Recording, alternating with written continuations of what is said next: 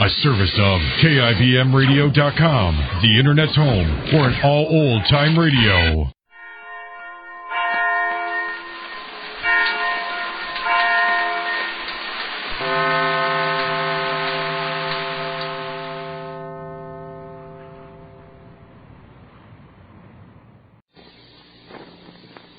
Yes, it's the Goldbergs. You know, I bet your whole family will have something to say when you change to new Does on wash day. Sure, this is what you'll probably hear from Dad. Gee, honey, that new soap certainly gets my shirt sparkling white. And Junior will listen to him. Say, Mom, that new Does must be great stuff. You never fuss at how dirty you get in overalls anymore. And Daughter, she'll have something to say, too. You know, Mother, I don't mind putting my rayon undies in the regular wash anymore. They come out so soft and bright now that you're using Does. And if you're that mother who's just discovered what a whiz Does is for everything in your wash, then here's what you'll be saying about this new kind of granulated soap. Say, this Does really is new. I could tell that the first time I tried it. And the way Does does all three kinds of wash is wonderful. Sure it is. And just think, this amazing new Does does everything. Grimy overalls, dirty towels, right down to pretty rayon slips. Yes, and believe me, Does really gets those towels snowy white. I knew Does would show you just how dazzling white your towels and linens can be. That's right. I've never seen whiter washes than I get with Does. Well, that doesn't surprise me. I told you. Does gets clothes whiter, far whiter than any number of other soaps. And Does it so easily. Yes, that's another thing I like about Does. There's no hard scrubbing, no boiling to do. Of course not. Why, no soap made gets clothes clean easier than you Does. Yet remember, Does is far safer for the pretty colors in your rayon lingerie than any other leading granulated laundry soap. Well, it sure beats all. Honestly, until I tried Does, I never dreamed this one granulated soap could do so much. Well, now you know why I say Does is so new. You've never before been able to buy a soap quite like it. You see, Does is not just a new improvement of an old soap, but a brand new kind of soap. So, ladies, just ask for Does, D-U-Z, today. Remember, Does does everything in your wash. And now, the Goldbergs. There are some steps that can never be retraced. Right or wrong, the way is picked and must be finished. And to Molly Goldberg, it seems that Orianne Leland has stepped forward in the wrong direction. With yesterday's conference with Mr. Way's parole officer over, Way's marriage to Orianne is set. And yet, Molly knows that Orianne doesn't love Way, and she knows that the former Mrs. Way sits bitterly in the background. And behind her, the thousands of poor people that Way defrauded. Molly wants to solve everything, and she thinks Dr. Cater can help. Jake's curious. Listen. A little water, please. Pass the Still pop her out if once water. All right. Take it, Timmy. There's a child's napkin. Here. Pass the child a little more dessert. Maman will be home soon, David. Maman will be home, darling. David, encore un peu? Non, merci. Encore un peu? No? No, merci. No. All right, darling. No. Where did they go, Mr. Ray and David's mother? No talking now, Jake, please. Well, David doesn't understand, Mom. Rosalie. Pourquoi parlez-vous de David? Mangez, David. Mangez, dear. Mangez. What did the child say? He wanted to know why I mentioned his name. See that, huh? See that? No conversations now, Jake, please. I can ask where they went. Wait, Jake, please. You can answer me? Did I go to the village or did I go to the village? Orianne has some shopping to do. Pourquoi parlez-vous d'Orianne? Où t'es allée, Maman? You see that, Maman already. See the child is nervous. She's getting nervous already. She does Monday, darling. Mama went to see Santa Claus. Mama went to see how do you say Santa Claus in French? Maman est allée voir le Père Noël. Yeah, le Père Noël. Mama went in village, walking the village to see, what? Well, Tenderville to buy Christmas presents, boxes, candy and ice cream in Newell. You see, darling. Give me another sliver of cake. Cut Papa. All right. Here, for. Not so big. Cut Papa in half. Here, let me. Did they at least give you the wedding date? Oh, you can't wait a moment to converse, Jake. You can't. I can't, no. I have things to do.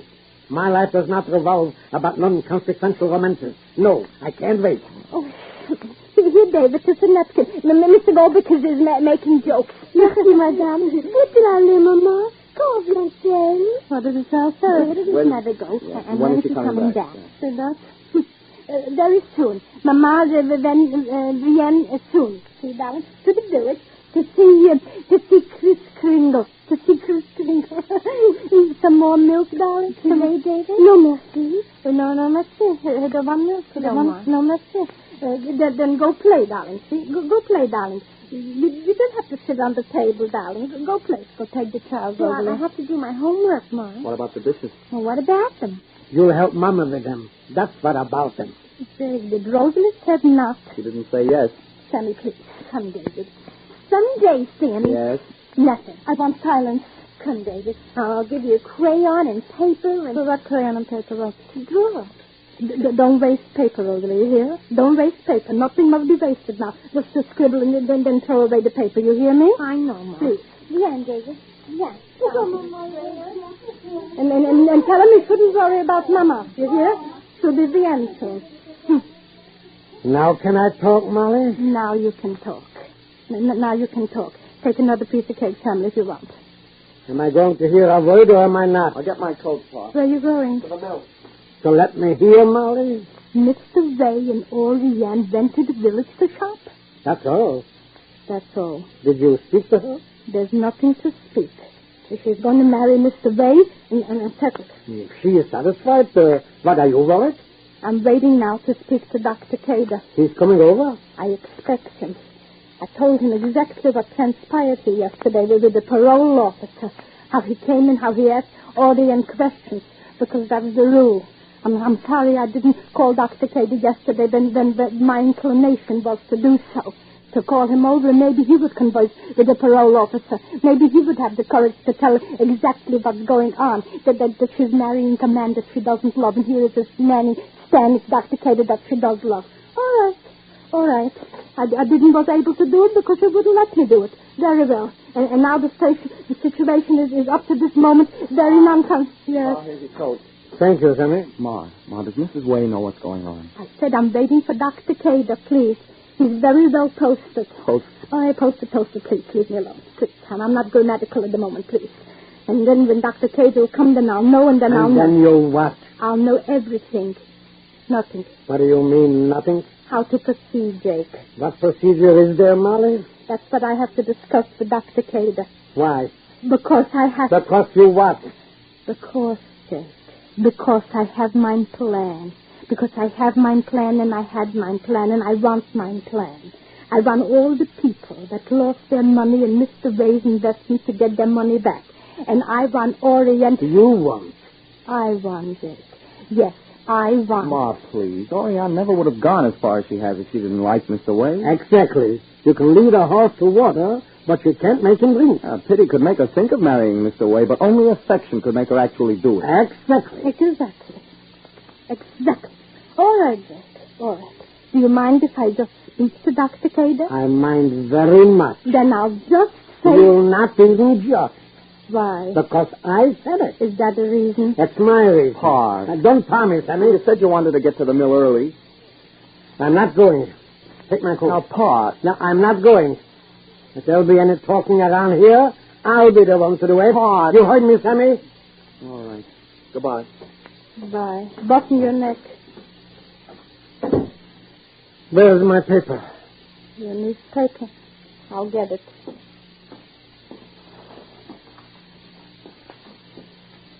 Here. Yeah.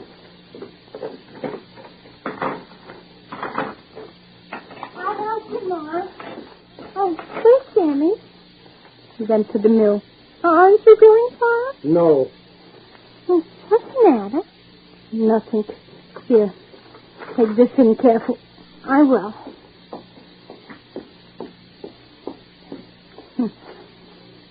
Would it be so terrible if all the people who lost their money with Mr. Ray would get their money back? It would be wonderful. So? It would be wonderful if you didn't have to die to go to paradise. Can I do the part first? Anything. Mrs. Ray would do anything rather than see Mr. Ray marry Oriane. I know it. Jake. I heard you. If she thinks marrying Oriental will give him any pleasure at all, she would give up her last penny to stop it. Jake. I heard you. Dr. Kate explained to me her mental psychology. The minute Mrs. Ray realized when she was yet a bride that Mr. Ray was a poor boy working for her father that married her for her money, something psychological happened and she hated him only like a person who loves can hate. That's very clear. Why isn't it clear? Is this the only washcloth you have? I got more in the drawer. Where? Look. What makes you so sure? Of what? That Mr. Ray will accept Mrs. Ray's generous offer to pay back? Did you want me to do the glasses first? Anything. What did you say, darling? I said, how sure are you that Mr. Ray will give up Orient? Nothing sure, darling. I just want to try to see, Jake. I just Let want... me try, Mama, darling. Oh, let Mama try. If love is the most important thing in the world that a person can possess, and love is the most important thing in the world a person can give. I mean between two people as well as between millions of people. And when you have a chance to make people straight in their private lives, well, then you can make them straight in everything they do. Mama's right, Pa. If she helps Dorian now, and Dr. Cater and Mrs. Way, if they can do what's right among themselves, then they'll be better off for it in everything. And the dishes are still standing? Do the dishes. Jake, darling, come over to Dr. Cater's with me, dear.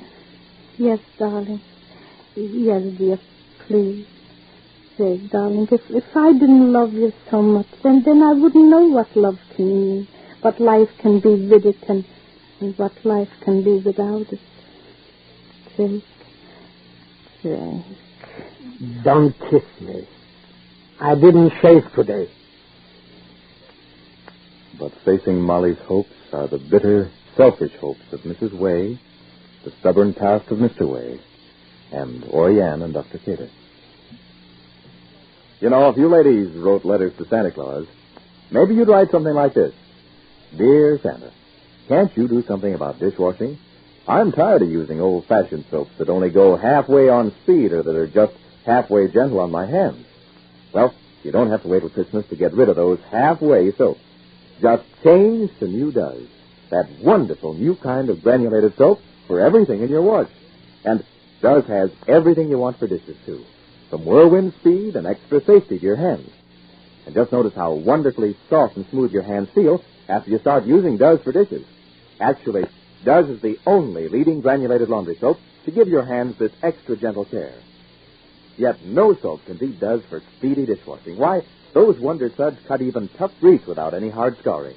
So forget halfway soap and try New Does today. It has everything for dishes. And be sure to listen to the next episode of The Goldbergs. This is James Fleming saying goodbye for Procter & Gamble, the makers of Does, the new kind of granulated soap for all three kinds of wash.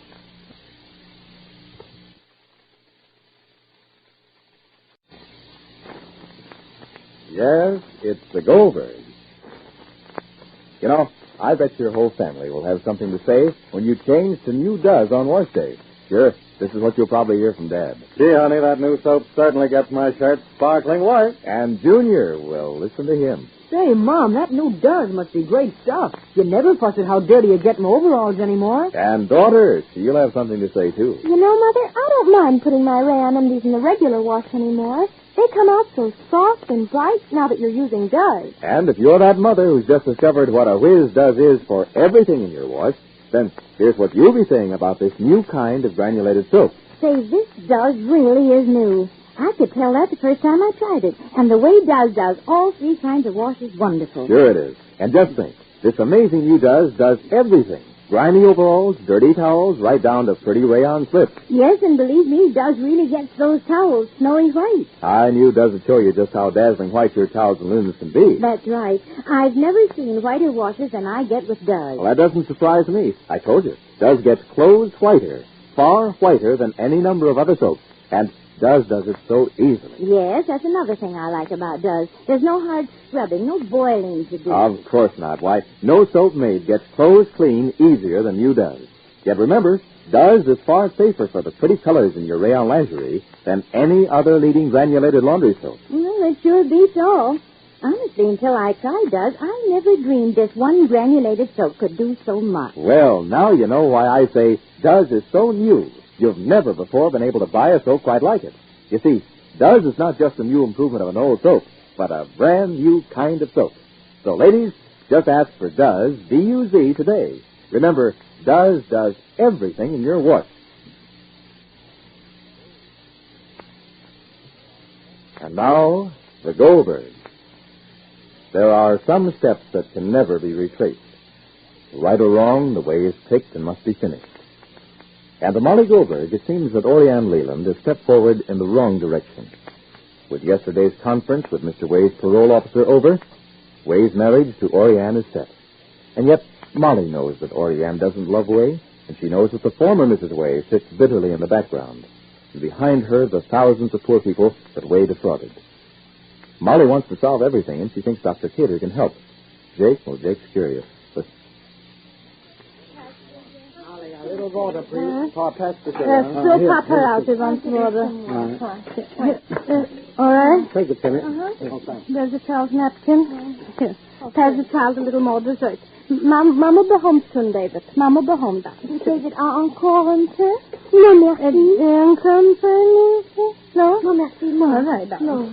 Where did they go, Mr. Ray and David's mother? No talking now, Jake, please. Well, David doesn't understand, Mom. Rosalie. Pourquoi parlez-vous de David? Mangez, David. Mangez, dear. Mangez. What did the child say? He wanted to know why I mentioned his name. See that, huh? See that? No conversations now, Jake, please. I can ask where they went. Oh, Jake, please. You can answer me. Did I go to the village or did I go to the village? Orianne had some shopping to do. Pourquoi parlez-vous d'Orianne? Où t'es allée, maman? Je suis là, maman. Ready? See the child is nervous. She's getting nervous already. She said, Monday, darling. Mama went to see Santa Claus. Mama went to see how do you say Santa Claus in French? Maman est allée voir le Père Noël. Yeah, look, Père Noël. Mama went in village, walking the village to see, what? Well, Père Noël to buy Christmas presents, boxes, candy and ice cream in Noël. You see, darling. Give me another sliver of cake. Cut Papa. All right. Here, Paul. Not so big. Cut Papa in half. Here, let me. Did they at least give you the wedding date? Oh, you can't wait a moment to converse, Jake. You can't. I can't, no. I have things to do. My life does not revolve about non-consequential romances. No, I can't wait. Oh, here, David, it's a napkin. Mr. Goldbergs is making jokes. Merci, madame. Où t'es allée, maman? Quand vient-elle? What does it say? Where does his mother go? And when is she coming back? Say that? Very soon. Mama then soon. See, darling, to the village to see Chris Kringle. To see Chris Kringle. Some more milk, darling? Today, David? No, merci. No, merci. The one milk. No, merci. Then go play, darling. See? Go play, darling. You don't have to sit on the table, darling. Go play. Go take the child over there. I have to do my homework, Mom. What about the dishes? Well, what about them? You'll help Mama with them. That's what about them. Very good. Rosalie said not. She didn't say yes. Sammy, please. Come, David. Someday, Sammy. Yes? Nothing. I want silence. Come, David. I'll give you a crayon and paper and... What crayon and paper? What? To draw. Don't waste paper, Rosalie, you hear? Don't waste paper. Nothing must be wasted now. Just to scribble and then throw away the paper. You hear me? I know, Mom. Please. Yeah, David. Yeah. And tell him he shouldn't worry about Mama. You hear? She'll be the end soon. Now can I talk, Molly? Now you can talk. Now you can talk. Take another piece of cake, Samuel, if you want. Am I going to hear a word or am I not? I'll get my coat, Pa. Where are you going? To the milk. So let me hear, Molly. Mr. Ray and Orianne went to the village to shop. That's all. That's all. Did you speak to her? There's nothing to speak. If she's going to marry Mr. Ray and settle. If she is satisfied, what are you worried? I'm waiting now to speak to Dr. Cater. He's coming over? I expect him. I told him exactly what transpired here yesterday with the parole officer. How he came in, how he asked Orianne questions. because that was the rule. I'm sorry I didn't call Dr. Cater yesterday. Then my inclination was to do so.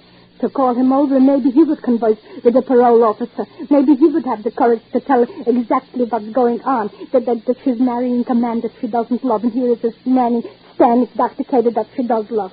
All right. I was able to do it because she wouldn't let me do it. Very well. And now the situation is up to this moment very non-conscious. Yes. Oh, here's your coat. Thank you, Sammy. Ma, does Mrs. Way know what's going on? I said I'm waiting for Dr. Cater, please. He's very well posted. Posted? Oh, posted, please. Leave me alone. Please, Tom. I'm not grammatical at the moment, please. And then when Dr. Cater will come, then I'll know, and then I'll know. And then you'll what? I'll know everything.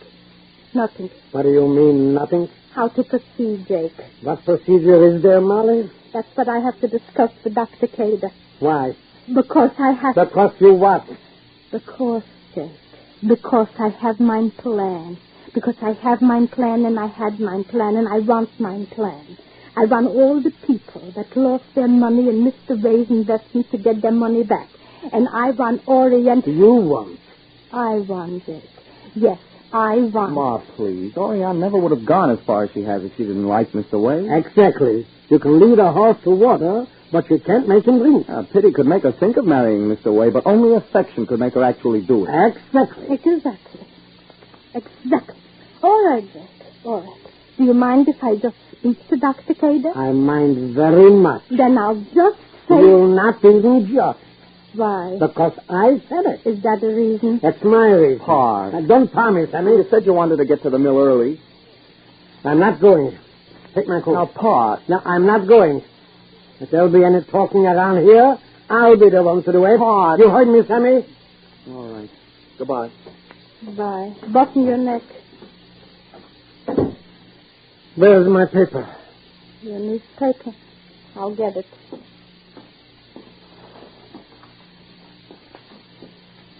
Here. Yeah. I'll help you, Ma. Oh, where's Sammy? He went to the mill. Aren't you going far? No. What's the matter?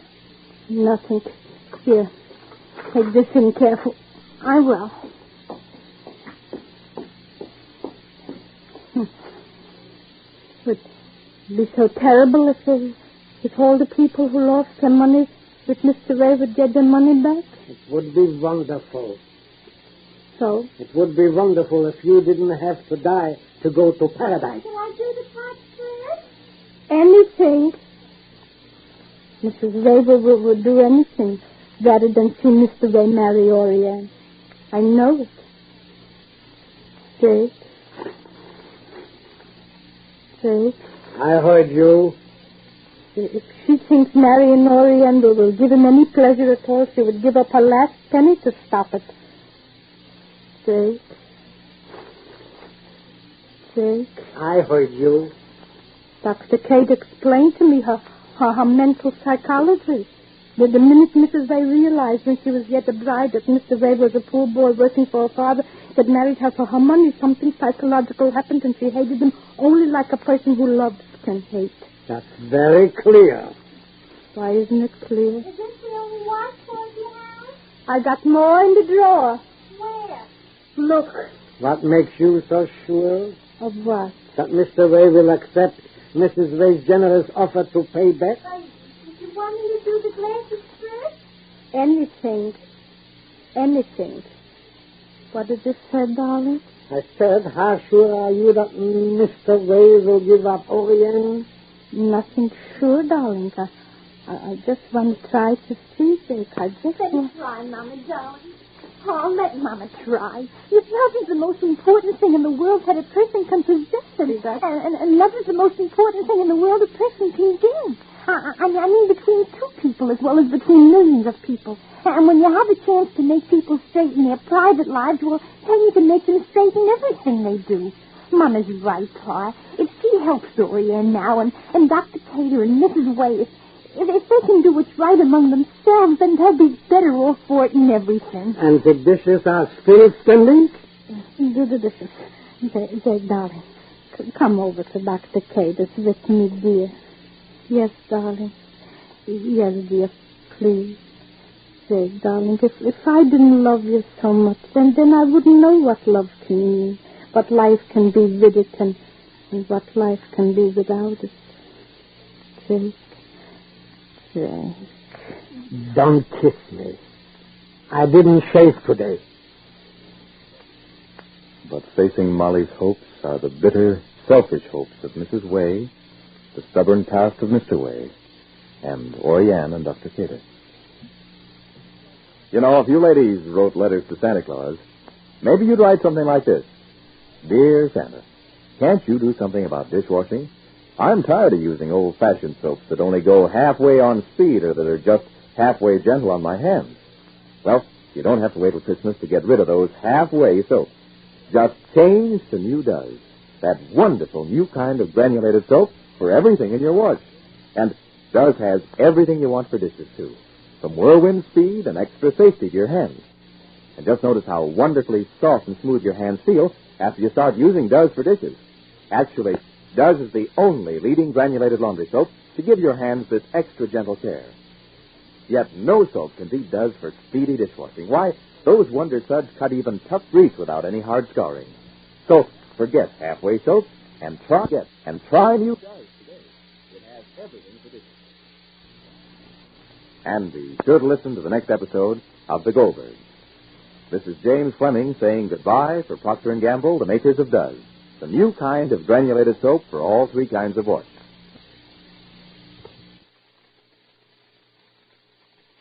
The Anchor Hocking Glass Corporation brings you Crime Photographer.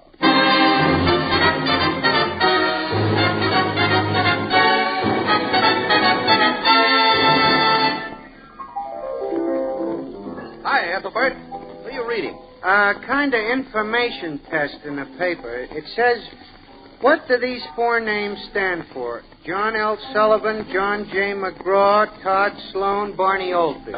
Easy. Boxing, baseball, racing, auto racing. Say, you got 'em fast. Yeah, it's a cinch. They're among the most famous names in their line. Everybody knows those names. Why, certainly, like everyone knows that Anchor Hocking is the most famous name in glass.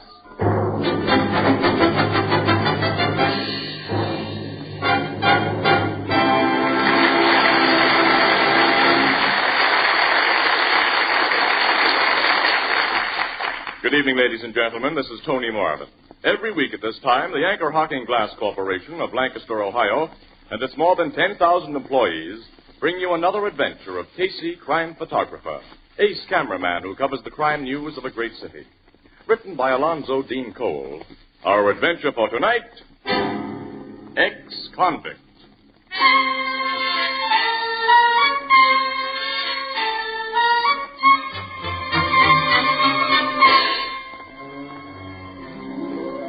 Morning. A highway leading from the city to its suburbs. At an intersection stands a hitchhiker dressed in new but strangely ill-fitting clothes. A battered-looking car slows down, and as it does so... Hop in, bud. Thanks. Where are you heading for? Artendale? Ah, you're in luck. You're passing right through there. That's swell, mister. Casey's the name. Mine's Holden. Where are you going in Artendale? Brinsley Road. The Maddox Estates? How'd you know? I just guessed.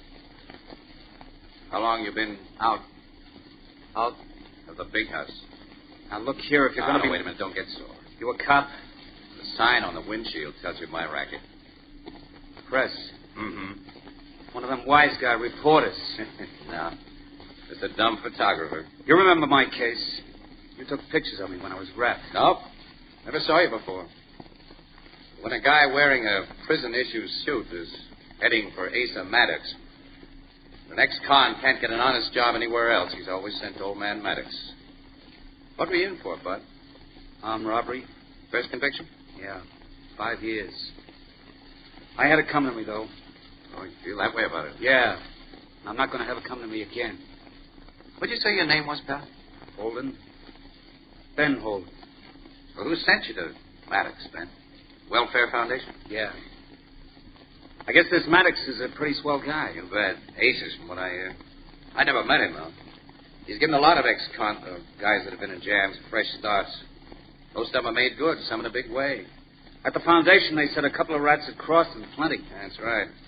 Been 2 cases during the past year. Guys he'd helped went out and pulled jobs while they were living on his estate. That's right. Nice character. Yeah, I think so, too. What do you know about it? You never come out of stir without a friend? Finally, to have a decent guy offer you a break? Anyone who rats on a decent guy like that should have his heart cut out. No, I'd say you meant that. Ben, I think Mr. Maddox is hiring a pretty good boy.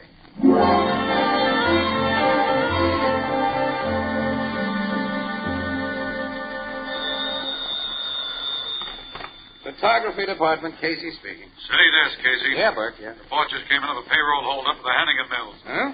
$30,000 taken by a lone bandit. Hey, that's a nice haul. You want me to get out to the Hannigan Mills plant, of course? No. Beat it down to headquarters. The paymaster, whose name is Whalen, has been taken down to headquarters to go over pictures in the criminal files. And if he makes an identification,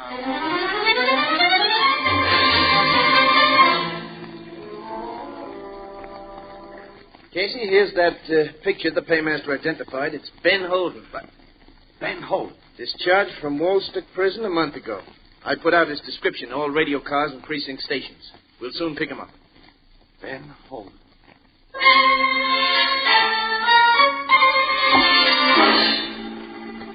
Calling all cars, all precinct stations.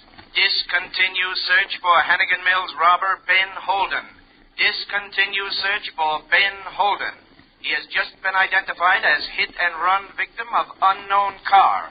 Ben Holden is dead.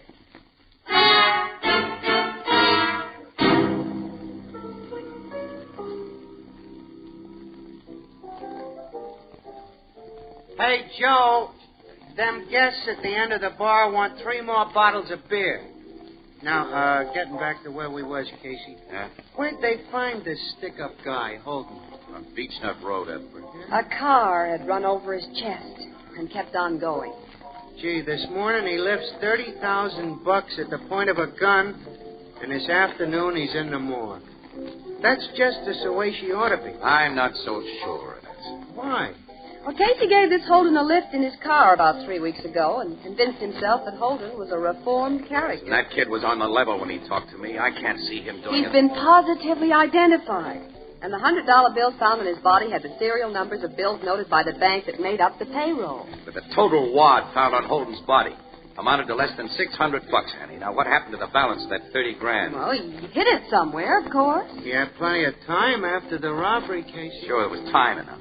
Well? Annie, 2 other ex-cons who got a break from Maddox have gone sour during the past year. And how? And if Maddox is smart, he'll give criminal reform up as a bad job. Wait a minute.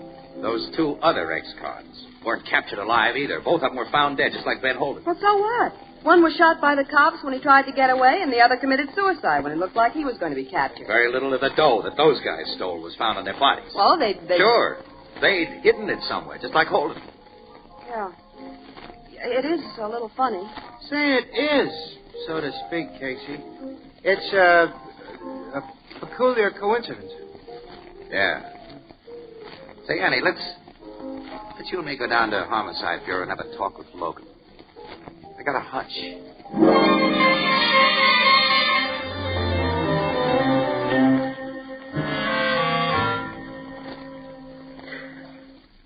Casey, I'm afraid I'm buying this hunch of yours. Well, that's something from you, Logan. You mean, Captain, that you don't think Ben Holden committed that payroll robbery either? On the evidence, he must have committed it, Miss Williams.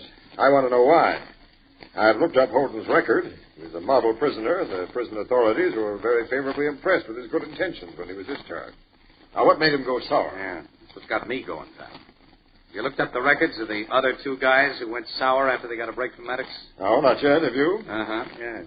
On paper, they seem pretty good Joes. Until after they got a job for Maddox. Now, Casey, you're not implying that A's are Maddox. I'm merely implying there's been a 3-time coincidence, Annie. But Mr. Maddox is... Well, he's a first citizen. He's helped hundreds of ex-convicts who've made good. The coincidence still remains, Miss Williams. 3 of his protégés have gone bad. They were killed, and only a small fraction of their hold-up loot was recovered. Now, maybe that's merely a coincidence, but...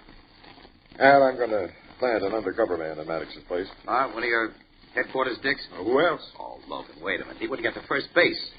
Outside of Maddox himself, Every guy in that big estate is an ex-con. Those babies recognize cops like you do. Well, naturally detail the guy who was unknown to anyone there. They'll get wise to him. Of course, you have a better idea than mine. Sure. Let me be the undercover guy. You? Oh, that's it. Oh, Casey, you'd never get away with it either. Maddox doesn't know me. I've never run into any of his present staff of ex-cons. And I know a lot about the inside of prison. Remember, I once took a phony rap in order to get the goods on a certain guy. And in order to get an exclusive for your lousy paper. But, of course, you're not thinking of anything like that now. Certainly not. I offer my services purely and nobly in the cause of justice. Yeah, nuts. Of course, if I do get an exclusive, the Express gives me a raise for getting it. Well, look, you want to see me get along, don't you, pal? Yeah, but I'm not saying where to. Oh, come on. Break down, tough guy. Give me a go-ahead. Well, because of your talent for being lucky, compensates your shortage of intelligence. Okay. Thanks, and not only for your kind words. You're going to Maddox as an ex-convict, Casey? Why, sure. You'll have to appear as recently discharged from an out-of-state prison, one that none of the real ex-cons at Maddox's place have been in. Sure, we'll check up on their records. And we'll make a very thorough checkup. Also, when we pick your prison alma mater, you'll be well coached on what goes on there. Well, I learn quickly. Well, the only men Maddox helps are those sent to him with recommendations by the Welfare Foundation. Will they cooperate with you, Captain? 100%, Miss Williams. It'll take only a short time to work the bugs out of our scheme. Then I'll start for Mr. Asa Maddox's place.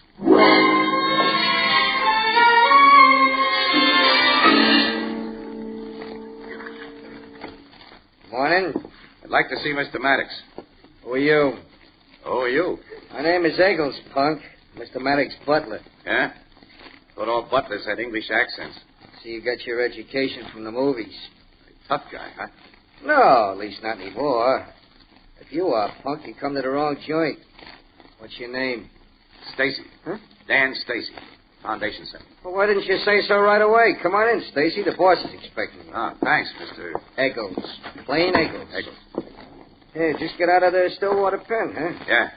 I'm a graduated Danamora. Yeah, that's a real tough one, I guess. Yeah, it softened me up. If that ain't happened to you, you don't belong here. No? No. Mr. Maddox is a grand guy. He's going to give you a job here. Oh, he's had some disappointments lately. 3 of them.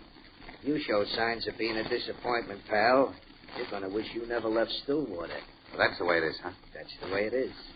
Not only with me, but there's a few other ex-cons here who feel the same. Come on, Stacy. I'll take you into Mr. Maddox.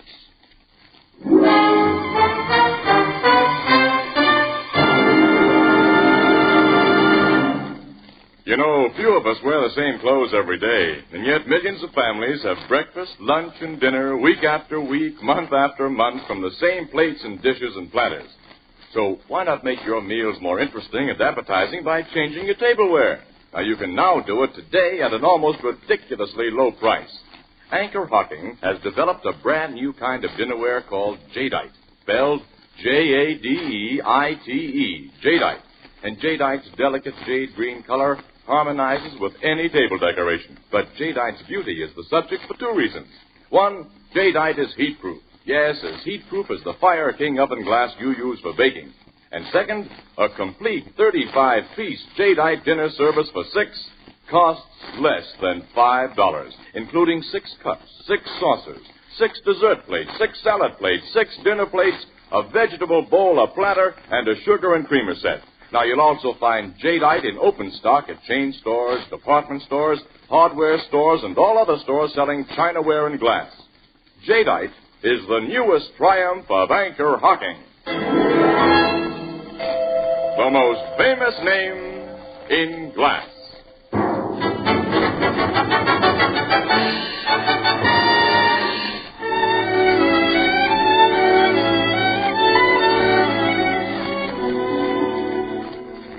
The Welfare Foundation has recommended you very highly, Mr. Stacy, so I'm putting you to work here. Thanks, Mr. Maddox. Your job will be a small one at first, but you'll find every opportunity for advancement. I hope I can make good, sir. Oh, I'm sure you will. You know the swell start I've made after it's out of prison. I might have been in prison had I not been lucky, Mr. Stacy. The difference between you and me has been only a matter of circumstance. That's the way you figure. Yes. Let's see. I made a pencil note of the employment I meant to give you. Dear, I'm so absent-minded. What did I think of it? Shirley. Yes, Mr. Maddox? What did I do with that note I made about... please excuse me. Miss Reed, allow me to that Mr. Stacy. Reed? Miss Reed is my private secretary. Also, she's the daughter of an old and very dear friend of mine. Shirley, where is Here that... it is, Mr. Maddox. Mr. Stacy is to work in the garage as assistant to Butch Franzen. Oh, yes. Butch Franzen is my chief chauffeur, Mr. Stacy.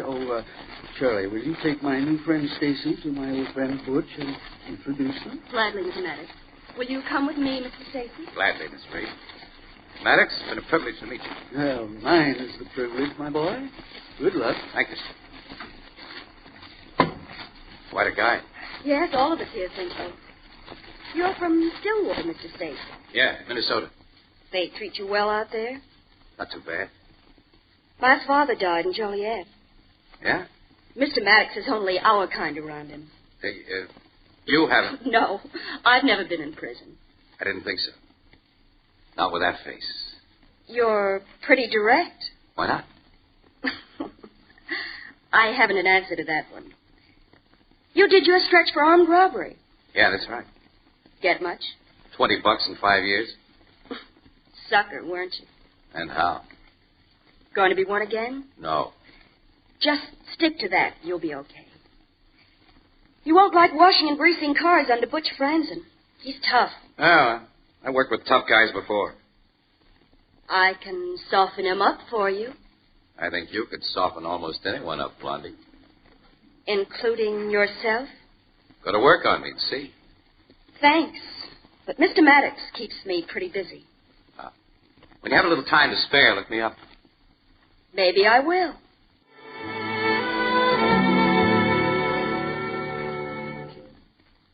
Hey, Stacy. Yeah, here I am, Butch. Driving the boss into town. While I'm gone, wash and polish the station wagon. And I mean wash and polish. Okay. Blue convertible needs a clean-up job, too. I'll take care of it. Now get right at it. So long. So long. Hi, Butch. Oh, hello, Eagles. The Maddox is ready for his car. All right, I'm taking it to him right now. Hi, Stacy. Oh, hi, Eccles. Don't see much of you back here in the garage. I always get plenty to do at the house. How you like things here, Stacy? Swell. Yeah, what you like best is the boss's secretary, ain't it? What do you mean? You and Shirley Reed have been seeing quite a bit of each other. Any rule here says we shouldn't? No, there ain't no rule, but you can't afford a babe like Shirley in what you're making here. So what? So 3 other guys who fell for her went out and pulled jobs that landed them on morgue slabs. This is a friendly tip, chum. Watch your step. Thanks. Hey, Stacy, when you was at Stillwater, did you meet up with a guy named Ross Taylor? What? No. Well, it's a big pen. I guess there were a lot of guys there you didn't meet. Yeah, that's right. Shirley told you about Ben Holden? Guy we had here who pulled that payroll stick-up? Everybody's here. Everybody's told me about him except Mr. Maddox. You know, Shirley had a little hard luck the day Holden pulled that job and then got accidentally killed. She drove home with a dented front fender. Dented front fender? Yeah, she'd run into something with that sporty roadster of hers. A post, she said. Butch fixed the fender for her so it looks like new again. Well, I gotta be getting back to the house. I got a lot of work to do this afternoon. So long. Yes, so long. Oh, Stacy, it's funny you didn't meet up with Ross Taylor out at Stillwater. He's the prison doctor. So long again.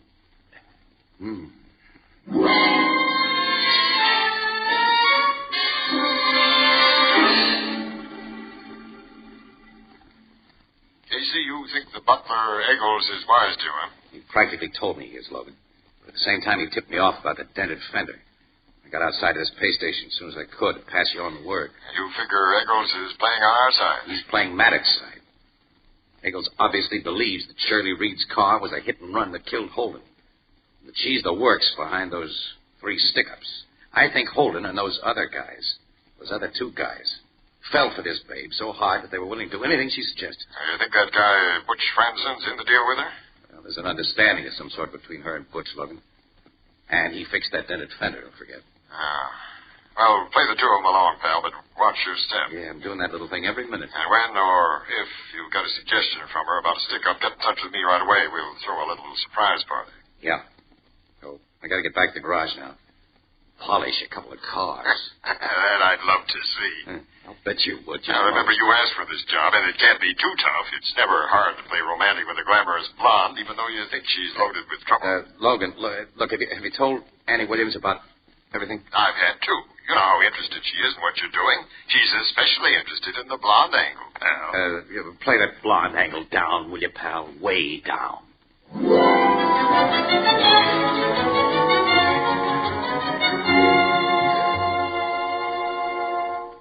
Good morning, Stacy. Well, Shirley, it's an unexpected pleasure. I hope to see you before evening. You wouldn't have if Mr. Maddox hadn't phoned from town a little while ago. He wants you to do an errand for him. Okay. You're to go to this address and pick up a package of jewelry he's ordered for his niece.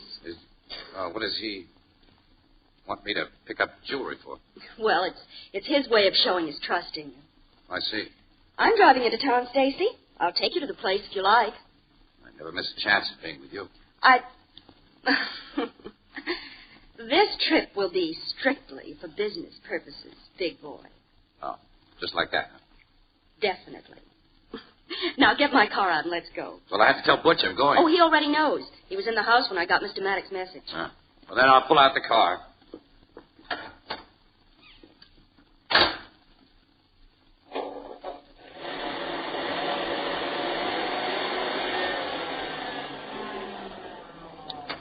That's a snappy little bus, this sport roadster of yours. It's getting pretty old. It's a 39.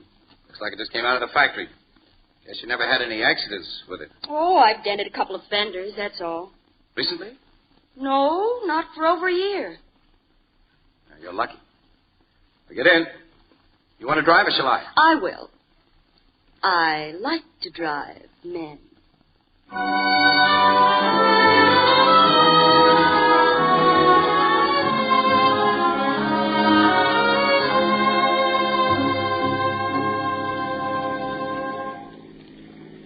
I'll park in front of the side door of the building, Stacy, here. Yeah. Now, the man you're to see, Mr. LeBlanc, is a wholesale diamond merchant. His offices are on the second floor. I see. Mr. Maddox left this sealed envelope with Eggles before I came to work this morning, and absent-mindedly forgot to tell me anything about it. Here, it's addressed to Mr. LeBlanc, and I imagine it's to identify you, so you'll be given the package. Just send the note in to LeBlanc, huh? Mm-hmm, right. You know, Shirley, a gal like you ought to have some nice jewelry. When I get it, it's going to be bought and paid for by a man whom I'm certain isn't a crook. You mean that? What do you think? Babe, I wish I knew. Come on now. Get up to Mr. LeBlanc and hurry back with that package. Yeah, okay. Second floor, remember. And hurry. Yeah, I will. Yeah. I wish I knew.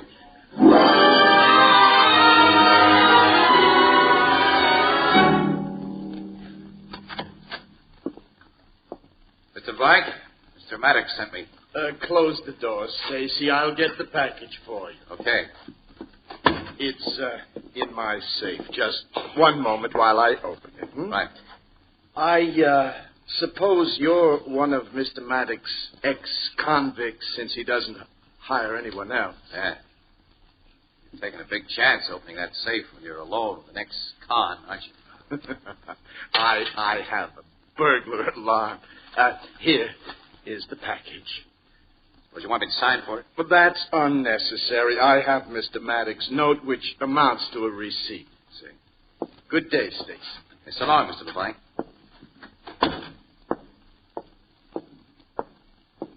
Oh, Stacy.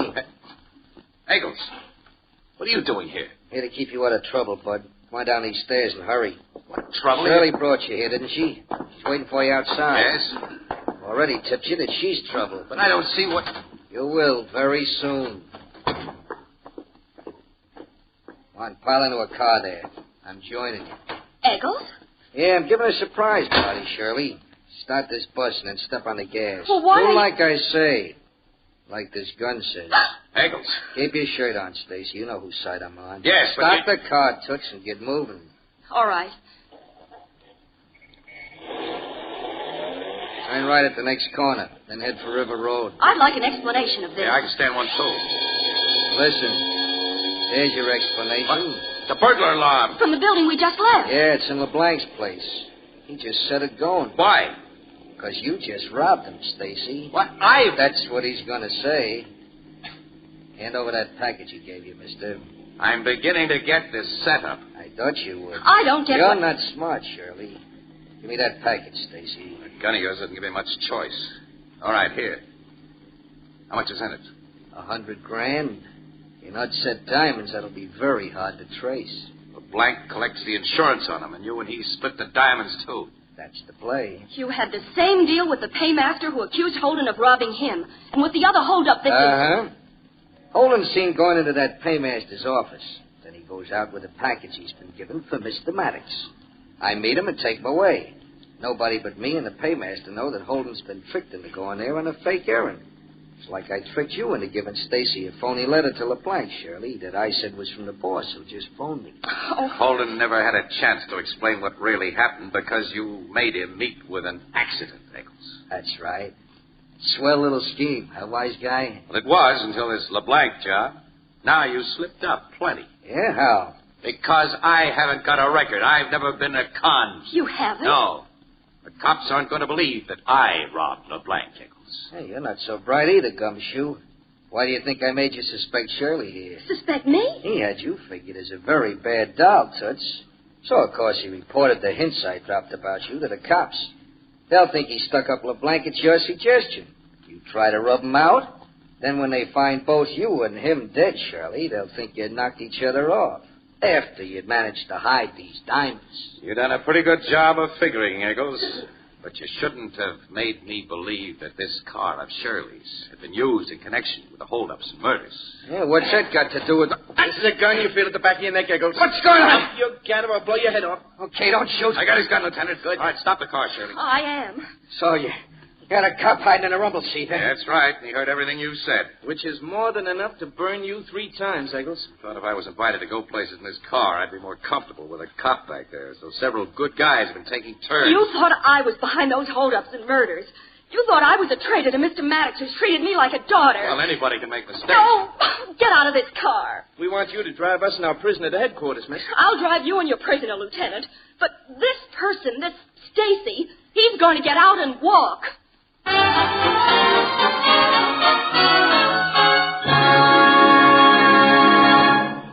We'll join the crowd at the Blue Note in just a moment. You know, in the old days, a rich, steaming cup of coffee meant fuss, bother, and lots of things to be cleaned up afterward. But those days are gone. Gone, because now you can enjoy delicious coffee through the amazing invention of soluble coffee. A spoonful of this new kind of coffee in the cup, hot water, and there you are. Delicious coffee, quick as you can say Anchor Glass. And Anchor Glass helps bring you the convenience of soluble coffee, because 2/3 of the packers of soluble coffee protect their products against harmful moisture by using clean, sanitary Anchor Glass containers and Anchor caps. The cap that comes off with a twist of the wrist and goes on again just as easily to protect the flavor and freshness of the coffee. Yes, today you can enjoy delicious hot coffee in a split second with flavor protected by sanitary Anchor Glass containers. A product of Anchor Hocking. The most famous name in glass.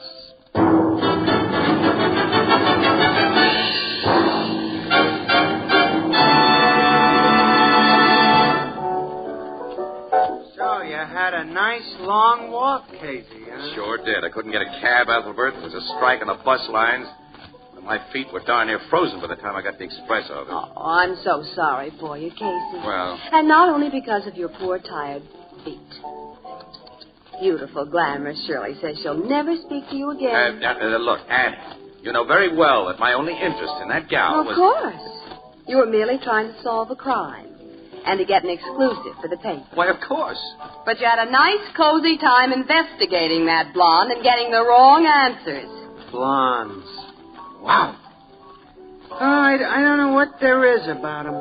I do. What? You silly men.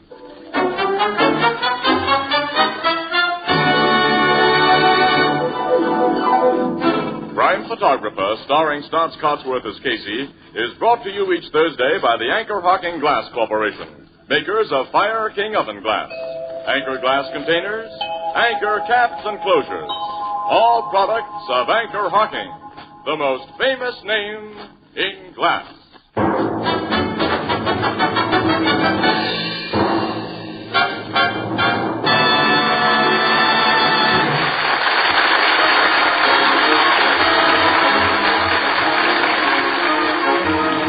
Crime Photographer is directed by John Dietz and is based on the fictional character of Casey, created by George Harmon Cox.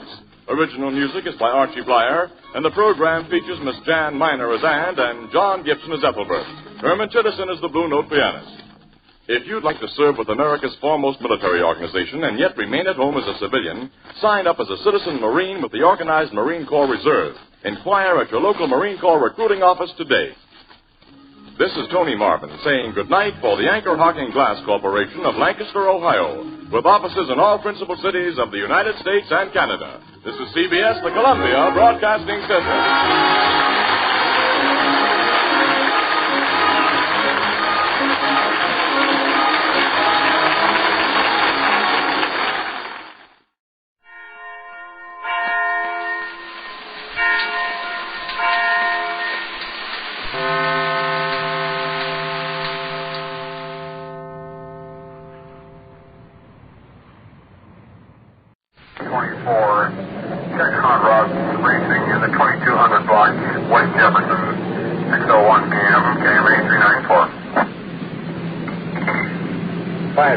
Reporting in service.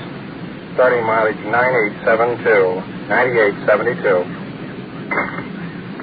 1 to 5610-4, mileage 9872, 6:02 p.m. Unit 56 in service on the night watch. This is Don Reed, a police recorder.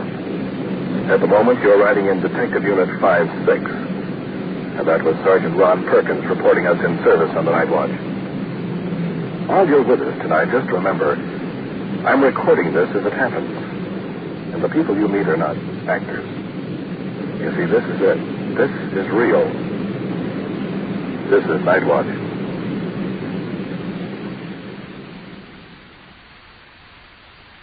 Night Watch, the actual on-the-scene report of your police force in action.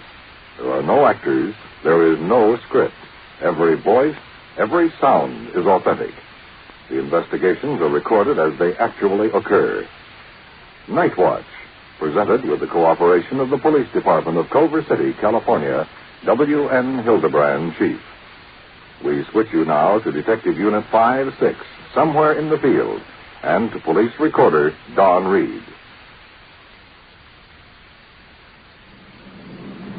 We've been cruising along one of the main highways here, Sepulveda, and just a split second ago, we passed one of our traffic units that has a car stopped with quite a crowd of people around it.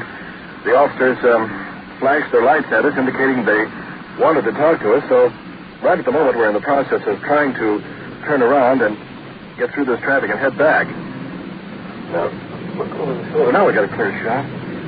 And here's a quick look now. We have several young people gathered around an old-make car.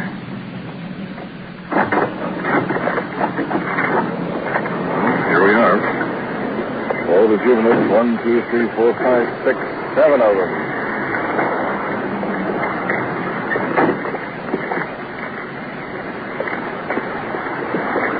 Officer, all good, coming over to give us the lowdown. A 14-year-old boy driving a car. Calls in the back saying he's so intoxicated it's not funny. Had a bottle of wine laying on the back floor about half consumed. Who are all the kids? Who they belong to? Down the housing project, a couple of them are nieces and nephews of his. The other are just neighbor kids. Elderly man getting out of the car, walking away, staggering. Traffic, that is, you don't get hit. Step over here. Who are all the kids? Any relatives of yours? Yes, my nieces and nephews. Who was driving the car?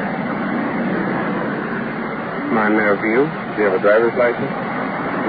No. Is this your car? Yes, it is. How much have you had to drink tonight? About 2 beers. About 2.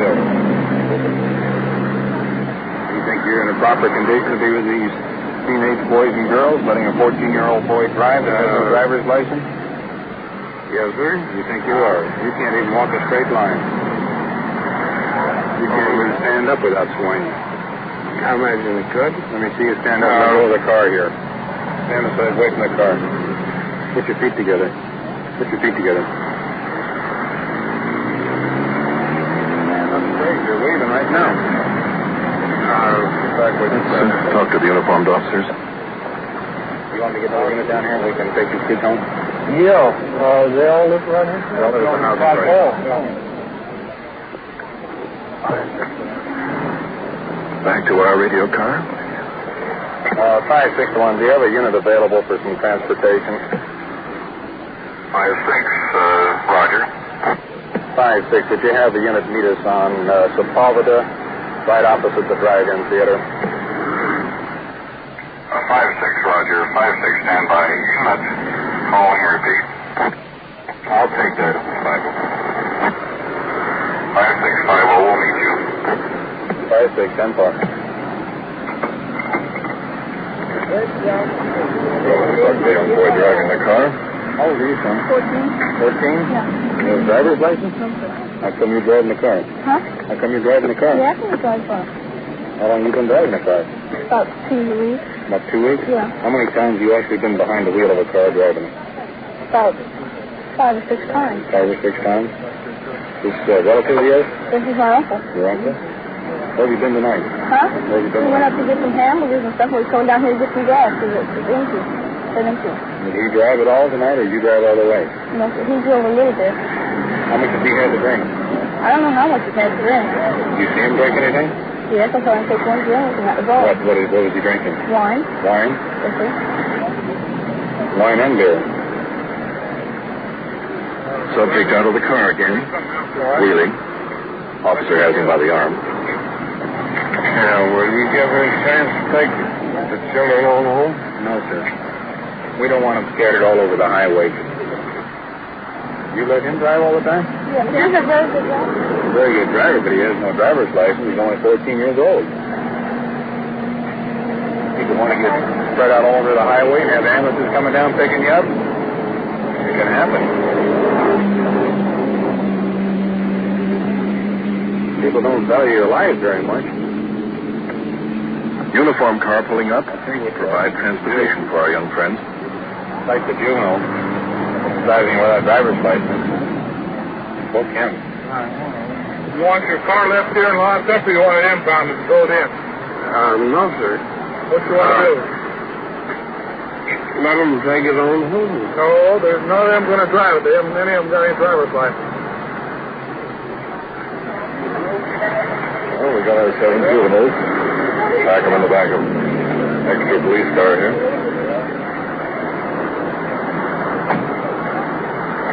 There they are, piling in the front, the back seat, through the doors and the windows, you name it.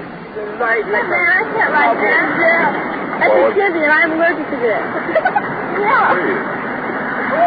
You're the movie. Yeah. Oh, brother, that's nothing. Where's the guy? That's nothing. No, I saw you in the movie. You got caught. Okay, Sergeant, you got a nice big carload. Yeah, another one. Now we got one more. Hey, you're going to get a big quality kid. There you go. There's our car pulling the fire with dogs.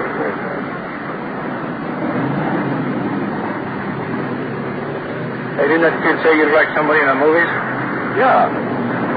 You do look like somebody in pictures. Forrest Philo. Very funny.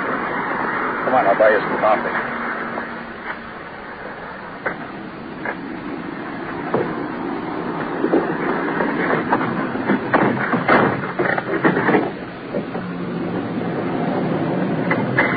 That's 5-6-1. We're clearing back in service. Word to 5-6, 10-4. 5-6, will you return to the station? Matlock and Southwick have a burglary suspect in the bureau. They request you assist in the investigation. 5-6, Roger. We're rolling. Be in a few minutes.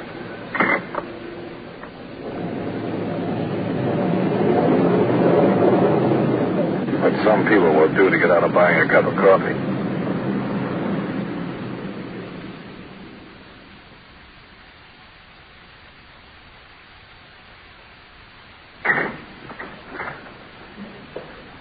Hi, Perk. What's up? Oh, Southwick and Matlock are down to burglary detail. Said a young fellow came in a little while ago and wanted to cop out to some burglaries. Says his conscience is bothering him. Well, that's a new angle.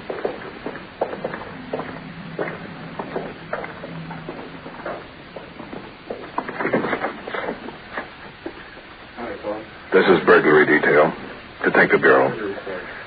Going over reports at the desk. Detectives Hal Southwick, Hugh Matlock. In the chair, 14, 15-year-old boy. Perspiring. Nervous. This is your first time? Yes, sir. Never been any trouble at all? No, no curfew. But I mean, have you ever been brought in and booked? No, sir, I haven't. Okay, son. You want to tell us about it? Well, we was walking along the alley, and said, is this picking this photography place, you know? I said, no, I can't pull that, you know, I don't do that. So he said, oh, come on, he said, it's full feet plan, you know, so he only got a ladder, and on top of the roof, you know, and around by the stair line, and I put this ladder to him, around the ladder, and he put that through the glass, the ladder, and he climbed down, and I climbed down, and we got a bunch of shirts and stuff like that. What all did you take? I got about 9 shirts. And he got some socks and some shirts. Now, have you been in any other stores or anything like that? No, sir, we haven't. He went to the bakery and got 3 pies and come back. That was the same night? That was the same night. I see. 45 and 60. But you went into the other store with him? Yes, sir. And you're how old? 15, sir. 15. That's the truth, and that's all you know about it. That's all I know, sir, and that's the truth. Every word I told you is the truth. See what happens when you get tied up in gas like that? Get you right in the middle of it. That's what I'm trying to You get short end of the deal on top of it. That's what everybody told me. Yeah, like that, he can give you nothing but trouble. He give you what he thinks you deserve, that's all. Well, he used to have you cooperating. That's what we wanted. He did. It was the smartest thing he ever done. I'm trying to help you now. I don't know whether we can do much for him. Try to help you. He's got a very belligerent attitude towards police. Oh, he's a brute, man. I mean, he don't know how to get... I mean, he don't know when he's well off. Really? You want to go with them, son? Very good. Matlock and Southwick, arm around the boy. Escort him out of the office. He'll have to be detained until the investigation is completed.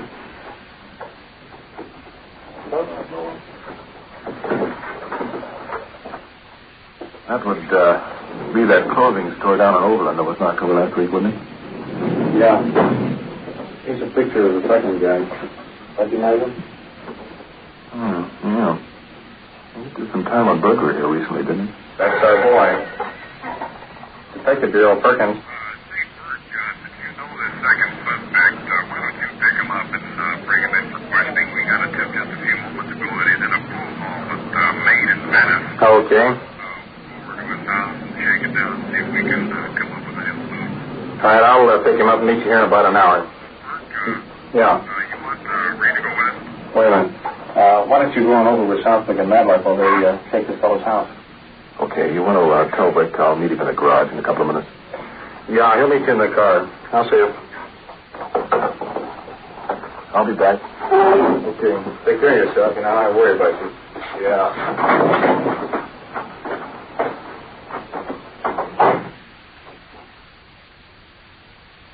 You are listening to Night Watch and following the activities of a detective unit on its tour of duty.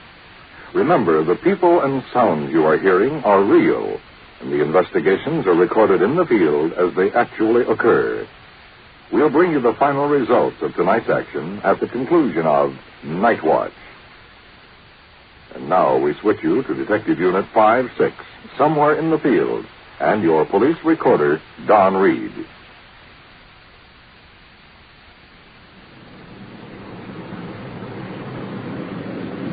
Perkins is in the other end of town picking up the second suspect. We're moving into the area of his home right now. Briefly, this is what we have to do. inform the parents, check out the house for stolen property. And here's the house. Quiet neighborhood.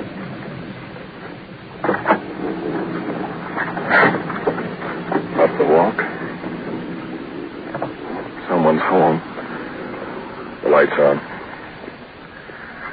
Well, this house is familiar. We were here a few months ago to pick up this boy on the same charge. Burglary. I think I know why Perkins wanted to pick the boy up alone. After his first rap, they became pretty good friends. While he's in the other end of town doing that, we're checking out his house. Yes, come right on in. Mother of suspect. Small, petite, young. Detective Marlowe. Is this in the Southwick? Father, house slippers, pipe, holder. I've had nothing but trouble with my son, that's what it is. Well, you got more. You got a little more, I'm afraid. Had President told the city on a burglary charge. Yeah. You can't do anything with him. I've been working every day, and I've got 150 figure on back, and you've given the kid everything that anybody can give, except time. I have no time to give him. So what's the charges? What's he done? What did he break into? This boy doesn't mind his stepmother. But in all my life, I've never seen a boy that ignores discipline like this boy has. He ain't all authority. I mean, I can't beat him. He's too big. I've whipped him a couple of times, but it's too late. I mean, you know. You'll have quite a bit of trouble. I knew that he was getting some money somewhere. I told him, I said, son, you either got to go to school or you want to get a job, and you can't, on $1 a week I give you for allowance, which you do nothing for. I said, you're getting to be a bum. And I said, I don't like bums.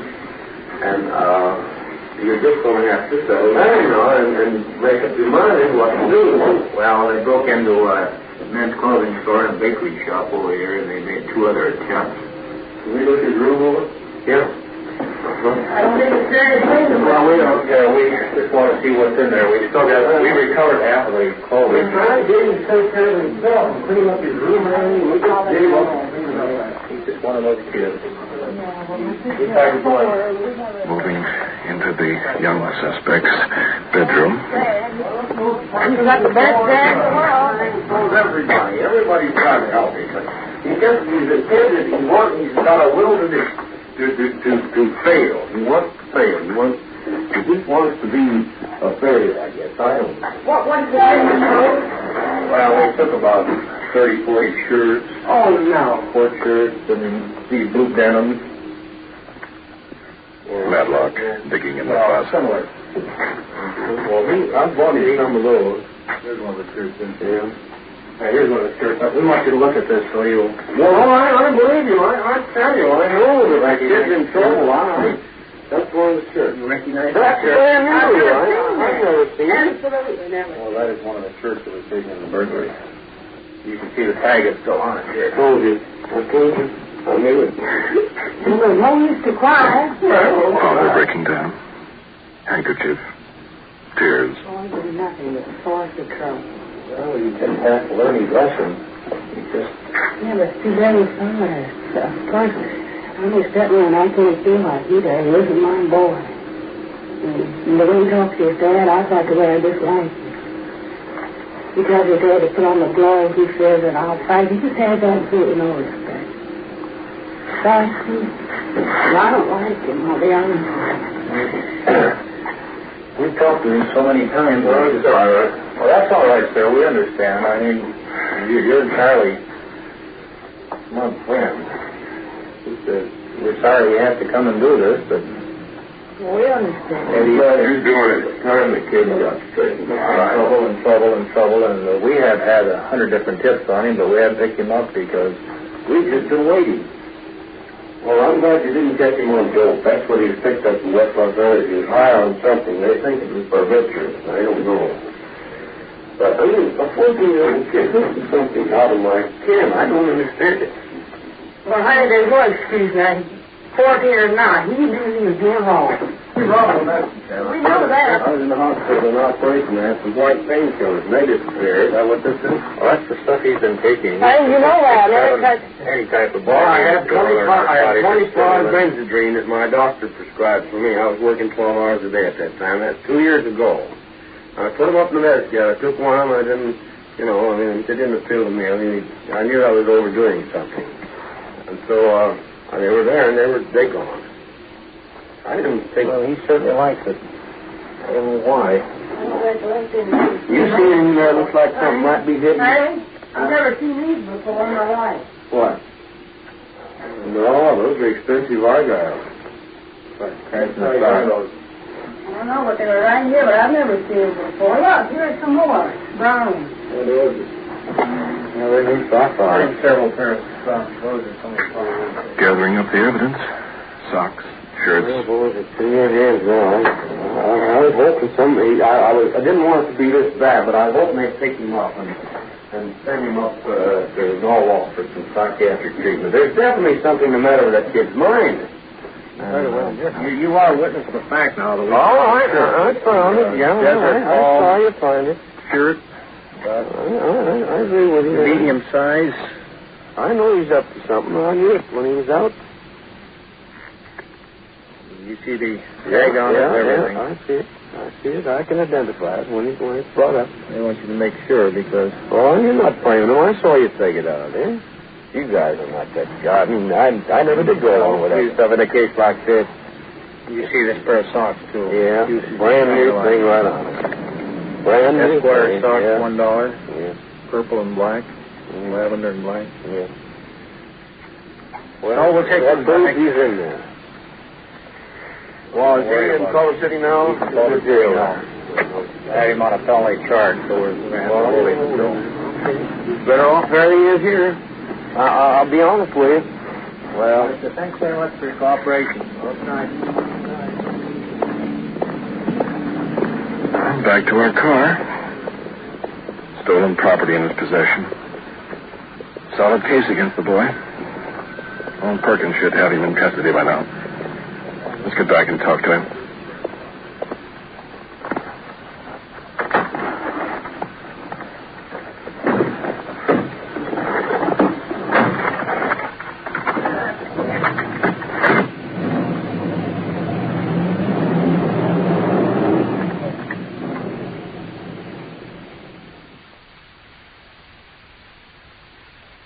This is the Detective Bureau. Madlock and Southwick upstairs listening to the evidence. Officer escorting the young suspect into the office. Small, a little fuzz on his chin.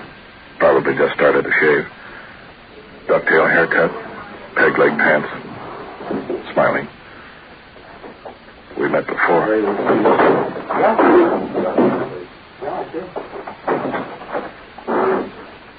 Sergeant Perkins staring. Leaning back in the chair. Deadpan. Tell me about it. I didn't do it. Didn't do what? What they're trying to put on me. I bought them, and they won't even go over and try and check on it. At the factory clothing line. How many did you buy? I bought my pants and the shirt and about 3-4 pairs of socks. They're cold. They're dead. What? They've got you right smack between the eyes. No ands, ifs, or buts about it. I'm not kidding you. I know. Not kidding you one way, shape, or manner, or anything else. You went into the clothing store, you went into the bakery. How you know? What do you think you're in jail for? Well, am I going to stay in jail? Sure. Can I go until I go to court? How come? I'm going to go right to juvie, huh? Remember when I talked to you before? What'd you say? I told you about staying out of trouble? Yeah. I'm learning. What'd you do it for? I thought this time that you were going to straighten out. Really good. I need money. You didn't get money for clothes, you gave them away. What? You didn't sell those clothes, you gave them away. I didn't give them away. Did you sell them? No. Well, were you going to? No. How? You said you need money, but you didn't take money. Did you take any money out of the bakery? No, I was hungry. I didn't have no money.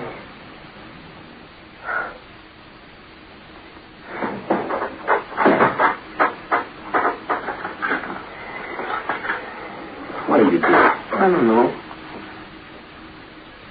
You knew what it meant. Can't say if you haven't had a break in the past. Yeah, I know.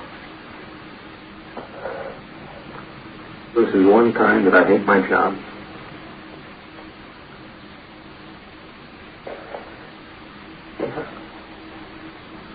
It's the time you don't get paid enough. You never will. I've seen you around town a long time, watched you grow up. You've got all the makings in the world of being a good guy.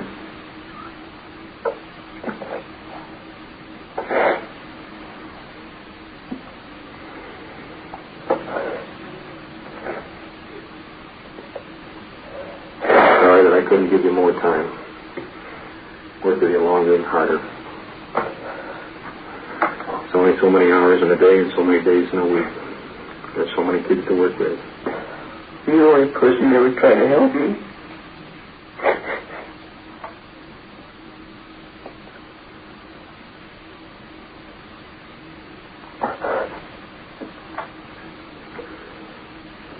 God, I can't deal with you.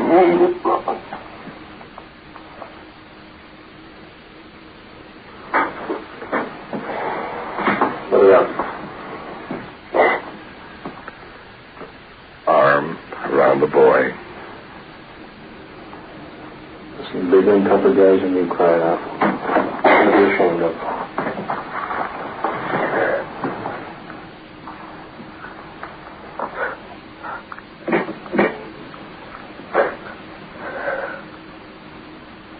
Whatever happened. Still got a chance. You're not 18 yet. I think you let me down in this deal. Maybe it's my fault. Maybe it's your fault. I don't know. But I still think you can do it. Come on, straighten up.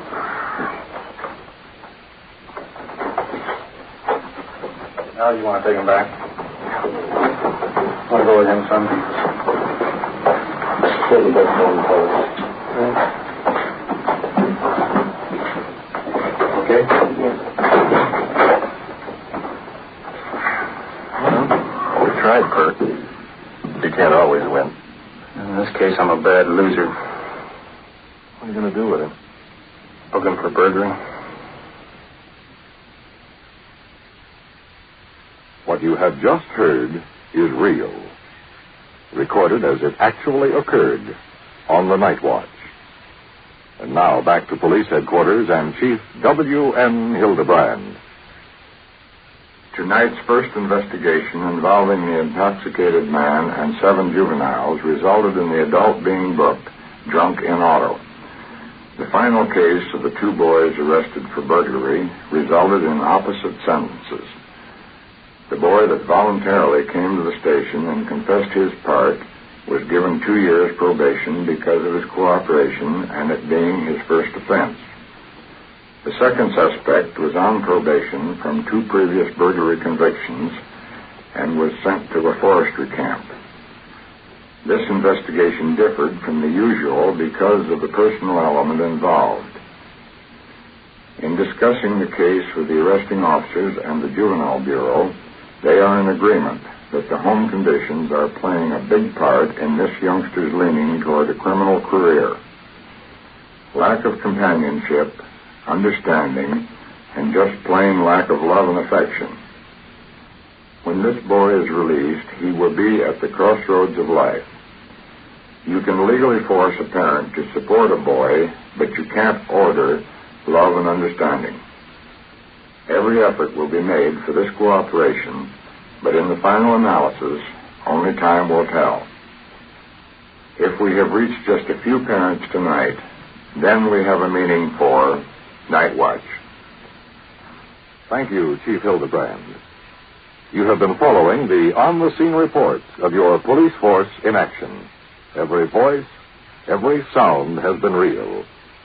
Night Watch, brought to you through the cooperation of the Police Department of Culver City, California, is produced by Sterling Tracy and Jim Hedlock, with technical advice by Sergeant Ron Perkins, and is described in the field by police recorder Don Reed.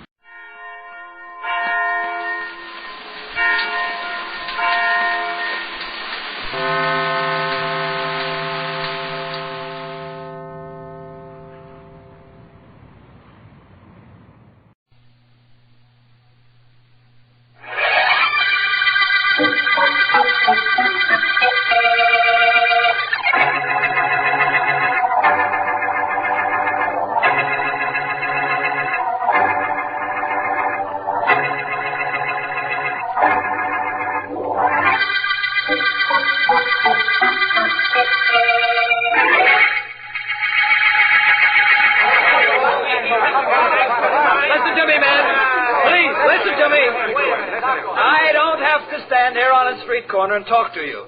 Nobody pays me to do it. Okay, then why do you do it? Because I'm a citizen. I'm a citizen the same as all of you, and I want you to know the same things I know about Jonathan Graves and his political gang who is trying to steal your votes. They're crooked men, completely crooked. They're in politics for their own personal good, not the good of the community. That's right. Now, be sure you remember that when you go to the polls election day. That's all I've got to say. Thanks for listening. Wait a minute, Masters. I want to talk to you. Oh, you, Graves. What could you have to say to me? That was quite a speech you made. Thank you. You seem to be able to influence people very nicely. Well, I read that book you've heard about. Don't get cute, Masters. You're a very honest, upstanding young fellow, and I'm sure we could use you in our organization. What you mean is you could use me so that I don't fight against your organization. That's your interpretation. Of course, there is an element of logic in it. The truth is that if you keep up these street corner talks, you're going to get a lot of people disliking us. That's the best news I've had all day. So long. Wait a minute, young fellow. Don't be in such a hurry to get away. It might be very valuable to you to stick around and listen a few minutes. I doubt it. The only thing I'd consider valuable would be if you and your crooked colleagues withdrew from the election. No, we can't do that, my boy. You know that. We've got too much at stake. It's cost us a lot of money to build up our candidates. We can't just withdraw them just like that. In that case, we've nothing to talk about. Oh, but we have. We have something to talk about that should be very near and dear to you. You. What about me? You have your choice at the moment, Masters. A choice of being a quite wealthy, silent young man, or a very definitely dead one.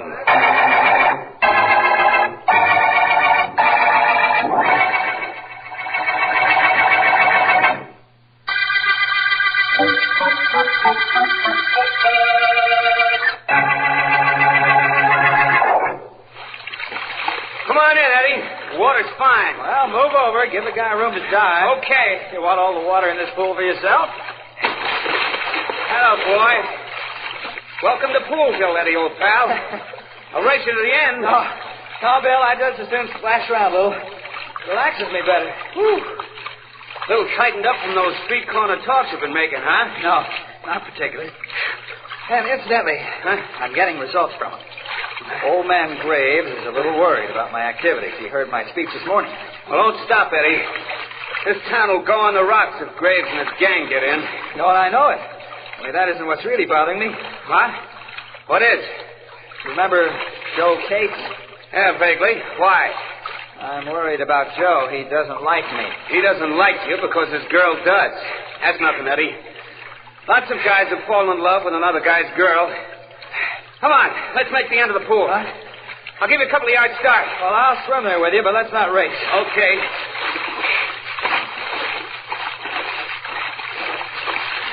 I'd rather talk. Look, talking and swimming aren't for me. Let's sit up the edge of the pool if you want to gab. Good enough.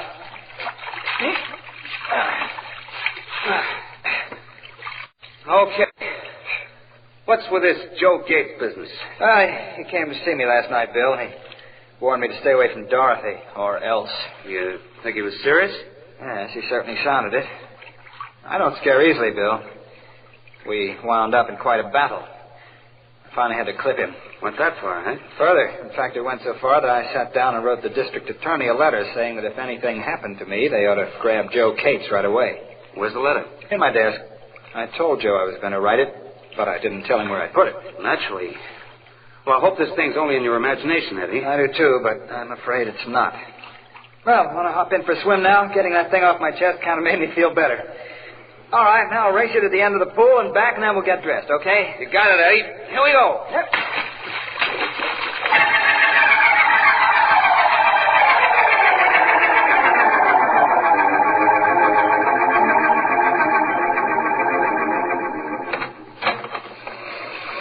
Wow, look at it come down, Eddie. Bad. I guess old Joe Pluvius didn't think we got wet enough in the pool. Probably. Lucky I don't live very far. Wait with me out here and I'll get a cab and drop you off. No, by the time you get a cab, I'll be home in bed. All I have to do is walk to the corner, turn it, and I'm practically on my front doorstep. Lucky you. Yeah. Okay, Eddie, I'll be seeing you. And don't worry about Joe Cates. I'll try not to. Hope you get that cab in a hurry. Thanks. Night. Bye.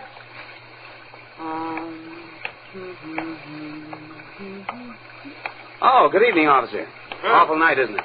It ain't good. Waiting for a taxi? That's right. My friend is lucky. He lives just around the corner. That's him walking down the street now. Well, he doesn't seem to be too much in a hurry. He's got a lot on his mind. Hey, officer, look. What is it? That fellow with a slouch hat and his coat collar turned up. Came out of a doorway and followed Eddie around the corner.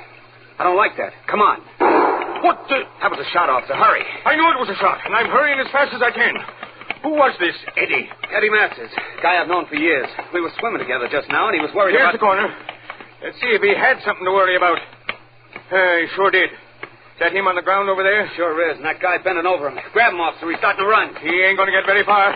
Stop, you! Stop or I'll shoot! No, don't shoot. Don't. Eddie. Okay, you! Eddie, what I happened? saw you throw your gun away just now. You come to headquarters with me. No, officer, no, I didn't do it. I didn't shoot him. No, huh? Well, you just happen to be out for a stroll in this lovely weather, huh?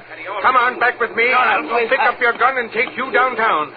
I didn't do it, officer. I swear I did. Why'd you run away when you saw us coming around the corner? I was going to chase the guy who did shoot him. That's all I was going to do, honest. Stop your lying. Let's see if your victim's friend knows who you are. How is he, my boy? He's dead, officer. That's what I thought. Recognize this guy I grabbed? Hold your head up, you.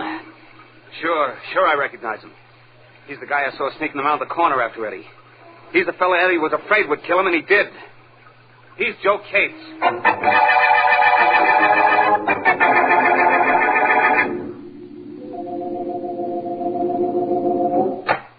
Hello, Miss Morgan. Oh, Mr. Vance, please come in. Thank you. Is Mr. Markham in? He's in his private office. He's been trying to reach you. Yes, I know. I phoned my office, and they gave me the message. Is that you, Vance? That's right, Markham. Please come in here, will you, Vance? Well, the command of the district attorney permits no pleasantries between you and me, Miss Morgan. Excuse me. Of course. Hello, Markham. How are you, Vance? Fine, thank you. And you? I'm not sure. Sit down, won't you, Vance? Yes, thanks. I have something on my mind, something important. Of course. Does it have anything to do with the trial you're conducting? Everything. Vance, I left that courtroom today knowing definitely I can get a conviction in the state's case against Joe Cates. And that bothers you? Yes. Every bit of evidence points to Cates being the killer. Yet when we adjourned today, for the first time in my life, I was sorry that I'm the district attorney. Well, this sounds serious, Markham. Tell me about it. I'll tell you as much as I know. Joe Cates was picked up near the spot where Edward Masters was murdered, and we rushed the case to trial, as you know. Tell me the things I don't know, Markham. Perhaps that would be easier. All right. A witness, Bill Miller, saw this Joe Cates follow the victim around the corner. Then Miller and a policeman heard a shot and found Cates bending over Masters' body. The newspapers say Cates threw away his gun and started to run, but the policeman overtook and overpowered him. That's the way it happened, isn't it, Markham? Yes, and despite a letter in which Masters wrote he feared Cates, I'll tell you something, Vance. Cates denies shooting Masters, and I don't entirely disbelieve him. No? No, despite this letter the victim wrote naming Cates as the man who had threatened him. Seems there's rather a complete case against Mr. Cates, but you say you don't entirely disbelieve Cates' claim that he didn't kill Masters. Why? I don't know why. Call it a sixth sense, call it anything you like, but I don't think he did it. Everything points to him, and I'm sure I'll get a conviction when the case goes to the jury. But I don't believe he did it. Well, perhaps he didn't. Perhaps someone else did murder Mr. Masters. He had political enemies, I believe. Yes, but Vance, it's the ballistics report on the gun that the police officer picked up that proved our conclusive evidence against Cates. The officer saw him throw it away.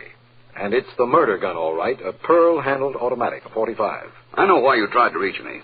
As the district attorney, there isn't anything you can do to prevent Joe Cates from being convicted. But as a man, I'm sure he didn't murder Masters.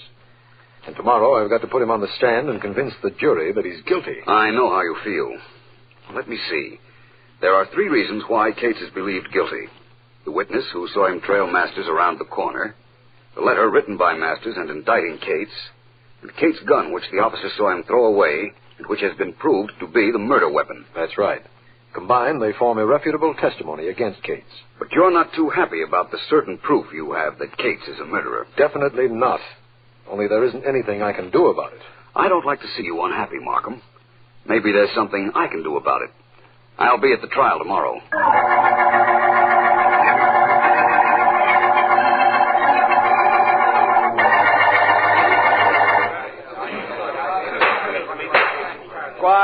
Quiet in the courtroom, please. Continue with your interrogation of the witness, Mr. Defense Attorney. Thank you, Your Honor.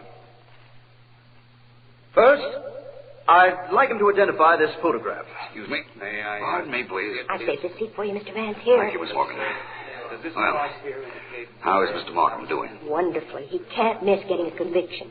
The defense attorney is questioning the main witness now, but it won't mean a thing. Listen. Now, the photograph you just looked at, Mr. Miller, shows the scene of the crime, Blake and Daggett Street, and includes the spot where you were standing.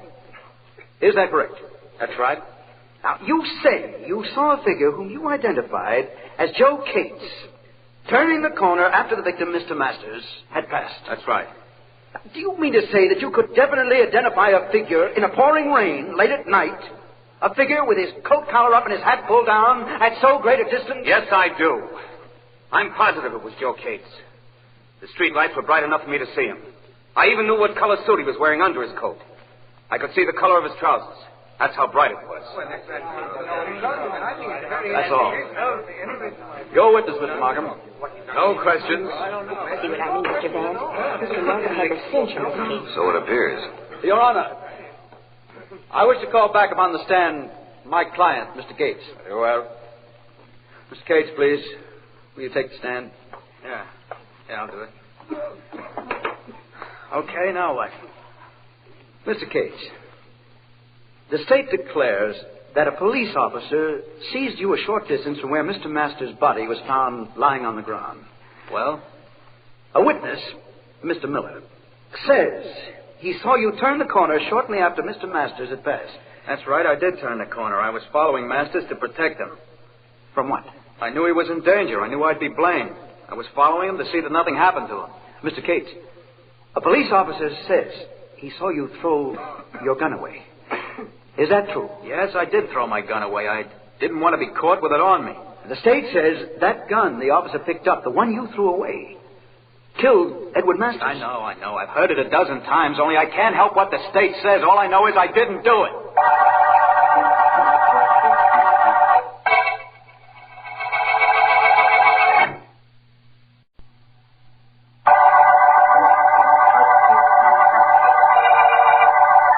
This is District Attorney Markham. The Masters murder case began with the finding of Edward Masters' body, with Joe Cates discovered bending over the body seconds later. Cates had thrown away his gun when the officer approached, and later it was found to be the murder weapon. Cates is on trial, and I'm prosecuting him, but I have a strong feeling that despite the evidence, he is not the killer. Because of my misgivings, Philo Vance is in the courtroom as the trial continues with the defense attorney questioning the prisoner. Mr. Cates, I want you to tell the court. Now, you admit throwing your gun away when the policeman approached. Tell the court, where did you get that gun? Down at Henry's pawn shop. I paid $20 for it. How many times had you fired that gun, Mr. Cates? I never fired it. Never in my life. Quiet in the court. Thank you, Your Honor. You never fired it? No, I tell you, never. Once when I was cleaning it at my place right after I got it, it went off accidentally, but I never fired it at anybody. The police established definitely that it was the gun you threw away that fired the shot that killed Mr. Masters. Now, how do you explain that? I'll tell you how. I'm being framed, that's how. I never fired that gun. I never aimed it at anybody, and I never murdered Edward Masters, but it doesn't look to me like anybody's going to believe that.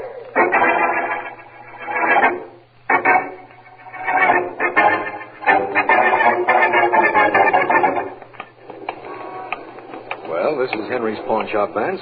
Do I go in with you? No, Markham, please. I want to do this alone if you don't mind. Wait for me, will you? Of course.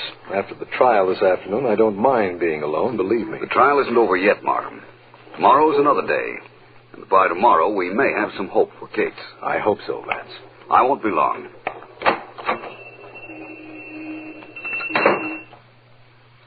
Yes? Yes?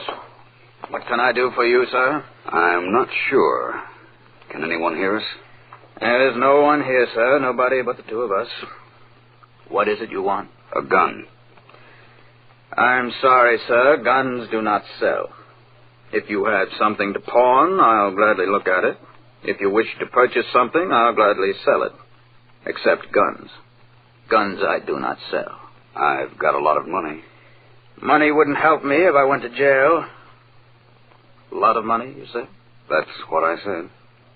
What kind of a gun? How much do you want for a .45 automatic, pearl-handled? With a pearl handle, it'll cost you $100. Without, it's less. How much less? I have a foreign pistol for $20. I have them for any price over that. Thank you. That's what I wanted to know. I'll be back. When they say they'll be back, they never come back. Plenty of money, huh? Good day, sir.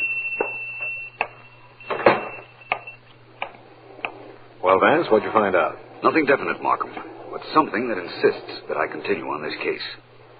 I don't know how I'm going to prove it at the moment, but I think that I can blast the most incriminating evidence against Joe Cates. Possession of the murder gun.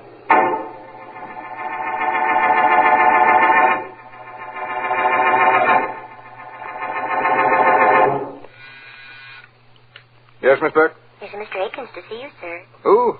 Mr. Akins. I don't know any Mr. Akins. You sure he wants to see me? He said he wanted to see you, Mr. Graves. He asked if you were the political leader, and I told him yes, and then he said he had something very private and personal to discuss with you. What could that be?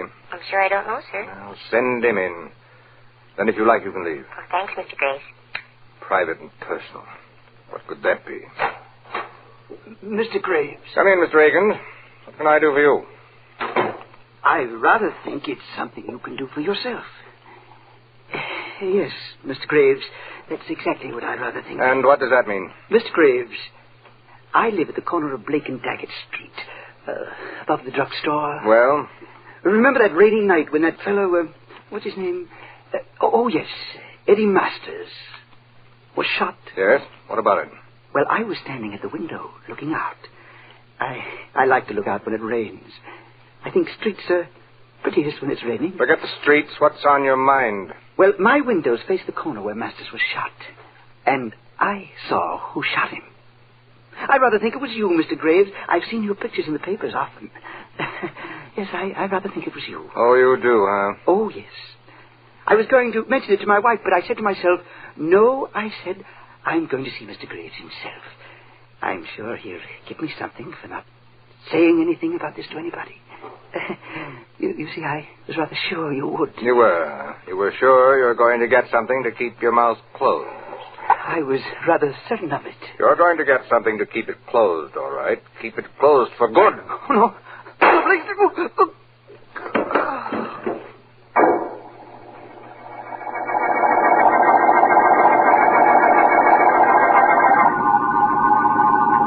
This, Markham, will prove something to us or nothing, but it must be done. Granted, it must be, if you say so. But what is it, Vance? This is Joe Cates' apartment. He told the court from the witness stand that he had a gun and had fired a bullet from it accidentally the other day. Yes. The bullet apparently entered into the woodwork about here. I'm getting it out. And what do you want with that bullet, Vance? Support of a theory of mine, for one thing, Markham. Should we answer that, Vance? Why not? It's for you. For me? The phone rings in Joe Cates' apartment, and you know it's for me. Vance, how's that possible? Relatively simple. It can't be for Cates. Everybody knows he's in jail. And I did call your office and leave word you'd be here. Well, it could also be a wrong number. Don't forget that. Hello. Mr. Markham, Riley. Riley. Vance was right again. Right? Nothing, Riley, nothing. What is it? There's been another murder, Mr. Markham. Quiet fellow named Akins, George Akins. Yes? Lived at the corner of Blake and Daggett Streets. We picked his body out of a lot. Shot through the head. Where are you calling from? The morgue. Akins' widow just identified the body. Thought I'd let you know. Well, I'm glad you did. Thanks, Riley. Bye. Well, Vance, just to make matters worse, there's been another murder. A fellow named Akins lived at the corner of Blake and Daggett Streets. Shot through the head. Well, rather unfortunate for Mr. Akins. But it doesn't make matters worse for us. Why not? It's just another murder the police will have to solve. Perhaps.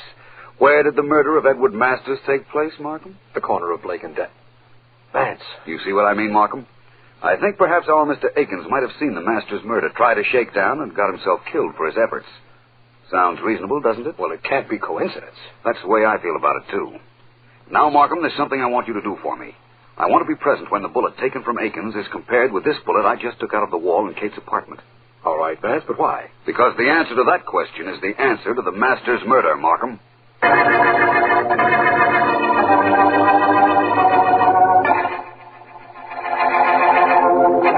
Okay, Mr. Vance, I've looked. No doubt about it. The two bullets are identical. Thanks, Riley. Satisfied, Markham? I'm completely satisfied that the bullet we took out of the wall in Kate's apartment came from the same gun as the bullet that killed Akins. But what does that prove? Everything. Everything to my satisfaction. I'm convinced now that Cates did not kill Masters. Satisfied beyond the shadow of a doubt. And I understand that Masters was particularly active against a political organization trying to get into power. That's right. He made street corner speeches against the organization every day. The head of that party is a Mr. Jonathan Graves, I believe. Yes. Get him in your office, Markham. I'm going to see Akins' widow. With half a break, we'll clear up this case in an hour.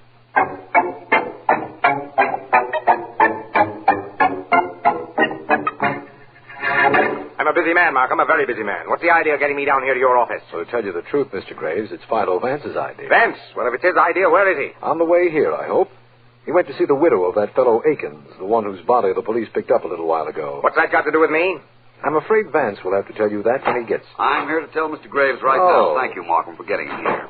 If you're Vance, don't thank him for getting me here. Thank me for coming. My thanks to both of you. Mr. Graves, I've just come from seeing the widow of George Akins. So Markham was telling me. She told me a rather strange thing. She said that her husband was going to see you just before he was shot. Maybe he was. He never got to my office, though. That's still stranger. The young lady in your office told me that she showed Akins in to see you. That's the reason I was delayed, Markham. I saw both Mrs. Akins and Mr. Graves' office assistant. Okay, so he was in to see me. What about it? He left. I never saw him again. Mr. Graves, you made a terrible error, leaving your gun in your desk drawer. You don't trick me, Vance. I didn't leave it in any drawer. I've got it with me right here. Thank you. I'll just take it if you don't mind. Come now, Mr. Graves. You have no reason for not giving it to me, have you? No, of course I haven't. No, I won't do it. I won't give it to you. Oh, yes, you will. I'm taking it from you. Stop it, you bleed. There, you've got it now. What do you want it for? For a wonderful reason, Mr. Graves. It's undoubtedly the gun that killed Mr. Akins, for one thing. You think my gun killed Akins? No, but this is not your gun. I think your gun killed Edward Masters. It was Joe Cates' gun that killed Akins. But you fired both guns, Mr. Graves. Markham, when Cates' trial is resumed tomorrow, ask that the charge against him be dismissed and that Mr. Graves be held for Masters' murder.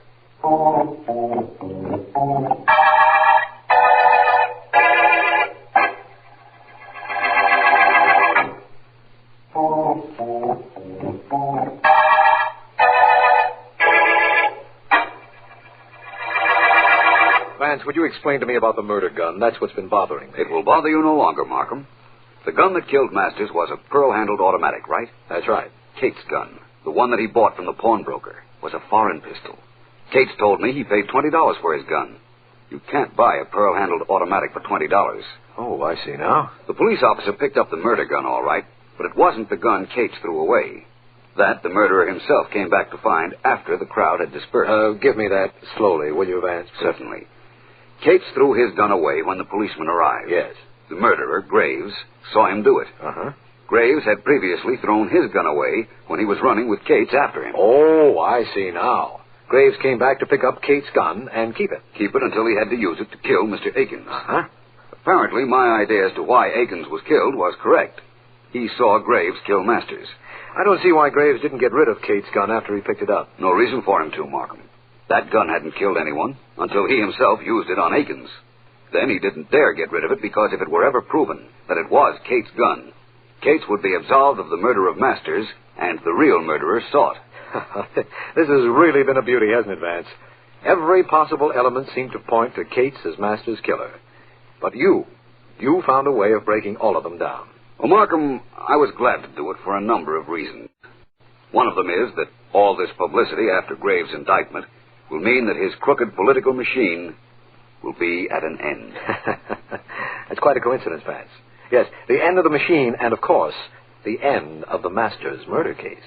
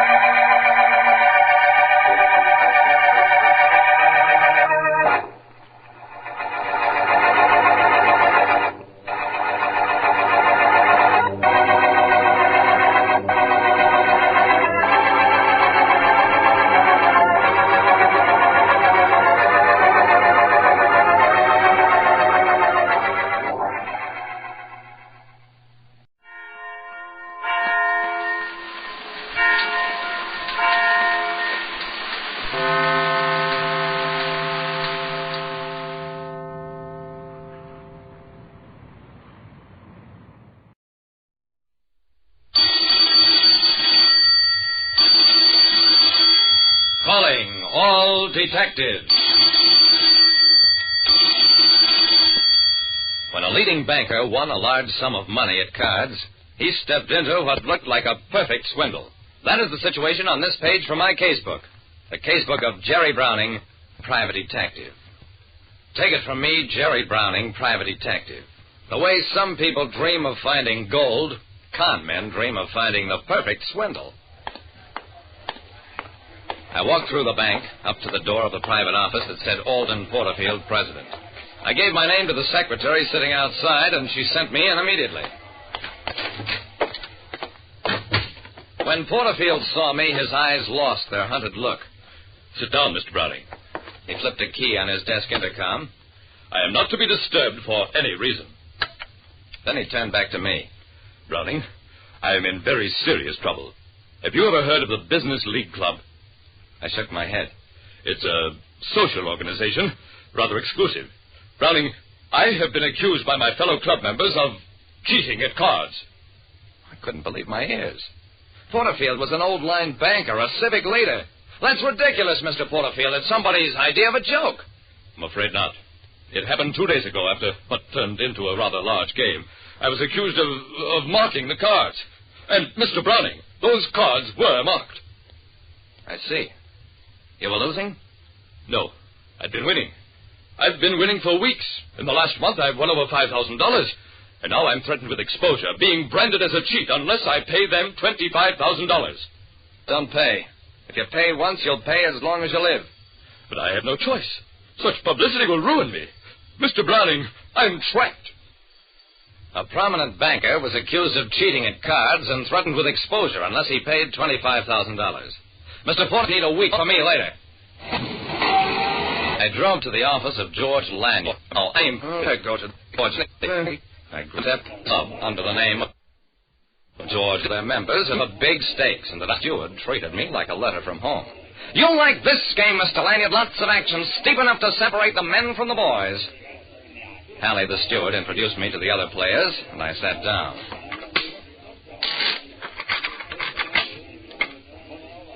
Yeah? I won right from the start. The game was poker, and I had the kind of luck people dream about. In 2 days, I won over $15,000, real money that they let me take away from the place. It was really a beautiful setup. The lightning struck the next day. Just a moment, Mr. Lanyard. May I see those cards you're holding? Why, sure. What's the matter? These cards are marked. There were 4 other players in the game, and they all registered shocked amazement. Halley swept up all the cards, put the deck into his pocket. Please step into my office, Mr. Lanyard.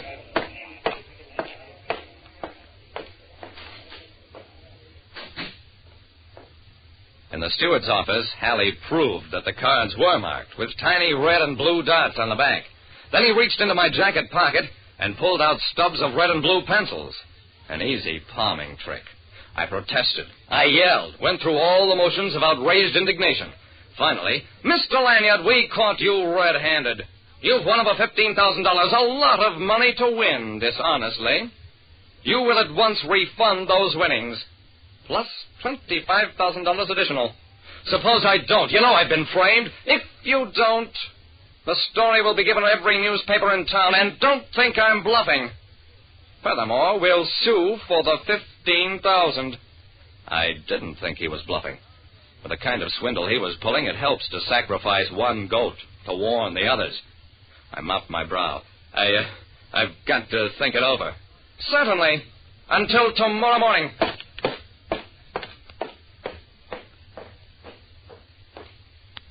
I called the steward that same afternoon. I won't pay. If you want to give the story to the papers, go ahead and give it.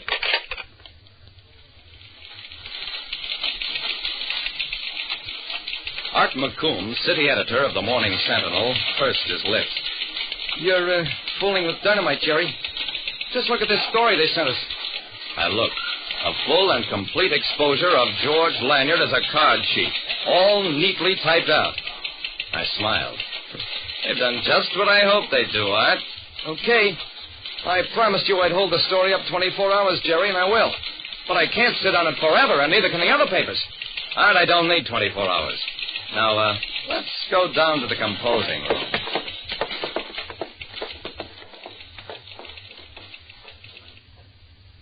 Late that same night, I was back in the club steward's office. Mr. Halley, I've changed my mind. I'll pay. It's too late.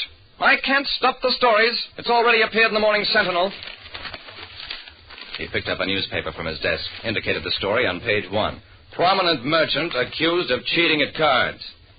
I smiled. Halley, I've got news for you. I'm not George Lanyard. He's on the West Coast and has been there all week, which makes that newspaper story libel. I took a folded piece of paper from my pocket. This is your summons in a libel suit for $100,000. And by the time we get through, I have a hunch you'll be facing a few other charges as well. He didn't take it lying down. He made a few phone calls, verified that Lanyard was out of town, and that my name was Jerry Browning, private detective. What's your price, Browning? I took another paper from my pocket. Your signature on this paper, confessing that accusations against Lanyard, Porterfield, and others were false. You also agree that you and your crew will get out of town and stay out. Well, he didn't have much choice, not with that phony copy of the Morning Sentinel staring him in the face. A paper that McComb had printed up specially for delivery to the club. Halley signed, and that was the end of him and the Business League Club. Like I said, the men who hunt a perfect swindle have a lot in common with the men who hunt gold, because they both generally wind up with nothing but trouble. Listen next time to Calling All Detectives, mystery drama, mystery quiz, and a chance for you to match wits with yours truly, Jerry Browning, private detective.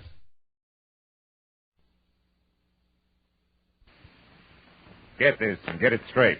Crime is a sucker's road, and those who travel it wind up in the gut of the prison of the grave. There's no other end, but they never learn.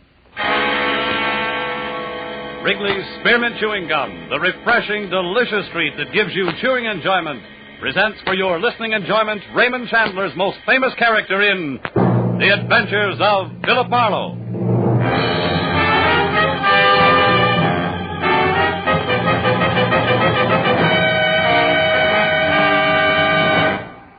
To make every day more enjoyable, treat yourself often to refreshing, delicious Wrigley's Spearmint Chewing Gum. Here's a taste treat you can enjoy indoors, outdoors, at work, or at play. The cool, long-lasting mint flavor refreshes you.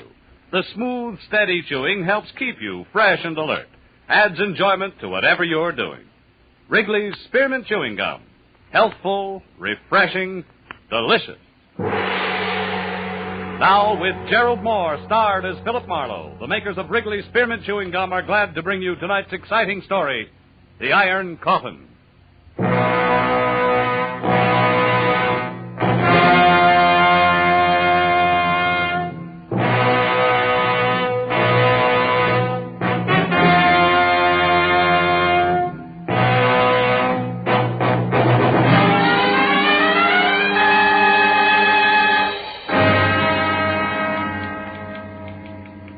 Dear Sir, I wouldn't touch your proposition with someone else's 10-foot pole. Period. Furthermore, Hello? Would you connect me with Mr. Marlowe, please? Philip Marlowe, the private investigator. This is Philip Marlowe. Oh, I'm so glad I caught you. Mr. Marlowe, you've been very highly recommended to me by a very dear friend, and I want to employ your services for a case. All right, who are you? I'm Catherine Newbold. Uh-huh. It's about my daughter, Irene, or more exactly, about her fiancé. I want you to find him for me. He's 26, dark complexioned, about 5'10", and... Oh, just a minute, Mrs. Newbold. It's a little early for descriptions. What's the nature of his disappearance? Mr. Marlowe. Yeah? I'm afraid I just can't explain over the phone. I'm at the boys' place now. Would you come over here? It's 4220.5 Bronze. 4220.5, huh? You see, Bennett is lost, and Irene's gone to help him, and she may get lost, too. Well, how do you mean that, Mrs. Newbold? Lost where? Back somewhere in the 16th century.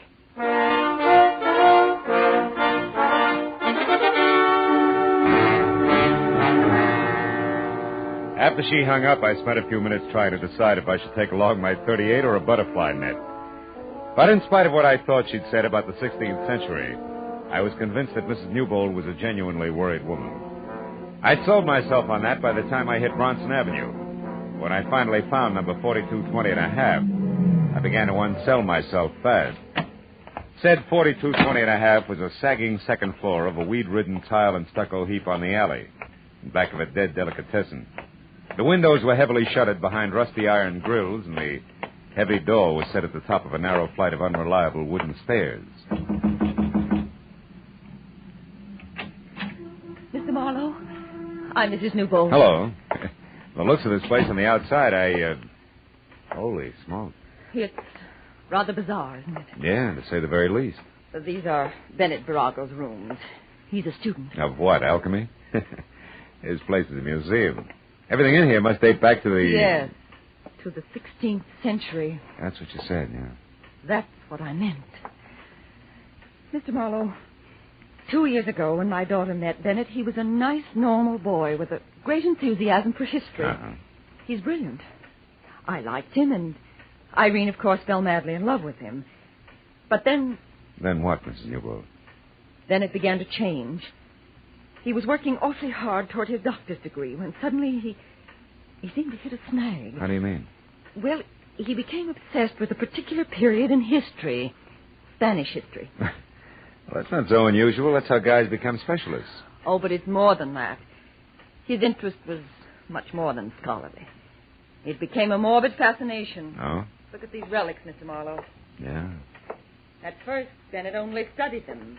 But in the last year, he began to live with these things exclusively. More and more until he left a month ago. And now, well, I just don't know. You know, my guess is the boy needs a psychiatrist, not a private detective. Where's he now? Well, I'm not sure, but this morning a note came from Irene. It was mailed in Santa Barbara 2 days ago, the day she left. She might be with him. Yeah, but you said you had an idea where they might be. I do. See this book? Yeah. It's a castle. Constructed in the year 1540 by Peter the Cruel of Lerma near the present city of Valdemoro. Seized in 1562 after a violent struggle by the Count of Castile. Dominique Virago. Yes. And look here. I found this old newspaper clipping in that book there. Uh-huh. It's about that very castle. It says it was torn down in 1887 by an eccentric millionaire bachelor and rebuilt stone for stone on an isolated part of the California coast known as Point Estero. Uh-huh. The man who spent his entire fortune on this single project was Philip Virago. For Pete's sake. And that's where they are. They must be. Well, considering what we started with, that makes sense. I looked it up, Mr. Marlowe. Point Estero is just above Morro Bay, about 200 miles north of here. Will you go up there and find out what's wrong? I'm awfully worried.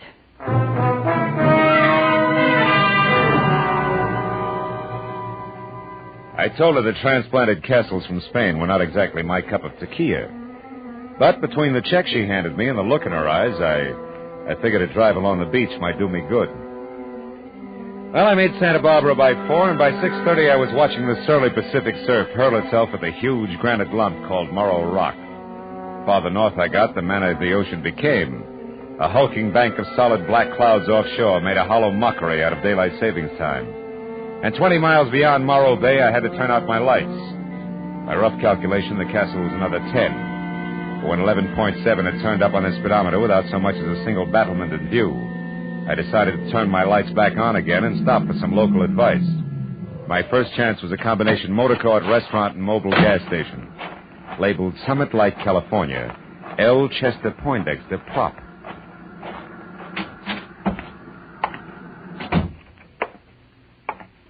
Howdy, friend. Bad night to be out on the road, huh? What'll you have? Yeah, a cup of coffee. Okay. Driving on up north? No, as a matter of fact, I'm looking for that old Spanish castle that's along this coast somewhere. Yeah? Yeah. Got any idea how I can get there? You got business there? Yeah, I might have. Why? Just wondered. Not a good place, mister. Folks in these parts like to forget it's here. Oh? What's wrong with it? Nothing, maybe. Then again, well, it was built 60 years ago by a madman, mister. Brought it over here from Spain, complete, even to the furniture. So I hear you. They say it belonged to his ancestors, and he brought them, too. Every one of their bodies. Their coffins are down there under that castle right now. 13 of them. How do you know? I talked to an old-timer once who helped put that place together. 7 men died on that job. And do you know what he told me? One of them coffins is iron, and it's 8 feet long. You made a great fullback here. Fill it up again, will you? It ain't funny. They say his name was Peter the Cruel. Now, look, Chester, you're not lathering yourself up into a ghost story for tourists, are you? You asked me, and I'm telling you. All I asked you was how to get there. You see that light out there? Across the bay and past the breakwater? Here, wait till she comes around again. There, see it? Yeah. That's up on the summit of Point Estero. Well, the castle's just a mile past that. There's not much of a road in, but you can make it. Okay, thanks. It's right down next to the water, in a nasty, jagged little cove. Altogether, it's 3 miles from here. Much obliged. There's something else you might keep in mind. Huh? Like I said, I don't hold with ghosts. But I know for a fact them coffins are sealed in a crypt under that castle. But they don't stay put. They get thrown around. Folks have heard 'em thumping. Good night, friend.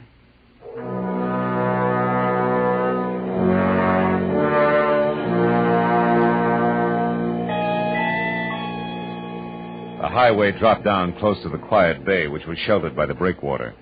At 100 yards out, a white sailboat, its mast pointing straight up at the stars. It made a strange contrast to the pounding surf a mile beyond, where I found the turnoff to the castle. It beat a year's depreciation out of my car in 10 minutes. But finally, at the top of a small rise, I saw it, the Spanish castle. It was a grim, gray mess of crooked walls and twisted towers that crouched on the shore like something that had crawled up from the bottom of the sea. When I pulled to a stop in front of the main gate, I saw there were lights in one of the lower rooms. I started in, and then I saw something else. A girl running down the path toward me. You there, wait. Please, wait. Oh, you've got to help me. Somebody's going to be killed. Killed? In there, in the castle? Yes. Oh, hurry, please. All right, come on. Thank heaven I saw your headlights. I'm glad I found you, Miss Newbold. How did you know? I guessed right. What do you mean? Well, your mother was pretty sure I'd find you here. I'm a private detective, Philip Marlowe. Oh. What's this about somebody being killed? It's Bennett. He's almost out of his mind, Mr. Marlowe. He's gone down to the crypt under the castle. I tried to stop him, but I couldn't. He's killed down there, just like the others. Like what others, Irene? All the other Viragos, all his ancestors. Peter the Cruel will kill him. Oh, now, just a minute. Come on. I must sound crazy, too. Maybe I am. This horrible place. Baby, take it easy. This is the age of rocket planes and bebop, remember? Not in here. Here it's the 16th century. Oh, settle down. Tell me what's really going on. I am. Day before yesterday, I was just as skeptical as you are. That's why I came here. But now, Mr. Marlowe, Bennett Virago is fighting a battle that's been going on for 400 years. A battle with a monster called Peter the Cruel. The one in the oversized iron coffin downstairs? Yes. Come on, baby, show me.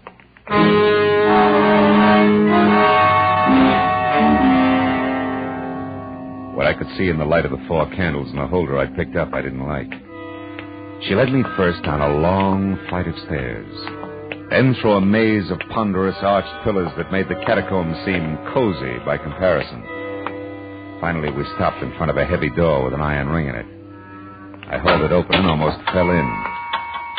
We were at the top of a deep circular room, carved from solid bedrock. Stairs that must have been designed by a reckless mountain goat followed the curving wall down to the bottom. And there, in the light of a torch stuck in a bracket, a man was working frantically over a big trap door set in the center of the floor. It was Bennett Virago. I told Irene to go back upstairs and wait, and then I started down.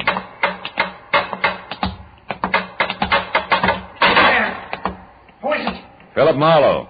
I'm a friend of Irene. She told me I'd find you down here. Get out of here. I refuse to be responsible. I'll be responsible for me, fella. I'm used to it. Hey, you sure you can't use some help? You look pretty tired. I'm exhausted. But I'm not going to stop until I've settled this business once and for all. And I won't tolerate any interference. Do you understand? No. Interference in what? I'm going to spend the night in the crypt under this door. I've got to know the truth. Listen, if you're really Irene's friend, please take her away into town, that Poindexter's place. She's not safe here. Nobody is. Every document I found verifies it. Verifies what? Mr. Marlowe, I'll show you. On one condition. Give me your word that once I'm in there and this door is closed, you'll leave here and take Irene with you. Well?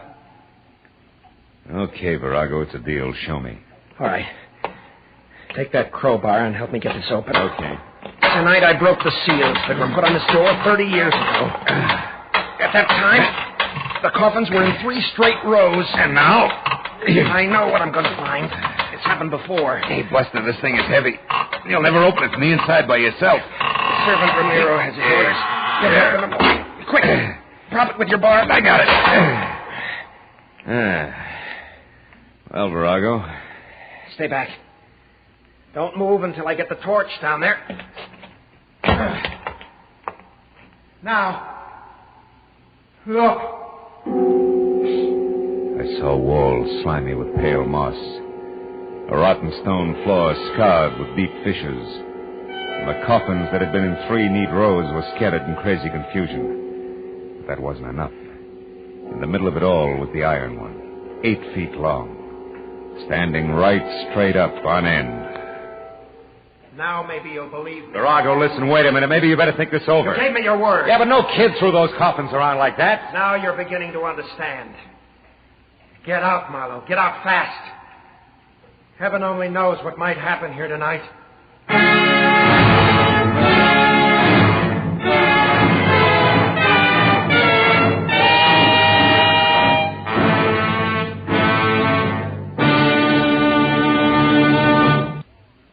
To make every day more enjoyable, treat yourself often to refreshing, delicious spearmint chewing gum.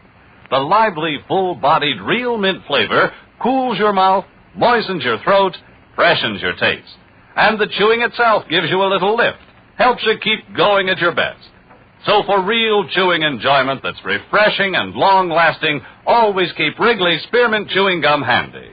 Healthful, delicious Wrigley Spearmint Gum will make every day more enjoyable. Now with our star, Gerald Moore, the second act of Philip Marlowe and tonight's exciting story, The Iron Coffin.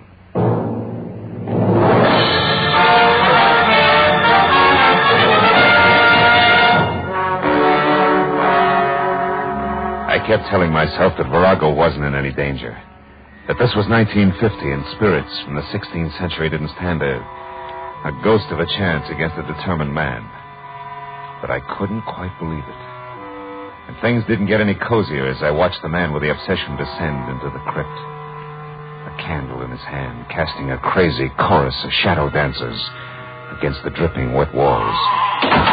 After the trapdoor crashed shut, I kept holding on tight to the 20th century and things that made it tick. And that helped until I was back up to the basement level. A moment of your time, please, senor. A tangle of gray, black, shaggy hair fell all around a grisly old face that could have scared a Halloween mask. And the rest of them fit from a build that included almost no shoulders, 8 long, scrawny arms, and an outfit that was medieval. I did not mean to alarm you, senor. Yeah, you couldn't miss. It's so dark in here. You're Ramiro? Si, Ramiro. Huh. I, senor, wait upon the master of this house, even as my father did, and his father before him. Always, senor, a Ramiro has been in service in this castle. Always since Peter the Cruel. You mean you came over here from Spain? You were imported with this castle? Si, indeed. It had to be that way, senor. None else but a Ramiro knows the castle. Every stone, every fixture, every sound in the night. Why, senor, there where you stand, a Ramiro stood on that fateful day in the year 1562 when Dominic Verago, the Count of Castile, sentenced Peter the Cruel to his death. Oh, it was an awesome occasion, senor. I'll bet. The story of that day lives in my mind as though I had been present. I hear and see it all. Hear and see the fantastic spectacle in this very room. The place lighted by flaming torches. The prisoner was Peter the Cruel. His legs bound in heavy chains and weighted with an iron board. The crowd surged forward to hear what the Castile has to say. Dominic Verago, Count of Castile, to this day proclaim the tyrannical rule of the prisoner before me at an end.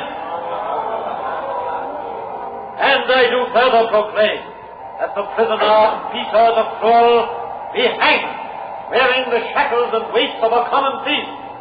And when his body is dead, I order it cut down and sealed in an iron coffin, the chains not removed. Only by right of the royal blood of our fathers do I allow his remains to be placed in the family crypt below this room. Now, Peter the Cruel, you have heard this sentence. How do you speak?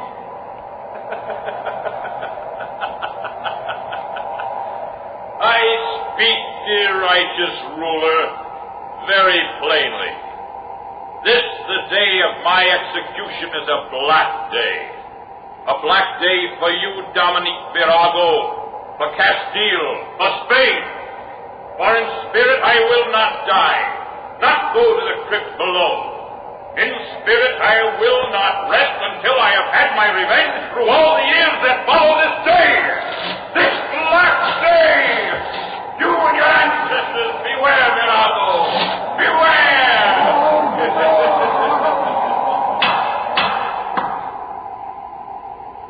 Silence! The Count of Castile will reply. Hang him!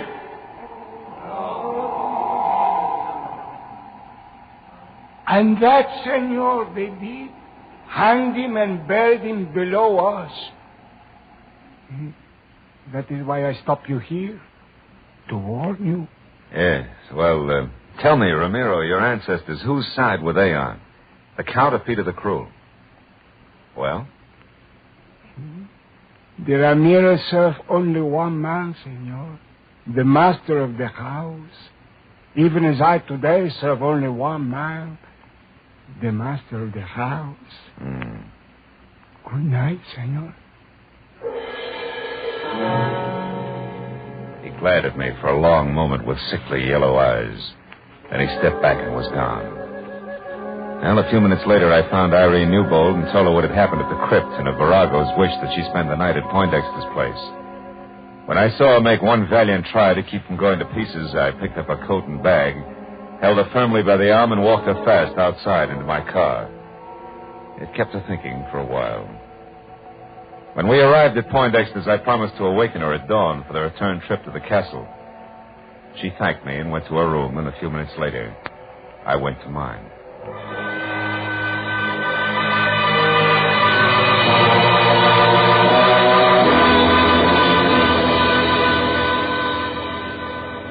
After 3 hours of cigarette-filled sleeplessness had gone by, I slipped outside and watched the summit light that winked at me every third second. I didn't wink back. And the sight of El Chester Poindexter standing at the cliff's edge ahead, looking toward the bay below and the long, wide wash of the full moon, didn't help any. How do, Mr. Marlowe? Trouble sleeping? Yeah, your local ghost made good. He keeps propping my eyelids open. And you don't feel up to much smart joking either, huh, Mr. Marlowe? Poindexter, I'm worried about Virago. And you should be. That Peter the Cruel was certainly a powerful party. Oh, nuts to Peter the Cruel. There's another answer. There's got to be. But you said Virago. Yeah, and I meant Virago. Virago in his own mind. He won't even look for another answer. He'll keep fighting ghosts until the boys in the white jackets with court orders call for him. And then there's Irene. Mr. Marlowe, you were saying... Hey, Poindexter, look out there. See out there, that boat anchored in the bay? Yeah. That's the same one I saw from the road before, isn't it? The road I took to the castle? Sure. Only sailboat around here. Springtide certainly has her dipping for moss tonight, huh? Certainly has. Her, me, and a lot of other things, including the fact that our boy who's chasing ghosts is going to be killed by something very real. If we don't get a move on. Come on. We're all going to the castle in a big hurry.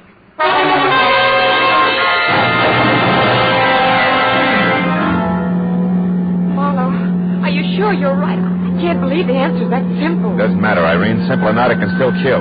Come on, Poindexter. We're going to run for it. Every second counts now. You catch up to us, Irene. We're going ahead.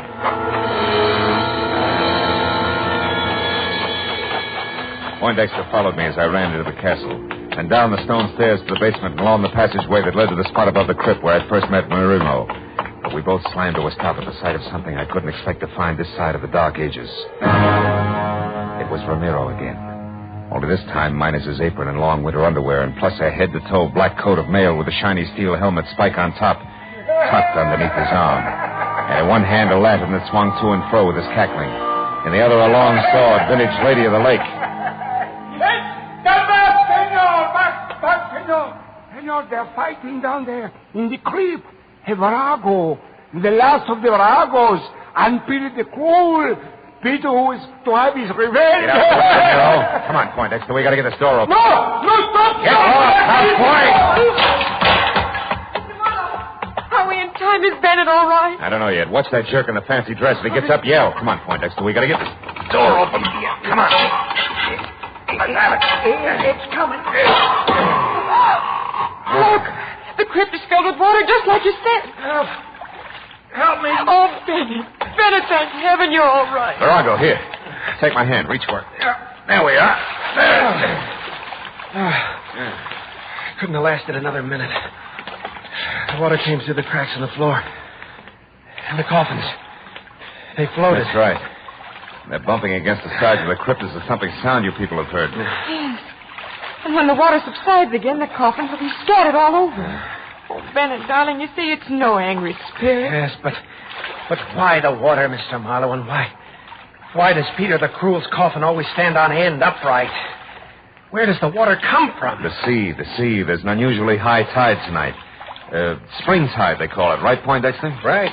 Happens when the sun and the moon are in either direct conjunction or opposition. You see, the castle's so close to the ocean and the crypt so deep that the water seeps in as the tide rises. Oh, I see. And as for Peter the Cruel, he settles upright because the old boy was buried in his coffin with his bondage chain still wrapped around his feet, according to legend.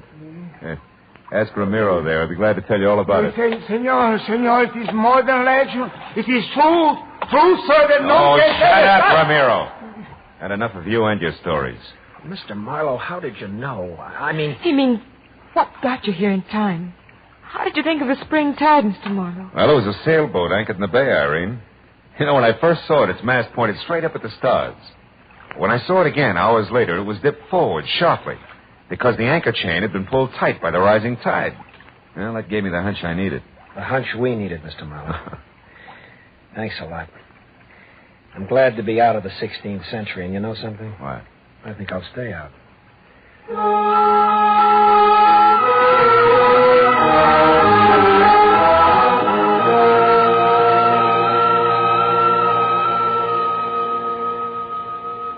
Well, it was another hour before we left the strange relic of another day.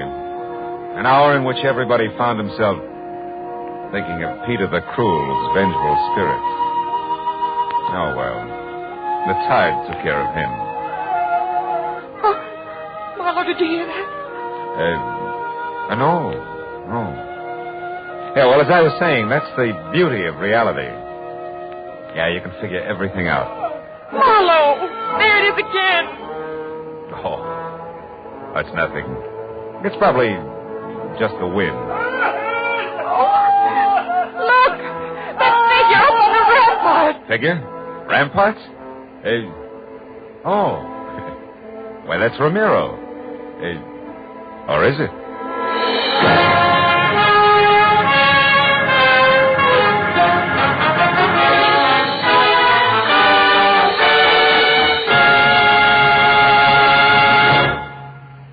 Remember, friends, to make every day more enjoyable, treat yourself often to refreshing, delicious Wrigley's Spearmint Chewing Gum.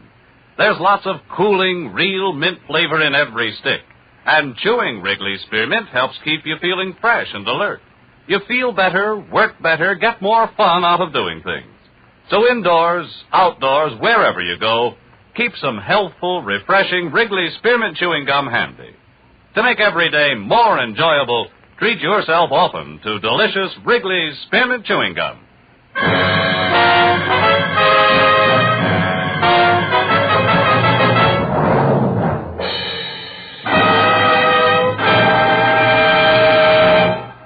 The Adventures of Philip Marlowe, presented by Wrigley's Spearmint Gum, bring you Raymond Chandler's most famous character and star, Gerald Moore. Philip Marlowe is produced and directed by Norman MacDonald, and written for radio by Robert Mitchell and Gene Levitt. Featured in the cast were Irene Tedrow, Lillian Byatt, David Ellis, Jay Novello, Parley Bear, Barney Phillips, and Edgar Barrier. The special music is composed and conducted by Richard Arant. The makers of Wrigley's Spearmint Chewing Gum hope you've enjoyed tonight's adventure of Philip Marlowe and that you're enjoying Wrigley's Spearmint Gum every day.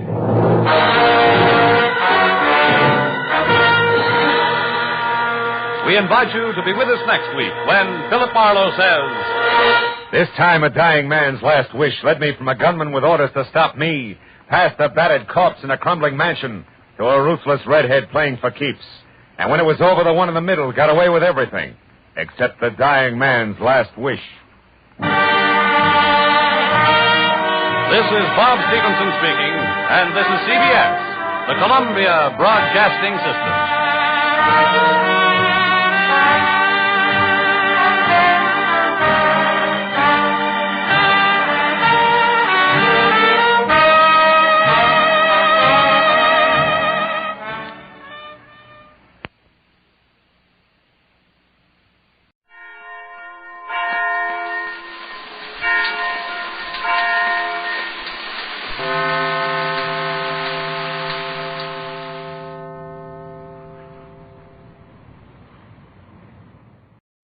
p.m. BULOVA, Bulova Watch Time. Men, here's exceptional value. A handsomely streamlined Bulova Alden, 15 jewels, extremely dependable. Only $24.75. WEAF, New York. Washington, calling Counterspy.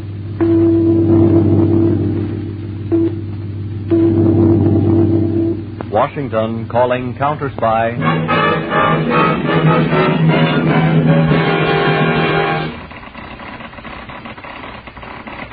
Harding, Counterspy, calling Washington. Harding, Counterspy, calling Washington.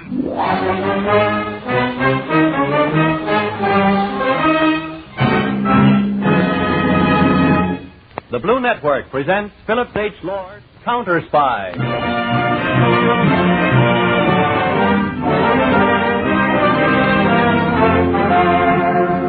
Counterspy is dedicated to all government undercover men, that invisible army which protects our men on the fighting front, in our industries and secrets on the home front. Imagine chief counterspy of them all as David Harding.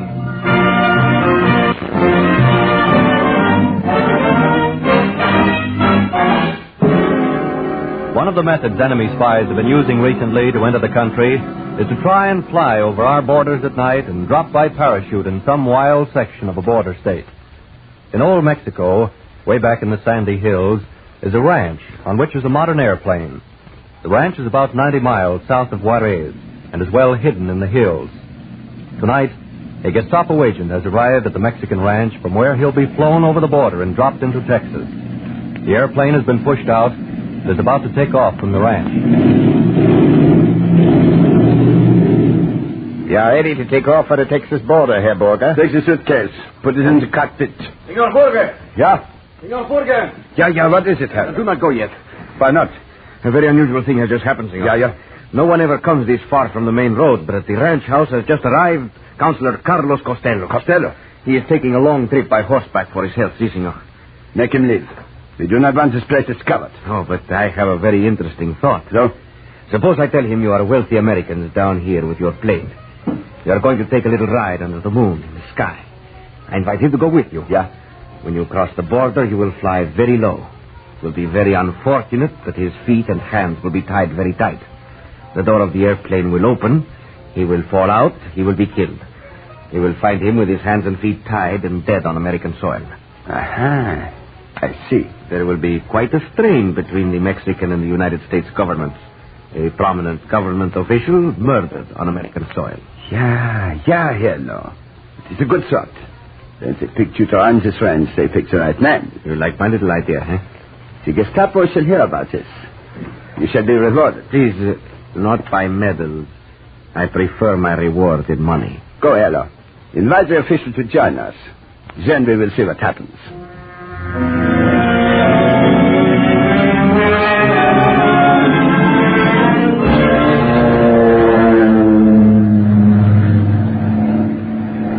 We are so glad you could take this little flight with us, Counselor. Ah, so beautiful. I was never in an airplane at night. With the moon. It is so romantic. You are aware, Counselor, we have crossed the border between Mexico and the United States? No. Is it not against the law? Oh, I am sure no one will object while we have such a distinguished gentleman of the Mexican government. But what is the meaning of this? Oh, you did help, Burger. Yes, Hans. Tie his feet while I tie his hands. Jawohl. Who are you? The Gestapo, if you would like to know. Right now. Why are you kidnapping me? They are going to open the door of the plane, and you are going to fall out. No, you cannot. You will be found on American soil, and a very delicate international situation should result. You are a fool. All my bones will be broken. They will know I was thrown from an airplane. The Gestapo is not so stupid. We will fly very low, so you will not be killed. But your body will not be mangled either. Drop as low as you can. Soon Mexico, like the United States, will belong to Germany. And you will be glad that you are dead. You pig! Laugh! Now, Counselor, I shall open the door, and we will make ready for your big experiment. Dios omnipotente, guardadme, libradme de estos hombres. What are you doing? Praying? You fool! I cannot fight. I'm tired. Therefore, I must pray. Pray? To whom? Fool! Superstitious! Padre Santísimo, guardad mi alma. En ti es mi salvación. I will not hear such dribble. There are no enough hands. Here, while you have a crayon in your hands, give me that. Please, senor. Give me a chance to leave. Now I shall push you through the door. Scream. Holla, go on! He falls. So, here's it.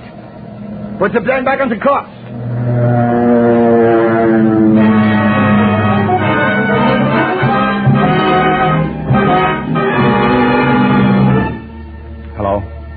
Hello. Proceed. This is Harding speaking. I'm in the testing laboratory of the Walker Optical Company. In an hour, I shall take a plane for Washington. Set up my appointment for me at 3 o'clock with Colonel Marvin. Tell him urgent. Emergency. Yes, sir. You wish me to continue, Mr. Harding? Yes, Mr. Walker. And this is a grave emergency. Now, those light bulbs you have lined up over there, are they lit now? Yes. But naturally, as they are high-frequency lights, you cannot see them with your naked eye. Oh, I see. You cannot see the light, Mr. Harding, unless you are wearing this green hypie lens in your glasses. This is a 5-tray-1. Mm-hmm. Now, look through it.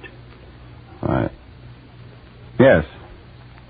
Yes, I can see the left light's burning, but I can't tell whether the one on the right is burning or not. Well, you would need another specially colored lens to see that one. Oh. In other words, Mr. Harding, these high-frequency lights can be burning, but you cannot see them unless you are wearing specially prepared lenses. Mm.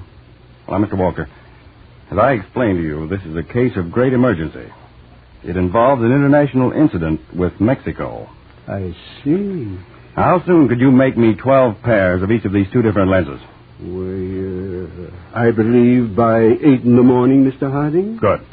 I'll have a Navy plane waiting off Pier 3 and a government car here to deliver them to the plane at 8 sharp in the morning. Right now, I'm going to fly to Washington.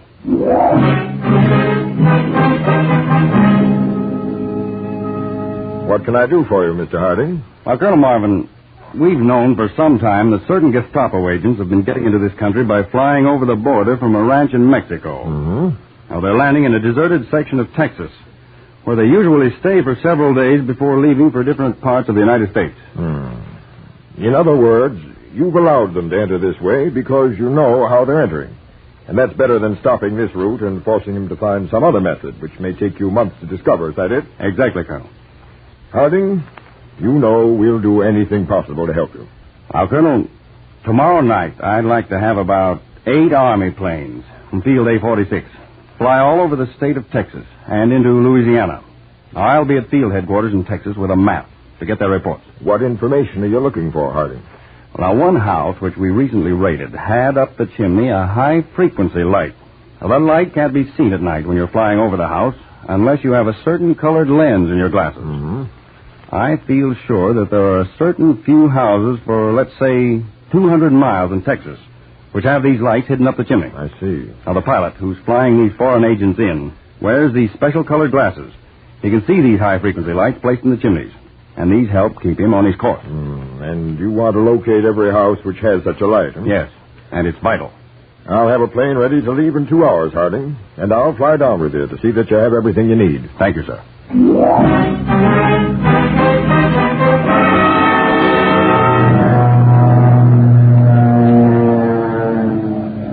Now, Colonel, if we can have the houses which have these invisible lights spotted from the air, we'll know the exact route the plane's flying, which brings in these spies, right to the ranch where they land and stay for a few days.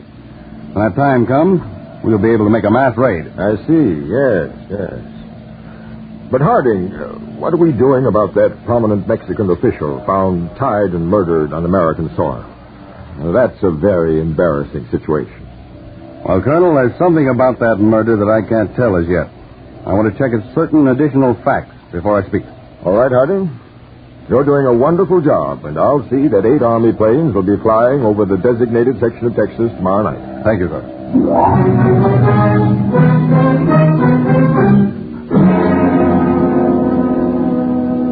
Just look at this chart, Mr. Harding. That last report mentioned this house. Southwest, square 411. Let me have that other chart, Kelly. Yes, sir. Yes, notice how this route's beginning to shape up. 42P calling. 42P calling 4X. Come in. I'm flying over Sandville. Check your chart. Chart square TS4. Chart square TS4. Here's the square he's talking about, Kelly, this square. Northeast beam, intersection, main highway, 2 miles from corner. Can you locate on your chart? Yes. This house right here. 42P. We have located it. 42P, signing off.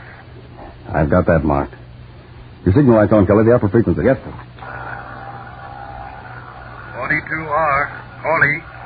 42R, calling. Come in, 42R. Come in, 42R. Chart Square, 6, CS6, northeast corner, intersection, military highway, house in Fork of Road. I've got that one, too. It's right here. Cross-check with field light. Southeast, due west. That's all. 42R signing off. Kelly, these houses being spotted are on a perfectly straight line from the border right to the ranch we've been suspecting. Now, tomorrow night, we'll fly this route, check all of the houses we're marking, and go right to their landing field. Now, bring a short wave set along with you in your suitcase.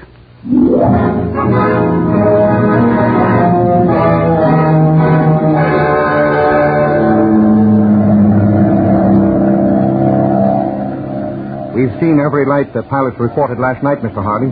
As we should spot that ranch and their landing field most any minute. Yes, sir. Kelly, I'm going to tell you something that nobody else knows. It sounds plenty serious, Mr. Hardy. You know that high Mexican official found murdered on American soil? Yes, sir. Well, he was murdered by members of this spy ring we're after right now. You mean they got him in Mexico, flew him over the border, and dropped him from a plane? Yes. But that isn't all. It wasn't the body of a high Mexican official. But his papers. He was identified. I did the identifying. Oh. And who was it? It was one of our own counterspies, Kelly.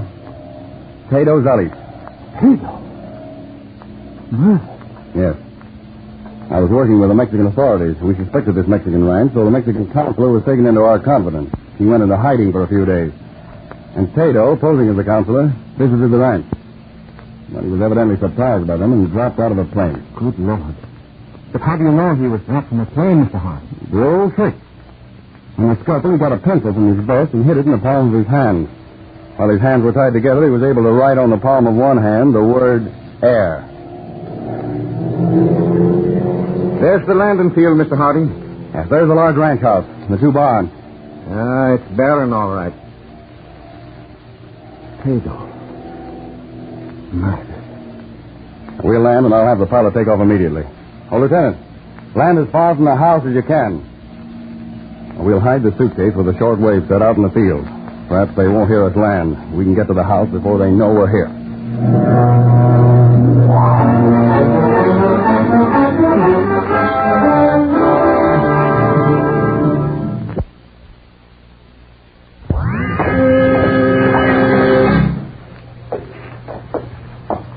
What do you want? Who are you? BR2. We want to stay a couple of days. My name's Mr. David. This is Mr. Kelly. Where did you come from? Hacienda Pedro, over the border. We've been traveling a long time. We want to rest a day and then go on. Yes. I have a room for you. You can have food here, too. Yeah. Are you empty now, or do you have any more guests? We have an Italian and a Japanese. I did not want to take him in, but we are under orders. And your husband? He is out in the barn. You will meet him when he comes in. Is the Japanese of the Black Dragons? Yes. And the Italian of the Obra? Yes. Heil Hitler. Heil Hitler. Now, I ask, for one must be most careful in our work, do you expect any more guests tonight? Not for several days. You wish to go up to your room now? Just to clean up. Then I think I'll take a walk around and get a look at things. After you have washed, you will find my husband in the barn. You will again identify yourself to him.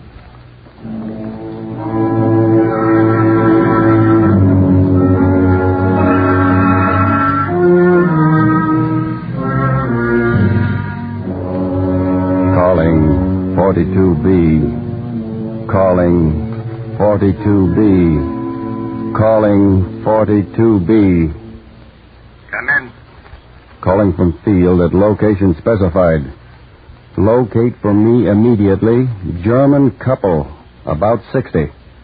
Want couple opposed to Nazi rule. Check my file numbers for names of couples already examined. Fly this couple to our present location. 11:30 tomorrow night. Check. Report sufficient. 42B off. That is all. All right, Kelly. Close the case. Slip it under the bushes again. Yes, sir. That Nazi woman in there was a brutal-looking character. Well, let's get right back to the house. I don't want them to notice that we've been gone too long.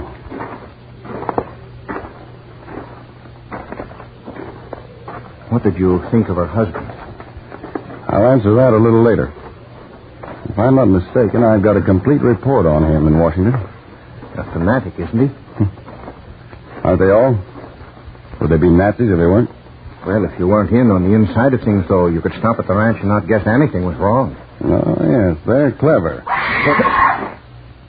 What was that? Quick, get back to the house.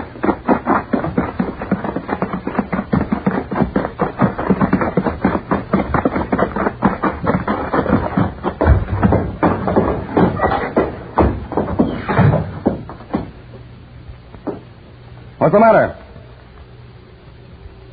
What's going on? Where is everybody?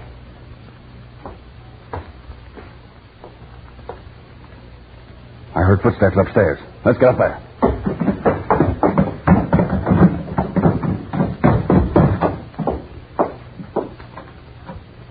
Where are you? What do you want?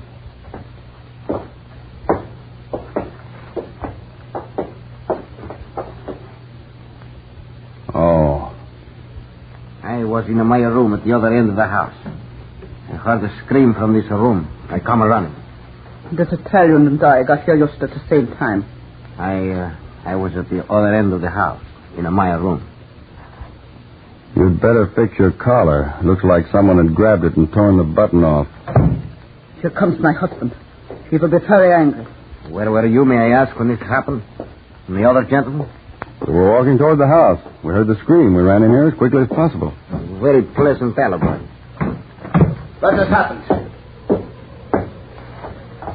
Why did one of you scream like that? Why are you all standing there looking at... Oh, I see. He was evidently stabbed in the back while he was sleeping. I'm not angry because the Japanese is killed. I hate them. But he should have been killed somewhere else. Who did it? None of us seems to know. Did you? I was at the other end of the house, in my room. And you? I would not have done it inside the house, you know that. You too? No. Oh, we were outside, walking toward the house. You left me 20 minutes ago. Where have you been since? Why did you not come right back to the house? Because we were all cramped up from traveling. We wanted to stretch our legs, take a little walk. So. There are so many ways it could have been done to leave no telltale. The river, out of a plane. Yes, like possibly you would do with a Mexican. Why do you say that? Hello told me of it. The Hacienda Pedro in Mexico. They all thought it very clever. That man Hello talks too much. Here. Let me get him up on my shoulder. I will take him out and bury him in the field. Gladly. There.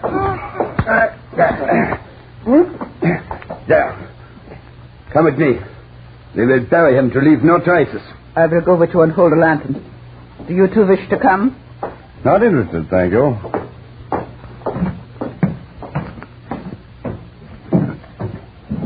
Kelly, will you do me one favor? What, sir? Kick me just as hard as you can. Why? Well, the minute I saw that Jap had been murdered, by habit and instinct, I started to ask questions. I knew the Italian had killed him. And all I'd have had to do was ask about 3 more pointed questions, and there'd have been plenty of trouble. Come to think of it, you're right. You didn't think the woman killed the Jap spy? I think they were all in on it. It was planned before we got here. But the teaser you put out, Mr. Harding, you got results, didn't you? Yes, he fell for it. He's the one who thought Zolich was a Mexican official and threw him out of the plane. What's our next move? Just sit tight until the army plane arrives at 11:30 tomorrow night.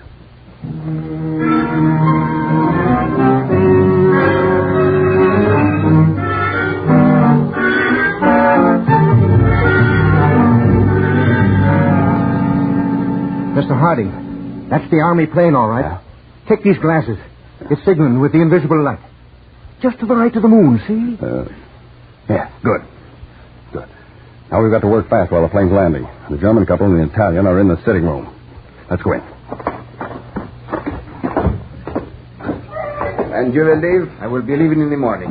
I've already American money, which I will supply with. If you two gentlemen don't mind my intruding, and if it's all right with you, madam, I'm going to have to ask you all to get your hands up. Don't move. We both have you covered. You won't have to do much persuading for me to put a bullet right through you. Signor, li prego. Per carità, io sono nemico. Per l'amore di Dio. You whimpering fool. We don't operate like your Gestapo, Burger. We give them a chance according to our laws. Why do you call me Burger? That is not my name. It's the name I have you listed by in Washington. You forget your activities in the Boone before the war broke out. And incidentally, the Mexican government official you threw from the plane wasn't the Mexican consular. I don't know what you're talking about. He was an American counterspy, one of my assistants, posing as a consular. I'll promise you, Burger, you're going to pay for that, and pay plenty.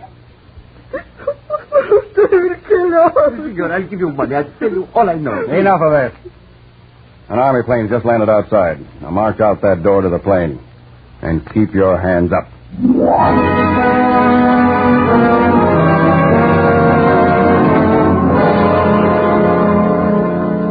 Mr. Harding, that's a sweet old couple the plane brought down. Yeah. Motherly-looking soul, isn't she? You wouldn't think that this couple who just arrived and the other couple who we took out to the plane were both German. Well, there are some Germans who are not Nazis. Well, I'll let them finish looking around the house, and we'll leave in the army plane with those others we're taking with us. Well, I believe we have seen it all, Mr. Harding. It is quite a place. Now, do you two feel that you can live here and pretend to be Nazis? And run this place for the spies who come over? Yeah, Mama is a great actress when she needs to be. And so is Papa. I will run the house, and he will look after the outside and the little radio station to send you the information. Good.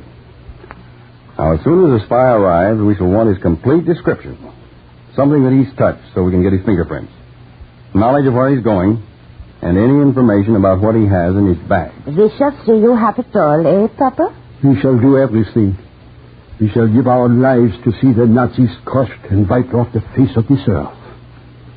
You two must have had a terrible experience from the report. Oh. We lived just outside of Hamburg. We were happy. And our two boys had graduated and were the ministers of the German Lutheran Church. It was in the middle of the night.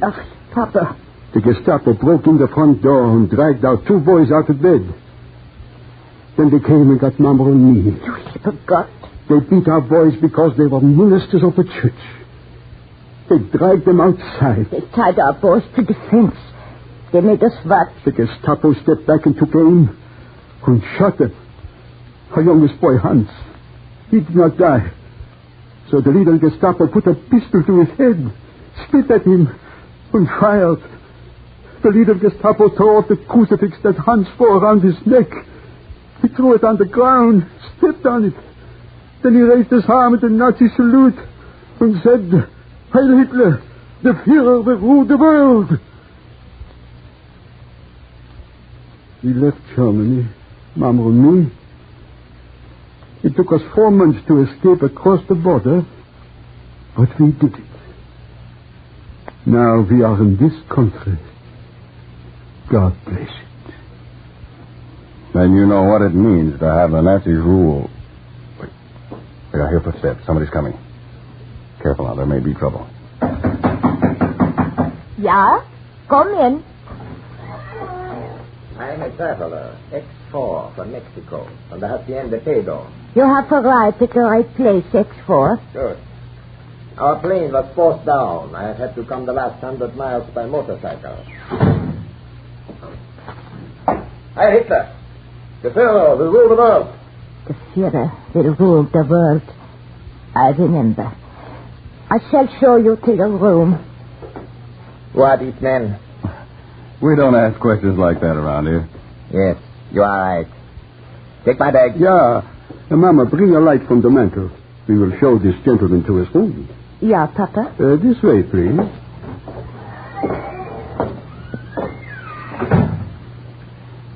I don't think, Kelly, that we're needed here anymore. No. Let's go to the plane.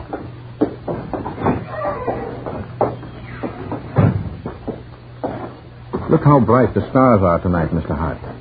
Yes, Kelly. Now, they're one of the things in this world that are permanent. Permanent like the faith of Christian people. You know, at the time of the Crusaders, barbarians tried to crush faith from the face of the earth. But the Christians rose up and pushed those hordes right back into the sea. Well, the great Christian army has risen again, and Nazism will be wiped from the face of the earth.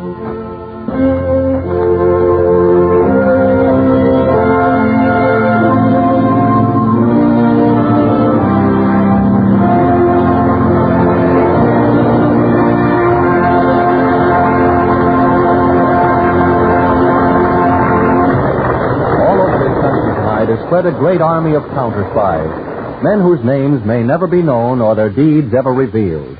But 24 hours a day, 7 days a week, these counterspies are the guardians of our home front.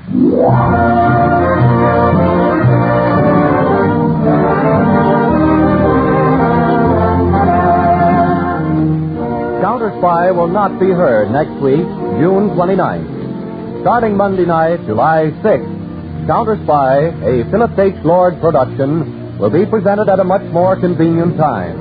8 to 8:30 p.m. Eastern War Time, 7 to 7:30 p.m. Central Time, 6 to 6:30 p.m. Mountain Time, and 5 to 5:30 p.m. in the Pacific Time Zone. Tell your friends. Invite them to listen to these exciting dramatized cases. Make it a date for Monday, July 6th. At the new hour.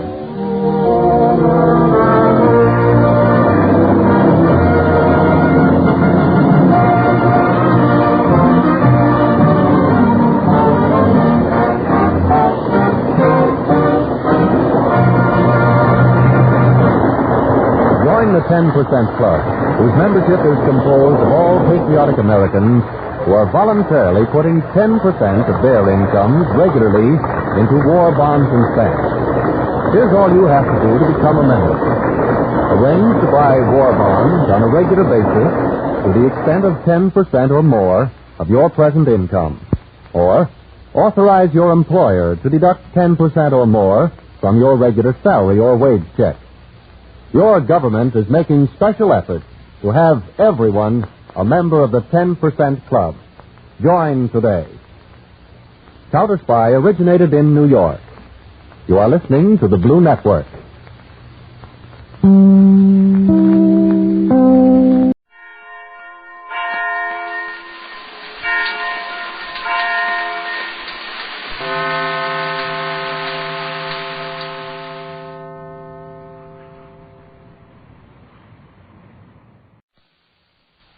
Contest winners. Yes, folks, later we'll announce the Ford winners in the third big jingle contest. So listen while new post-war Old Dutch cleanser, famous for chasing dirt, presents Nick Carter, famous for chasing crime.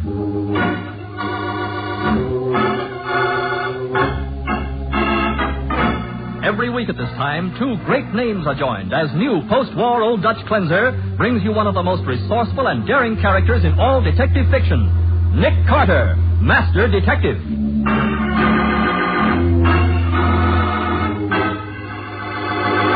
Nick, why do you want us all here in the workshop? Because, Patsy, this is where the great Canestro cooked up his most famous illusions. And it ought to be a good place for me to pull a couple of tricks, too. Now, don't tell me you're going to pull rabbits out of a hat. Rabbits? No, Patsy. A killer, I hope. And now, the case of the magic rope. Today's adventure starring Lon Clark as Nick Carter, brought to you by new post-war Old Dutch cleanser. Tonight, at the Elton Theater, magicians from all over the country will compete for the Fulton Award, a $10,000 prize for the best illusion of the year. But the greatest magician of them all, Carlos Canestro, will not be present. Confined to a wheelchair since he's now a leading contender for the Fulton Award. You know, Alma, I suggested the idea of the Magician's Award to Mr. Fulton myself. But I did not think he would take me seriously. Why not? He can afford it. With all his millions, he certainly can. Funny how so many people take up magic as a hobby, isn't it? With Fulton, it is more than a hobby. It is an obsession. But all he's ever learned is a little sleight of hand. But Let him get on a stage, and he's as happy as if he had made another $1 million in the stock market. Oh, Carlos, I've simply got to win that $10,000 prize tonight. Perhaps you should have these. That piece of rope? That piece of rope, my dear, will mystify the world. It is the most spectacular illusion of my whole career. Oh? How does it work? No. That is Canestro's secret. When I return to the theater... You expect to work again? But of course I do. I'll be out of this wheelchair very soon now. Well, that's good news. Alma, you will tell me what happened to me the night of the accident? It was the equipment, wasn't it? The equipment was all right, Carlos. You slipped, that's all. But I couldn't have. I had done that trick 1,000 times. Why did I fall through that trap door, Alma? Why? Carlos, you mustn't get excited. It's bad for you. See how your hands are trembling. Here. Let me hold them in mine for a moment. There now.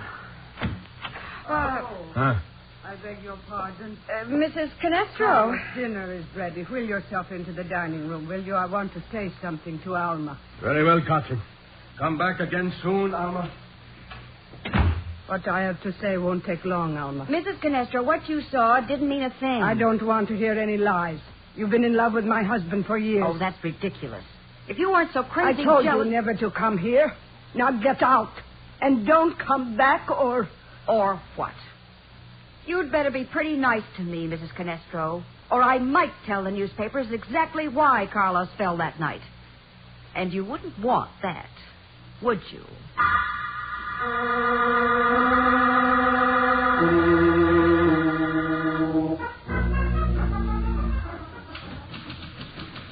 How you doing, Patsy? That's the end of it, Nick. It's 25 after 7. How'd you like to take in a stage show? Oh, well, that would be wonderful. I haven't been to the theater in months. Oh, I'll answer it. You get your hat. Right. Nick Carter speaking. Who? Oh, yes. I see. Yes, I'll be right over. Oh, Nick. No show? Nope. Not even any dinner. That was Mrs. Canestro, wife of the great magician. Well, what did she want? She wanted to tell me that her husband's been stabbed.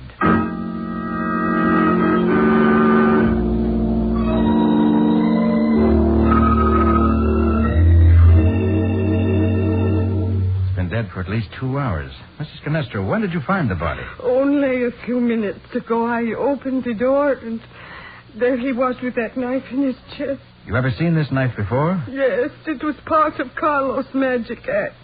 He kept it here in the workshop with his other props. I suppose you've notified the police. No, not yet. I did not know what to do. I'll call them, Nick. All right, but get me a clean envelope first, will you, Patsy? Why? Did you find something? Yes.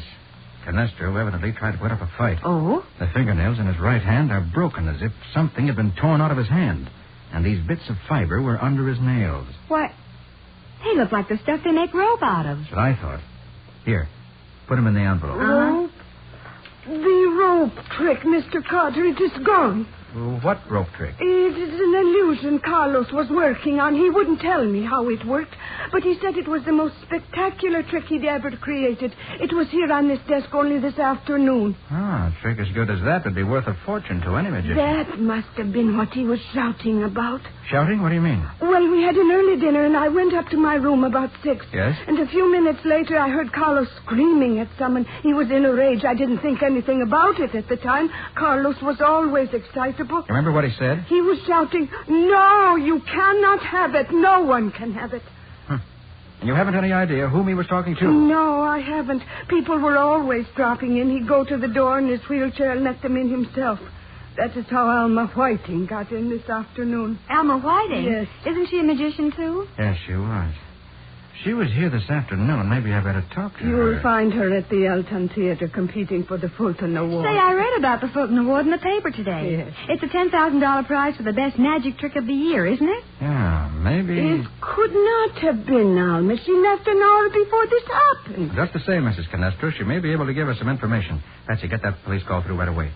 We're going to see a show tonight after all.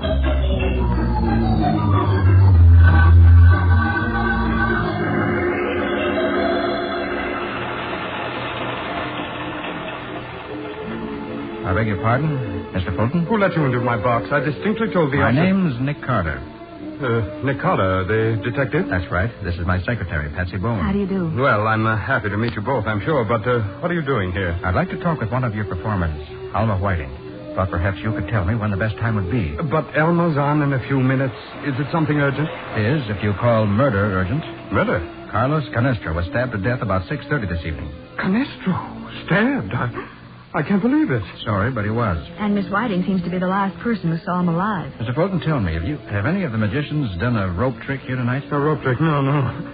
Canestro dead, the greatest magician the world has ever known dead. Well, can you take us backstage and introduce us to Miss Whiting? Oh, certainly. I'll take you back just as soon as Marvello finishes his act. He's nearly through. I have to stay and judge the contest tricks, you know. Thank you. Now, ladies and gentlemen, watch closely, please. This is the contest trick coming up I now. call your attention to this very familiar object I hold in my hand. A common, ordinary piece of rope. Hey, Nick, do you suppose that rope could be the one? Oh, no. But I hope to find out before long.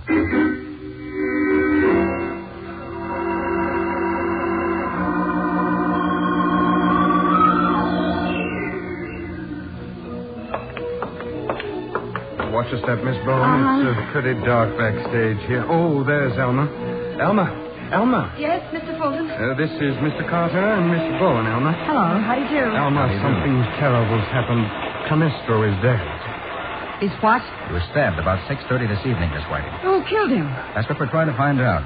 You mind telling me where you were at that time? I was right here in the theater rehearsing. I suppose you can prove that. Yes, of course I can. Marvello was here, too, and he saw me. If you think you're going to put the blame on me, you're out of your mind. What's the audience laughing at? Oh, that's the comedy magician going on after Marvello's act. Oh. Do you want to talk to Marvello, too, Mr. Carter? Yes, I do. I'll get him right away. Mr. Carter, I don't understand this. Why would anybody want to kill Carlos?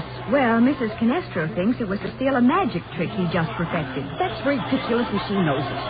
Nobody who knew Carlos would do a thing like that. Why not? Because he...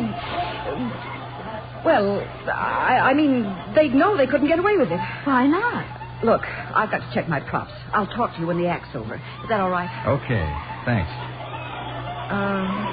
What do you think, Nick? There's something she isn't telling us, Bessie. And I don't know whether she's afraid of me or Hey, whether... I thought this was a magic show. What's the idea of the clown act? Comedy relief, I suppose. Kill time while they strike one act and set up the next. Mr. Carter, this is Marvello, one of our best magicians. Is it true the great Canestro is dead? Yes. You'll excuse me, won't you, Mr. Carter? I have to get back to my box before Elma's act starts. Sure, go right ahead, Mr. Fulton. Marvello, what time did you get to the theater tonight? About 6 o'clock. Anyone see you here at 6? Certainly. I spoke to Miss Whiting as I came in. I see. You're her alibi and she's yours. What are you getting at? The solution to a murder, I hope. Marvello, where's the rope you used tonight? Why, I have it right here in my coat pocket. That's funny. Now, don't tell me it's disappeared. No, of course not. Here it is in my left pocket. I thought it was in the right one, that's all. I see. Mind if I borrow it? Borrow my rope. For what? I'm sending it to the police laboratory. Police? Maybe this is the rope that'll kill Canestro's killer.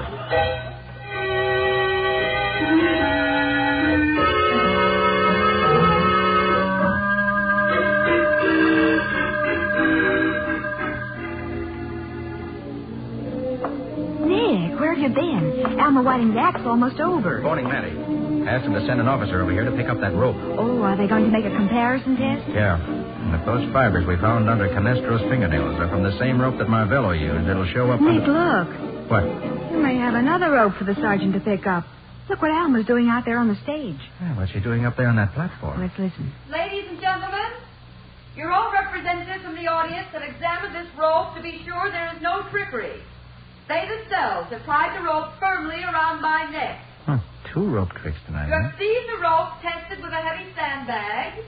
You have seen with your own eyes that it does not reach within 8 feet of the floor. Hey, is she going to jump off that platform with the rope around her neck? That's it. Of course, as soon as she falls, she'll be out of sight behind that screen. Oh, I'm glad it's her instead of me. My hands are securely tied as well as my feet. Looks like a good trick. This, too, has been done by the committee from the audience.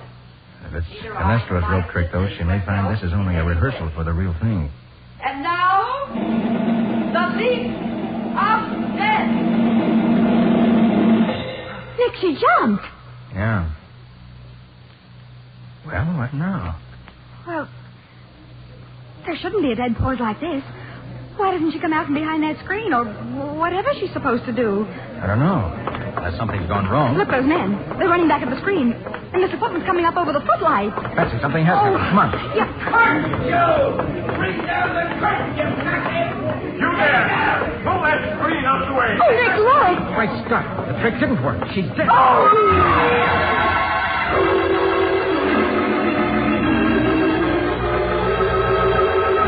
At the end of a rope, the rope which she hoped would win her the $10,000 Fulton Award, swings the lifeless body of Alma Whiting. We'll see what happens in just a minute.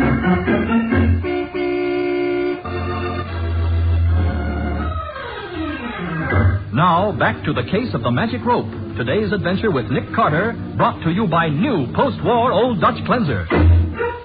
As the police clear the theater, the body of Alma Whiting is lowered to the stage, and Nick Carter begins his investigation. Dead, all right. Her neck's broken. But, Nick, what happened? What went wrong? I don't know. Hey, does anybody here know this trick? How it was supposed to work? Yes, I do. Oh? Who are you? I'm Sam Foster. I do the comedy clown act. Well, what was the trick she tried to do? Well, she was supposed to jump off the platform onto the stage. But the rope was too short for her to reach the stage. I was watching when they tested it with the sandbag. I know, but there's about 5 foot of slack concealed in that crossbar the rope hangs from. Oh. Alma could release it by stepping on a foot switch on the platform. Then when she hit the floor, she could grab the rope and yank it tight with her hands to make it look as though she was suspended in midair. Uh-huh. The audience couldn't see her behind the screen, of course. Her hands were tied. Oh, no. She got them loose during the patter before she jumped. Now, my part of the act was to come up through the trapdoor in the stage and take her place. Oh, I see. Then she'd step out in front, pull away the screen, and instead of Alma being suspended there, the audience would see me in this clown suit hanging from the noose by my feet. The whole thing took only about 5 seconds. Then the trouble must have been with that foot switch that was supposed to release the extra rope. Yeah, something must have gone wrong with it. Oh. Show me that switch, will you? Sure. Works by electricity. Here. See this wire running up the back of the platform to the... Hey, look. Nick, the wire's been cut. Wow. For the second time tonight, Patsy, we're face to face with murder.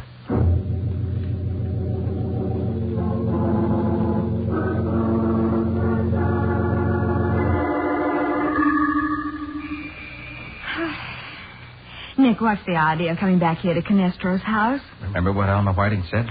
That no one who knew Canestro would have killed him to get the rope trick? Yes, but I don't know what she meant by it. Neither do I, but I think perhaps Mrs. Canestro does. Why, Mr. Carter. Sorry to disturb you, Mrs. Canestro. Please, not now. Come back tomorrow. I'm sorry, but this can't wait. Please. Oh, but Nick's trying to help you, Mrs. Canestro. Nobody can help me now. Carlos is gone. Dead. Maybe I should be glad he's at peace now. No more suffering. No more. No more what? Had he been ill? No, except for the lameness, his health was perfect. What was wrong then? His mind? His mind? Who said anything about his mind? Well, Alma Whiting told me that... Alma Whiting, I might have known. Look, Mrs. Canestro, your husband was a famous man, a public figure. You can't hide important facts about a man like that. But I had to. His public knew him as the great Canestro, a name that meant as much in the theater as Bernhardt, Caruso, Pavlov. Of course it did. I could not shatter that illusion. I could not let the world know that the great Canestro had lost his mind. Oh, that's awful. So that's what Alma meant by saying that anyone who knew Canestro wouldn't steal his trick. Alma knew. That is what caused his accident. His mind snapped during the performance that night and he fell. Alma is the only one who knows. You say no one else suspected your husband's condition? No. He always talked rationally. When he had visitors, he'd boast about the new illusions he was creating. Poor, pitiful little tricks that wouldn't fool the baby. I knew his rope trick was no good, but I... Oh, someone's at the door. I'll go. Why, hello, Carter. Marvello and I stopped by to see whether we could do anything for Mrs. Canestro. I'm glad you did, Mr. Fulton. Come on in. You too, Marvello. Oh, thank you. Oh, Patsy, will you and Mrs. Canestro come into the workshop here, please? I want to try an experiment. Of course, Nick. An experiment? Don't tell me you're going to try to produce rabbits out of a hat, Mr. Carter. Rabbits? No, Marvello. I'm going to try to produce a murderer.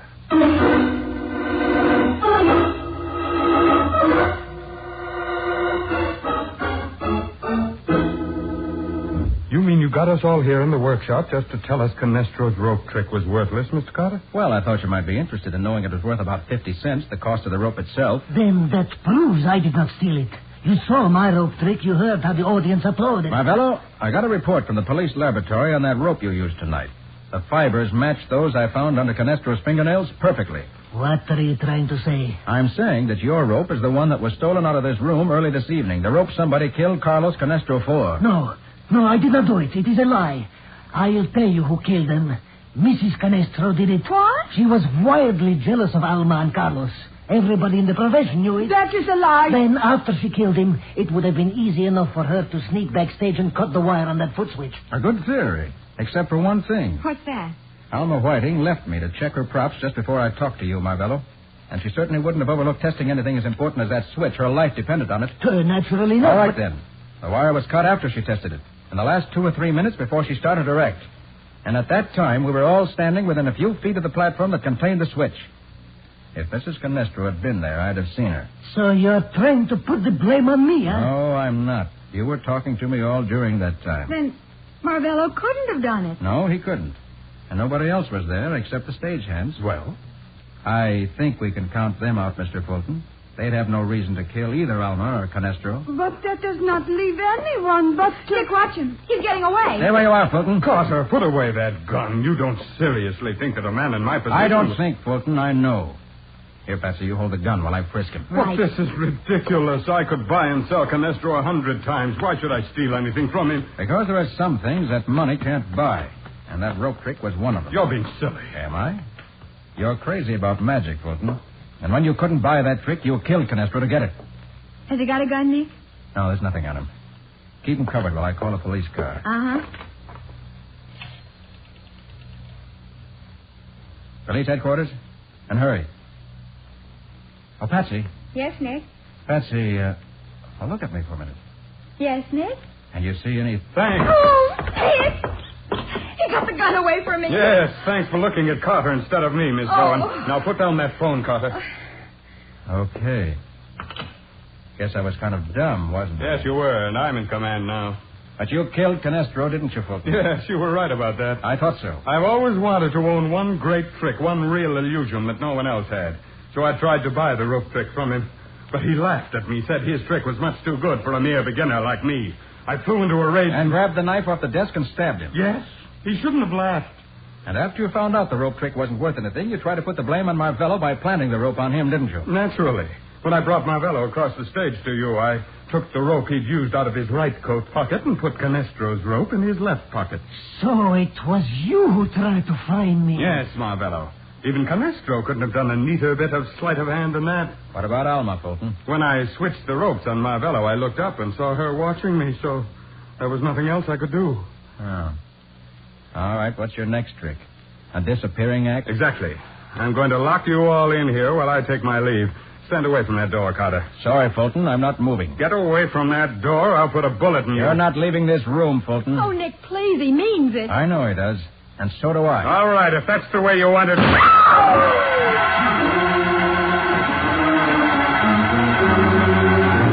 While the others stand by dumbfounded, Fulton at point-blank range fires his revolver directly at Nick Carter's heart. We'll see what happens in just a minute.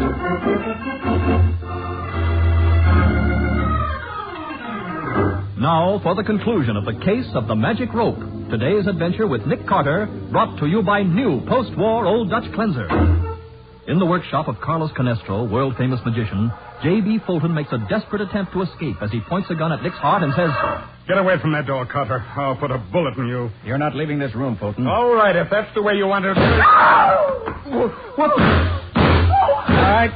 You through playing with that gun, Fulton? You are. Please notice that I've got you covered with a revolver that shoots real bullets. Oh, Nick, for the love of Pete, what happened? That revolver Fulton has only shoots blank cartridges. I picked it up here in the workshop. It must be the gun Carlos used in his act. I guess it was, Mrs. Canestro, but Fulton didn't know it. Why, you dirty... Skip it, Fulton. All right, Patsy. Call headquarters and tell them to come here and pick up Fulton the Great.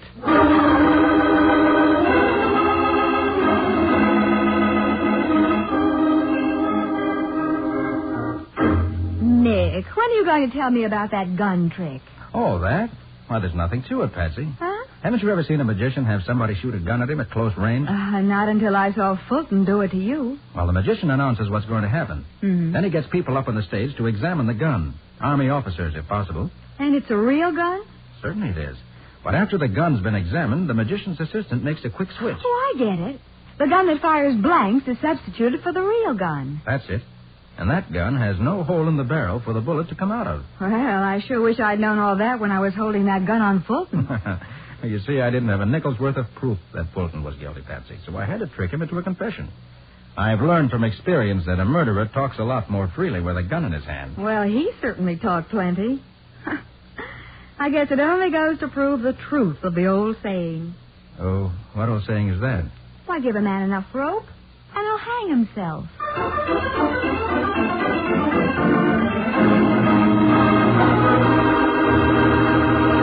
And now, the winners of the 4 1948 Super Deluxe Ford V8 four-door sedans in the third new post-war Old Dutch Cleanser Jingle Contest, which closed March 13th. Well, Nick, are you going to make the awards? Am I? Mike, I've been looking forward to this all week. Here are the folks who get those brand new 1948 Fords. Eileen Brassfield of 221 Emerson Avenue, Aspinwall, Pennsylvania. Mrs. Helen Hill McWilliams, in care of E.S. West of 167 Park Street, East Orange, New Jersey. Mrs. Robert L. Perry of 2314 West Adams Street, Phoenix, Arizona. And Mrs. Helen Jane Stage of 6926 Parnell Avenue, Chicago, Illinois. And let me add that I hope these lucky people get as much pleasure driving their Fords as I had in awarding them. Yes, to all these Ford and other prize winners, congratulations. And remember, we'll have more winners next week, so be sure to listen then.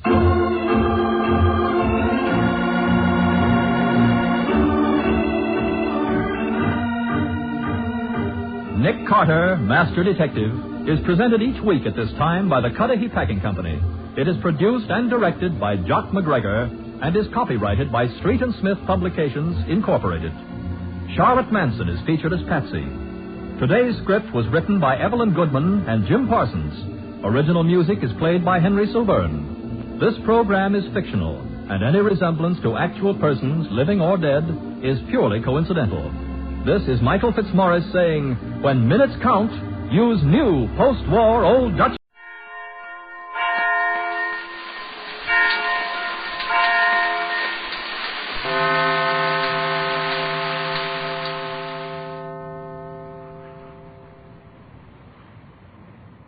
The NBC microphone is Randy Stone on Night Beat. But first, let me take a moment to tell you about two of Sunday's great shows on NBC. This Sunday, the big show will feature Joan Davis, Fred Allen, Georgia Gibbs, Johnny Johnston, Gertrude Berg, and your charming hostess, Tallulah Bankhead, with Meredith Wilson directing the orchestra and chorus. Then later Sunday, Theater Guild on the Air presents James Hilton's famous story, Goodbye, Mr. Chips. Stay tuned to NBC, the leader in radio programming. Now it's Night Beat on NBC. NBC presents transcribed Frank Lovejoy in Night Beat.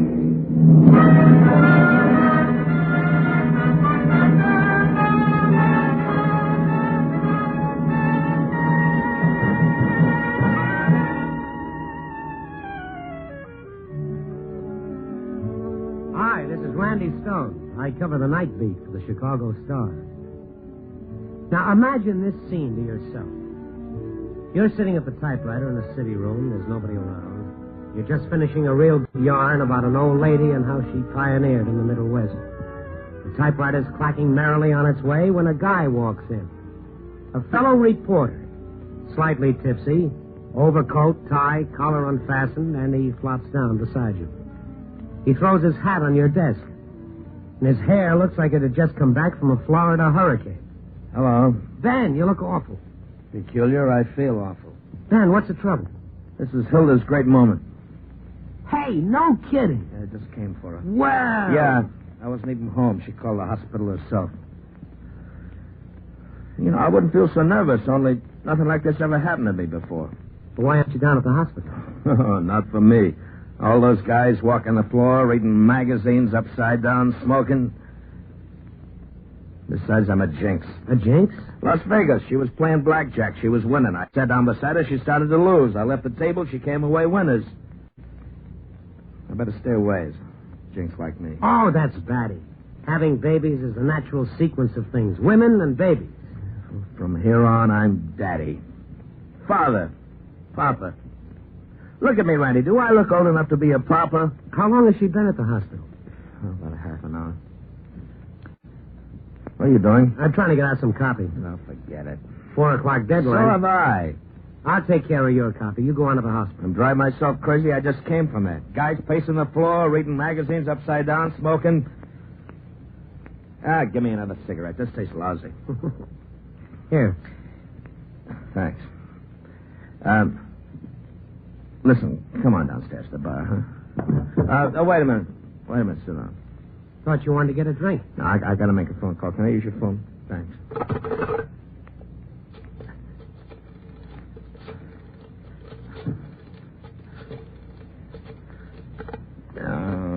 My finger's like a thumb.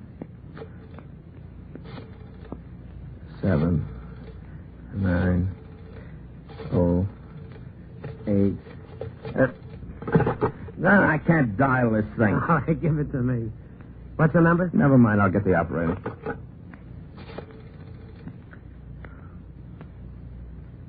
Hello, operator. Get me Anderson 79082, please. 82. Yeah, thanks. You've got a paperclip. Paperclip? Paperclip. Well, sure. Hey, what for? Kill me. I like to bend paperclip. Hello, Dr. Weiss, please. W-E-I-S-S, Weiss. Thanks. Stupid woman. She's been here for 10 years and she doesn't know. Yeah? Give me the floor, nurse. I don't know what floor. I wasn't even at the hospital when they brought her in. I don't even know the room number. Milton Weiss. Dr. Milton Weiss. What? Not on the staff. Now, look, what's the pitch, lady? You crazy or something? He's not on the staff. What hospital is this, huh? I'm sorry. Wrong hospital. I looked on the hospitals in the phone book. They got little black dots from the names to the number. I guess I must have followed it wrong. All right. Now, calm down, will you? I'll calm down when either I get a drink or a baby. What hospital is she in? Michael Reese. Give me the phone. Oh, yeah. What was his name? Who? Never mind, I remember.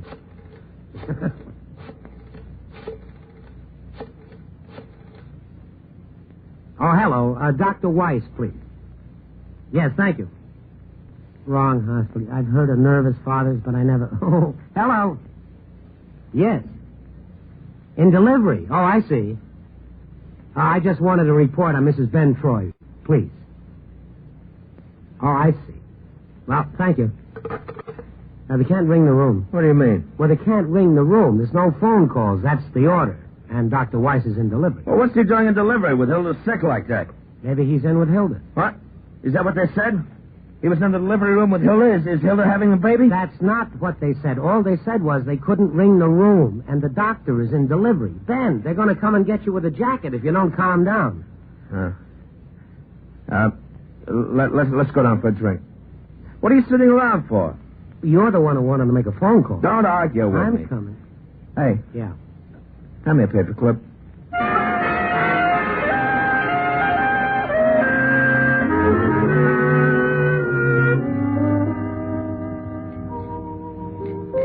It wasn't my idea.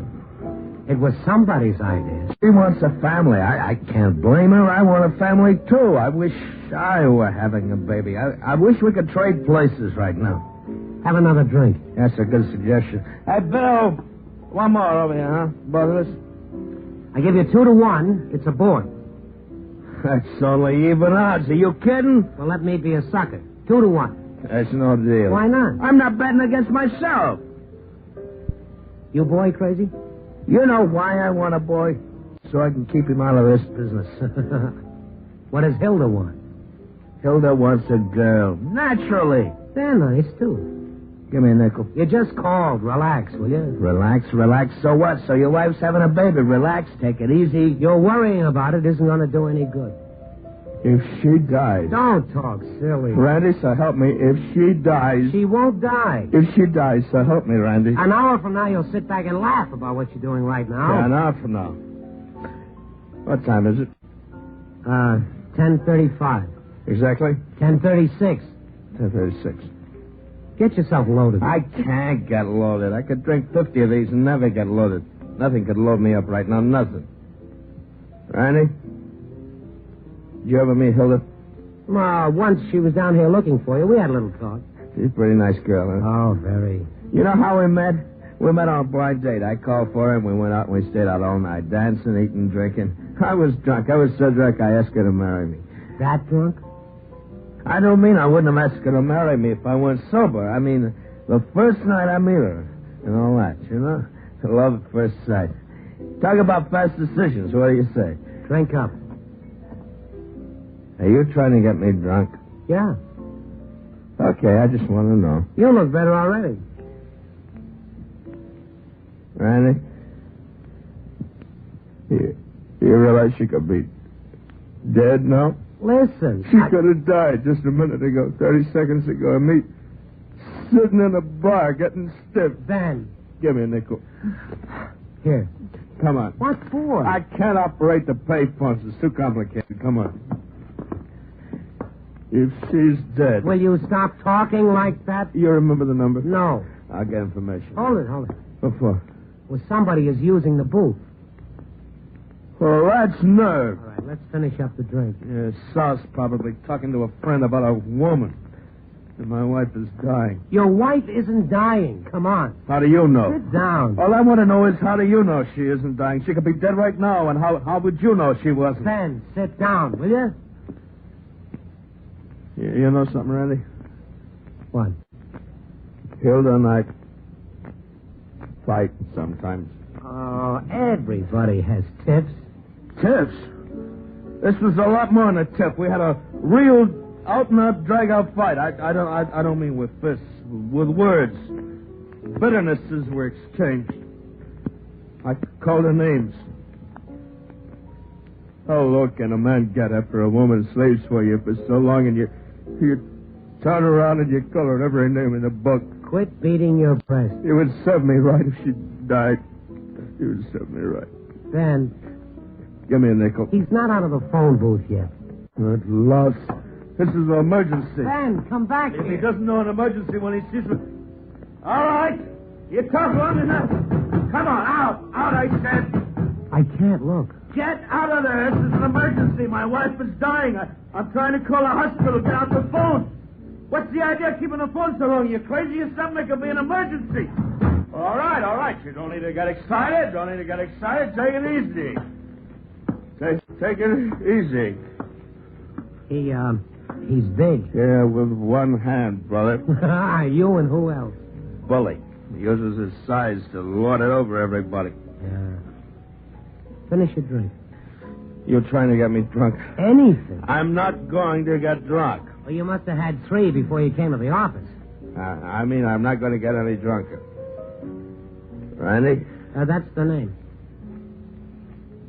Make it a boy. I'll do my best. You know, I came this close to being on the first string of the football team at school. Some guy beat me out. Oh, he'll be on the first team, though, huh? A backfield man. No lineman. No, not a lineman to get his brains beat out. Maybe it'll be a girl. To marry some slob who can't make a living? Or a millionaire. A rat of a millionaire? A spoiled playboy? Oh, no, not my daughter. The guy just got out of the phone booth. Now, give me a nickel. Your pockets are full of my nickels. Well, come on, I need a good dialer. I'm coming. Oh, I'm drunk. Hang on. You know, it's the dizziest bar I've ever been in. Well, I'll hold the door.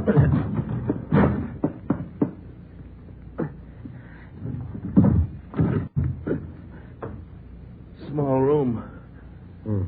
Give me the nickel. Oh, wait a minute. Almost got it. There. Yeah. I'll do it.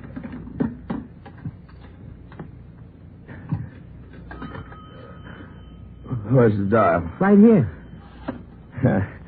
Thanks. You're a good guy. How can you see all those blurred numbers? I'm remarkable. You better close the door. Come on. It's tough enough, two of us in a phone booth without closing the door. No, wait a minute. Be quiet. I think somebody answered. Hello? What hospital? Hold the wire a minute. What's the name of the hospital? Michael Reese. Oh, that's what she said, Michael Reese. You check. Hello? Get me Dr. Weiss, please. Thank you.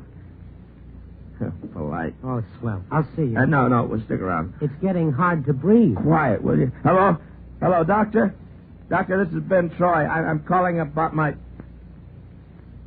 What? What? Are you kidding? No, say it again.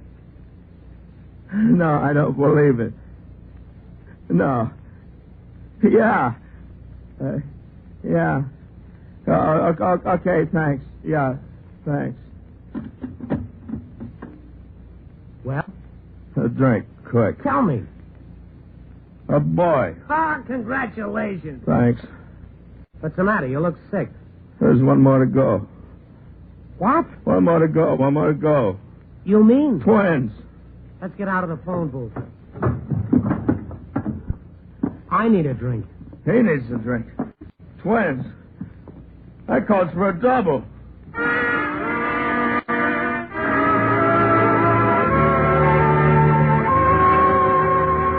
My friend Ben is a new father of twins. One twin born, the other on the way. Ben kept ordering one drink after another, and I couldn't find it in my heart to dissuade him.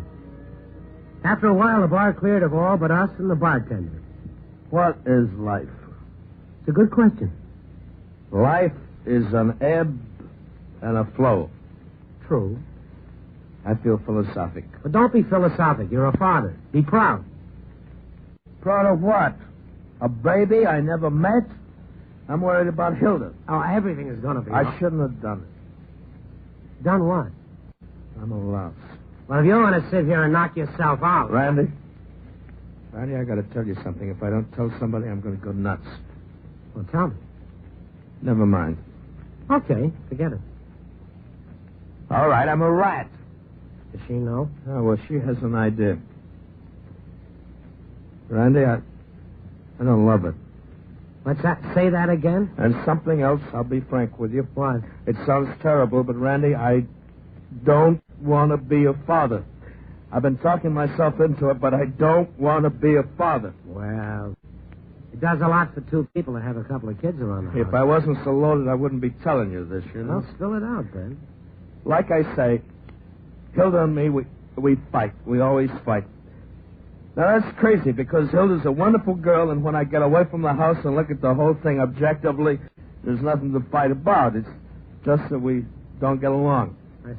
No, you don't. You think you do, but you don't. And when I have words with Hilda, I want somebody to talk to. So I go to this other woman.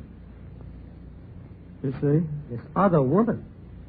Ben, maybe you better go over to the hospital. No, it's my conscience is killing me. I shouldn't have got married. I never should have done this to her. Give me a smoke, will you? I'll buy another pack. Oh, well, here's a quarter. Oh, save it. I got to call her. You can't. She's still in the delivery room.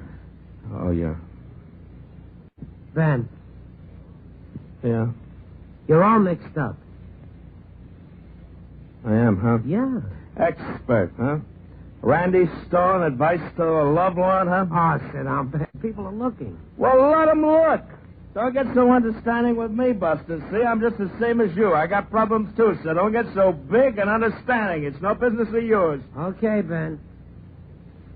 The drink's spilling on your shirt. Well, it's my shirt, and let it spill. What do you know about me? Nothing. You haven't got the slightest idea what I feel inside, do you? No, none at all. I was sitting at my desk trying to write a few words. Yeah. Well, let me give you a small idea of what I feel deep inside.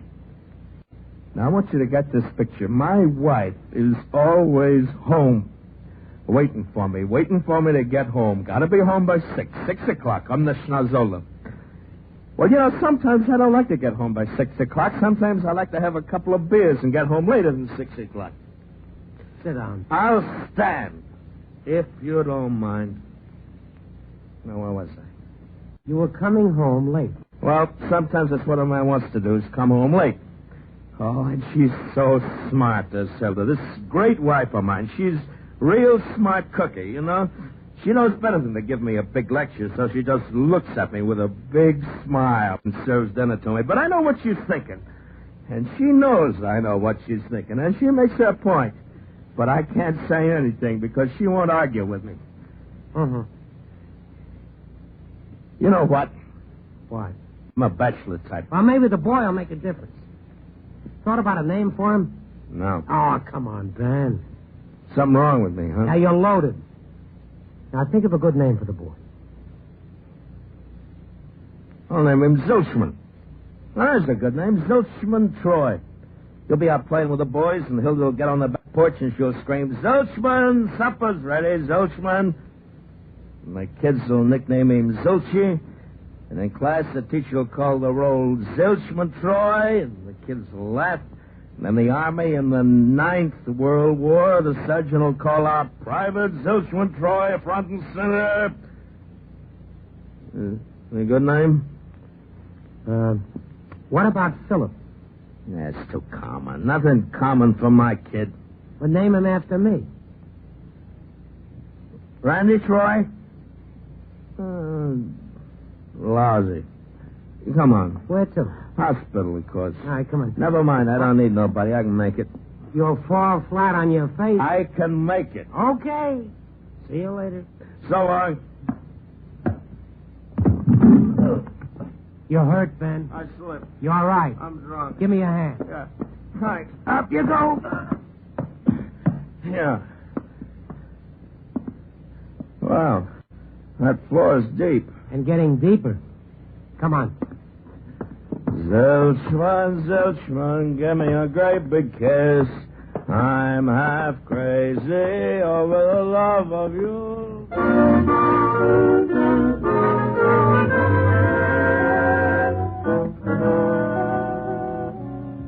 Hospitals. Look at the magazines they got in the father's waiting room. Vogue, 1928. Yeah. Hey, Randy, look at that guy. He's nervous. He's biting his nails. Nasty habit. Yeah, give me a cigarette. That's 2 packs, even. I think I'm beginning to sober up. That's good. I feel sickened before. That's how I know. Good. Randy? Yeah.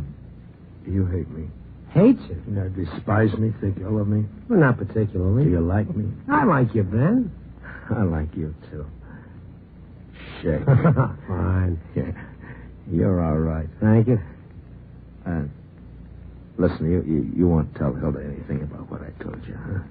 That's not my job, Ben. Yeah, silence. Mom's away, huh? Well, I'm not keeping your secrets, Ben, and I'm not blabbing them either. That's right. It's very proper. Just stay out of it. Just what I intend to do. Oh, Hilda's lovely, isn't she? She's very nice. She's refined, calm, never gets excited. Mm-hmm. Oh, there's a house phone. I'm going to call the doctor. Go to it. Dr. Weiss, please. Don't you want to light your cigarette? Oh, yeah. Hello, doctor. How is she? Transfusion. Well, doctor, let me. Well, sure, we got the same type blood. Why not? What? A blood donor. Well, listen, Hello? He hung up on me. How about that? He wouldn't let me give her blood. He said that there was too much alcohol in it. I can't even give my own wife a little blood. Why? Because I'm too weak to stay sober. Well, don't worry about it, Ben. We got the same blood held on me. H4. Or is it R6? Oh, yeah, that's right. R6. Well, something like that. Come on for a walk, Ben. Transfusion. She's dying. Come on. Don't figure that at me. Let me alone. I'm miserable. All right, you win. I wonder who he is. Who? The blood donor. Some guy. I don't like the idea. What? Some strange guy. His blood in my wife. I don't want some strange guy's blood in my wife. Van. Yeah. How about some coffee? Randy? Yeah. Randy, I'm going to be different. I'm going to change. You'll see. You'll see a changed guy. No more drinking, no more smoking, no more coming home late. I'm going to make myself over right now. And, about that woman. I'm going to tell Hilda everything. Total confession. All right. Yes, sir. Now give me the phone. What for? Don't argue. Give me the phone. I'm sorry. I wasn't a gentleman. Please, Randy, would you mind handing me the phone? Thank you. A pleasure. I'm going to... Which end do I... Oh. That's going to be hard to do, but it's willpower. From here on, a brand new man. Brand new. Hello, operator. Get me Lincoln 90576. Thank you. You know, I feel different already. I suddenly realized, Randy, that I love my wife. Oh, the truth is wonderful. For the first time in my life, Hello? Hello, Margot. Oh, all right. No, I'm with a friend of mine. In the hospital. No, I'm all right. Yeah. It's, my wife. Yeah, you heard me, my wife. Well, I lied to you. I am married. Yeah, well, I wouldn't blame you if you never saw me again, but I want you to know that I just couldn't go on lying like that to you, and I want... Well, now, wait a minute. Now, wait a... Listen, Hey, She told me to... You heard me? Very good. I feel better. Ben. Yeah. What about the others? What? The rest of them.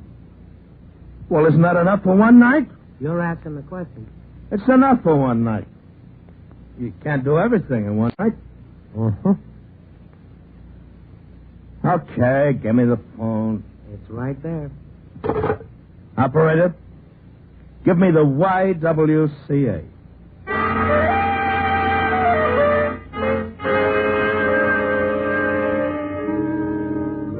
You're quite a boy. Call me a rat. To err is human.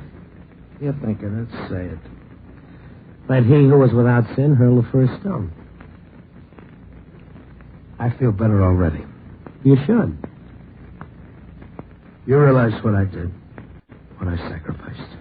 I think so. For the sake of a permanent relationship with a good woman? Right. You come home at night, tired, 6 o'clock. She meets you at the door with a great big kiss, and there's dinner on the table. Rib roast and apple dumplings, and the kids are there, the twins. And you take them in your arms, and you give them a big hug, and you sit down to eat and talk about the day's happenings. It's a wonderful life. Yep. Yeah. Better than the Rolling Stone bachelor life. That's the ticket, Ben. Nah. What's the matter? That's movie marriage.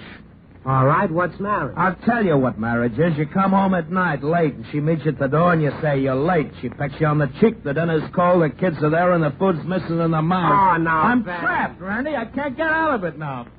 Before the babies, I could have got out of it, but not now. I'm trapped. I got twins. A baby's in her for the rest of my life. I can't face it, Randy. I can't face it. Ben. Yeah. The nurse. She's waving at you. Huh? She wants you. Me? You. Me? Well, come on. I'll wait here. No, come on.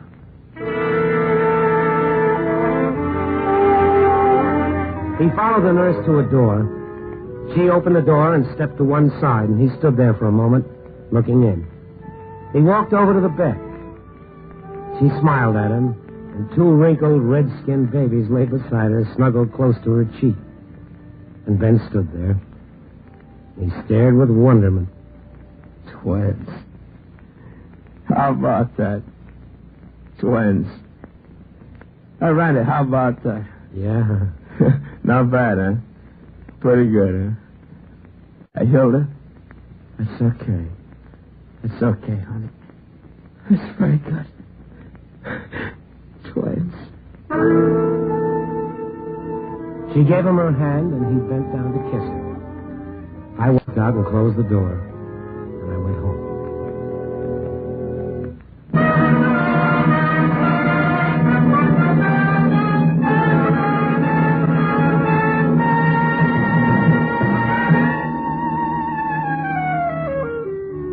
End of a story? No, not by a long shot. That was 2 years ago. Ben still comes home late. He still likes beer. You can see him around the office teasing the girls we keep around the city room. There are poker nights and stag parties and conventions in the lodge. But if you pass by his desk, you'll see the family portrait. A man and a woman holding a pair of twins. One boy and one girl. My personal opinion? Well, Ben and Hilda are going to be together a long, long time. Copy, boy.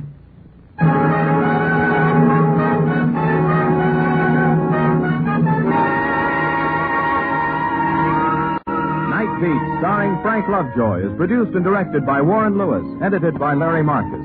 Tonight's transcribed story was written by David Ellis with music by Robert Armbruster. The part of Ben was played by Bill Conrad. Don Rickles speaking. Frank Lovejoy can currently be seen co-starring with Doris Day and Danny Thomas in Warner Brothers' I'll See You in My Dreams. 3 chimes mean good times on NBC.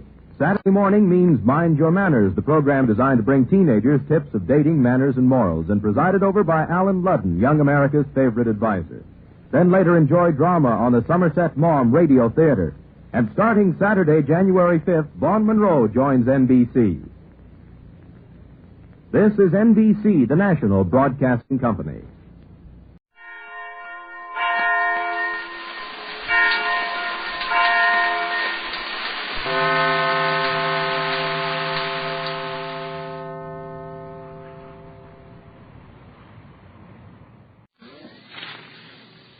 This is Diamond Broadcast number 6.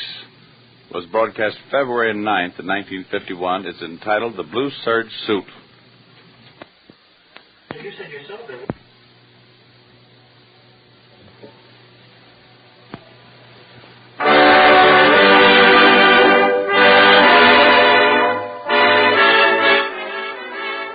The makers of Camel Cigarettes present Dick Powell as Richard Diamond, Private Detective.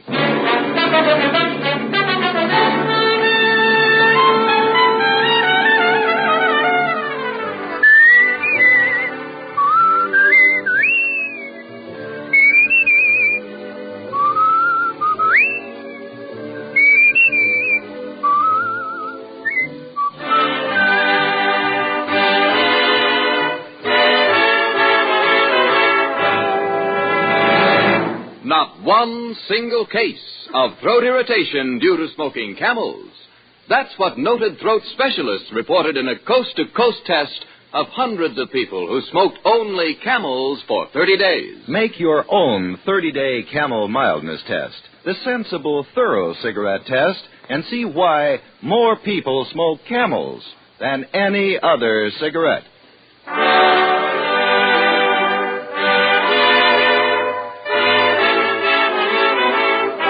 Here transcribed is Richard Diamond, Private Detective, starring Dick Powell.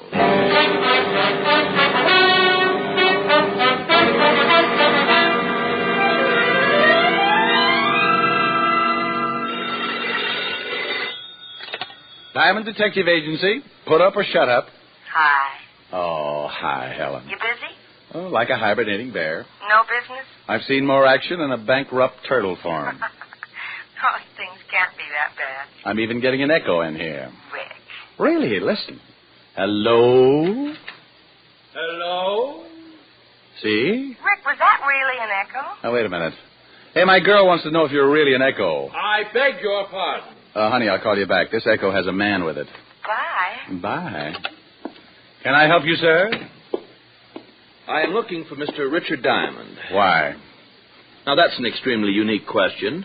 I want to sell him 10 tons of pig iron. Well, I'm very sorry, but I made a New Year's resolution that I wouldn't build another battleship until I paid up my bill at the automat. My name is Barr, David Barr. Now, if you'll stop talking like a television comedian, I would like to discuss a business arrangement. Well, my name is Diamond, Richard Diamond. And if you're rolling in money, I'd be very happy to discuss any arrangement you could dream up. How much do you charge, Mr. Diamond? Well, that depends. Anything short of a felony, $100 a day in expenses. How earthy? Well, it keeps my ribs from showing. Have you ever heard of me, Mr. Diamond? Well, I have a feeling this may lose me a quick sale, but very frankly, Mr. Barr... No matter, I can see by your clothes that your wardrobe must be fashioned exclusively by popular mechanics. No. Well, okay, we've kicked it around. It's been fun, but I'm beginning to get winded. What do you want to see me for, Mr. Barr? I want you to guard my store. Store? Yes, I have the most fashionable men's haberdashery and tailoring business on Madison Avenue. And you want it guarded? Perhaps I should give you some background concerning the disgusting incidents that led me to your, office. For the lack of a more sordid description, yes, office. I'm sure the whole background must be very disgusting. 2 nights ago, my shop was vandalized. Somebody broke in and swiped something. Yes. To be exact, 1 blue serge suit. 1 suit? One. I reported the incident to the police, and they summed it up with the same brilliant observation as you. To quote the sergeant, somebody broke in and swiped something. Now, look, Mr. Barr, don't tell me you want me to find that blue suit. No, this was not the end of the trouble, Mr. Diamond. Somebody lifted a hand-painted tie, maybe? Naturally, my employees were questioned, and the following day the police returned to their little precinct, satisfied that somebody had merely... busted in and swiped something. Yes. Well, the following night, my shop was again the object of vicious vandalizing. This time, the party, or parties responsible, took every foot of blue serge material in the shop. Oh, now, wait a minute. First, somebody breaks in and takes 1 blue serge suit. The next night, all the blue serge material in the store is stolen. What's the matter? Did you run out of suits? All my suits are custom-tailored, Mr. Diamond. Oh. My stock of finished merchandise is generally sparse. We complete only 2 or 3 suits a day. The missing blue serge was hanging with 2 other suits. The property, of course, of one of my best customers. And the thief didn't touch the other 2 suits? No. And on the following night, the night of the second burglary, a gray flannel was left untouched. The suit and the cloth stolen were both blue serge? Correct. Naturally, I had to order another stock of the same material. It's in the shop now, and I should not be able to sleep a wink unless I was certain that it was safe. And you want me to sit up with the blue serge? Exactly. I am considerably interested in finding the motive behind these unusual robberies. Oh, well, this is certainly a first in my life. I've sat up with a lot of things, but never 15 yards of blue serge. The illustrious Mr. Barr handed me a $100 retainer, ran a white glove over the top of my desk like an inspecting general, made an observation on the pursuit of happiness, and went out of my office faster than a bad molar at a dentist convention. We had agreed to meet at his shop at 6 o'clock that evening. So I pasted the $100 bill to my instep, put the instep up on the desk, crossed the other instep over it, leaned back and dozed off, secure in the knowledge that money would never go to my head.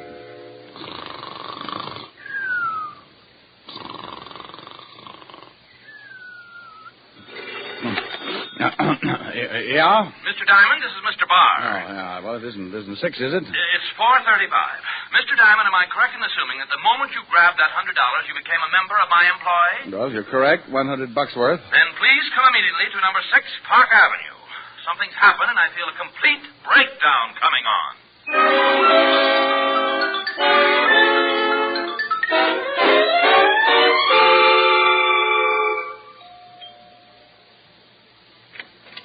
Oh, come in. Oh, what's happened? Well, if this keeps up, I may be living on dream pills. I've been eating them like peanuts. Well, maybe if you gave me a hint. I have been robbed. Well, didn't we go through this thing in Here, I've been robbed here in my apartment. What? I came home, took a bath, went in to get dressed, opened my wardrobe, and to my complete horror, found 3.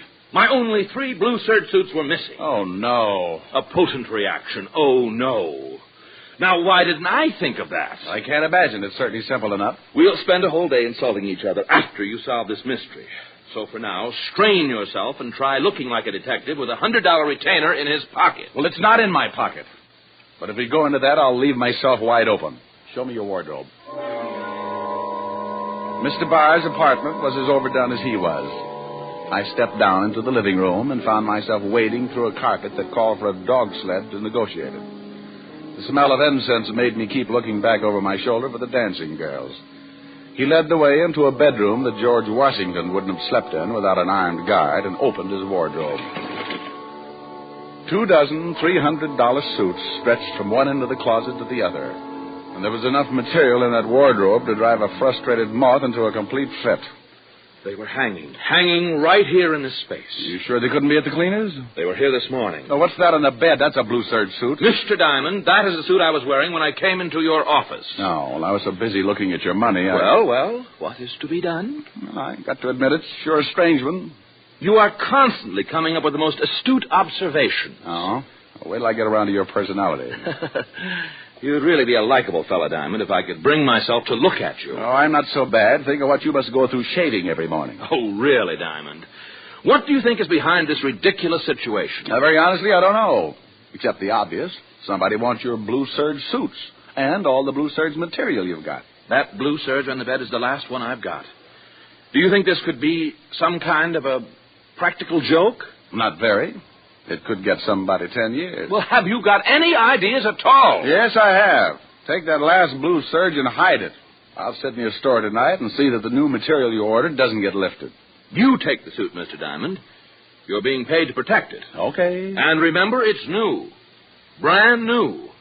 It would cost you $300 to duplicate it. So for the sake of your home and kiddies, don't stuff your big shoulders into it. He gave me the key to his store and told me how to shut off the burglar alarm. He gave me the phone number where I could reach him that evening in case something happened, draped the blue suit over my arm, and hurried me out of the room like he was getting rid of a plague victim. I grabbed a cab, and 10 minutes later I was unlocking the door to my apartment. I started to toss Mr. Barr's suit on the bed, but thought better of it, so I went to the closet, opened the door, and reached for a hanger. Now, unlike Mr. Barr's wardrobe, I generally sport a variety of items. A couple of sport coats, a few old Letterman sweaters to fill up the space, 4 pair of slacks, and usually, mind you, I say usually, 2 suits. One of which I was wearing at the moment. The other was a blue serge. Was right, because where my blue serge suit once was, it wasn't. That did it. First, Barr loses everything in sight that happens to be blue serge. Then I come home and find that one of the 2 suits I had to my name had been swiped. I burned. Barr could get dozens of suits and use them for bath mats when he got tired of wearing them. Me, I was going to have to sew sleeves on the bath mats. I called Barr at home, but he'd left. I thought about calling with the number he had given me, but decided against it. I sat down to try and figure it out. But a half a dozen camels later, I was still facing a big, fat zero. One thing was sure. I had Mr. Barr's last blue serge suit, and nobody was going to get it away from me. Big shoulders or not, I put it on and headed for Barr's shop on Madison Avenue. I never made it. Hold it. Hey, what is this? Well, I'm only considering it because you've got a gun in my back. Walked under that sedan by the curb. Oh, I get car sick. You heard him. Oh, fellas, I haven't been well. Doctor recommends lots of walking. Told me to stay away from cars. No. Oh, now look. You heard him. Yeah, I heard him. Would I be nosy if I asked? Yeah, you would be very nosy. How about you, friend? You heard him. Get in the back. Look, can I interest you boys in a deal? My secret decoder and my ray gun, if you'll only... They were both big boys, and they both had big guns. One of them slugged me with one of the big guns, and my head swelled up to match the whole ugly situation. I went down and out faster than a left fielder trying to steal home with a Charlie horse. They rolled me into the car. We drove for a long time, me lying on the floor of the back seat, trying to bring myself back to a conscious way of thinking. Finally, I snapped out of it. They let me sit up and take a look around. We were on a lonely stretch of road, and although the car was green, not black, and didn't look anything like a hearse, I had a gloomy feeling that we were heading for a funeral. Get out. Now, look. You'll hide him. Okay.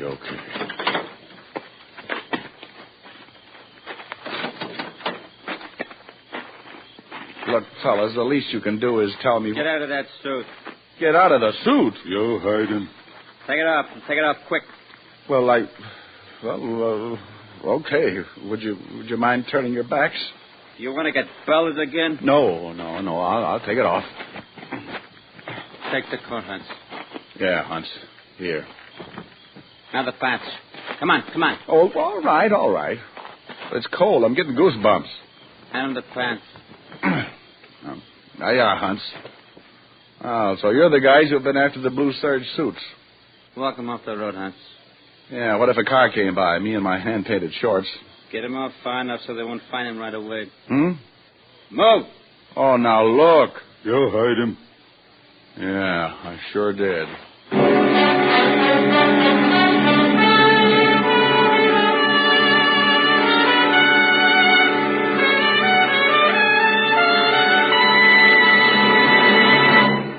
Before we continue with Richard Diamond, Private Detective, here's an important question. How mild can a cigarette be? There's one sensible way to find out. It's not just a sniff, not just a puff, but steady smoking. For only then can you find out how well a cigarette agrees with your throat day in and day out. In a coast-to-coast test, hundreds of people smoked only Camels for 30 days.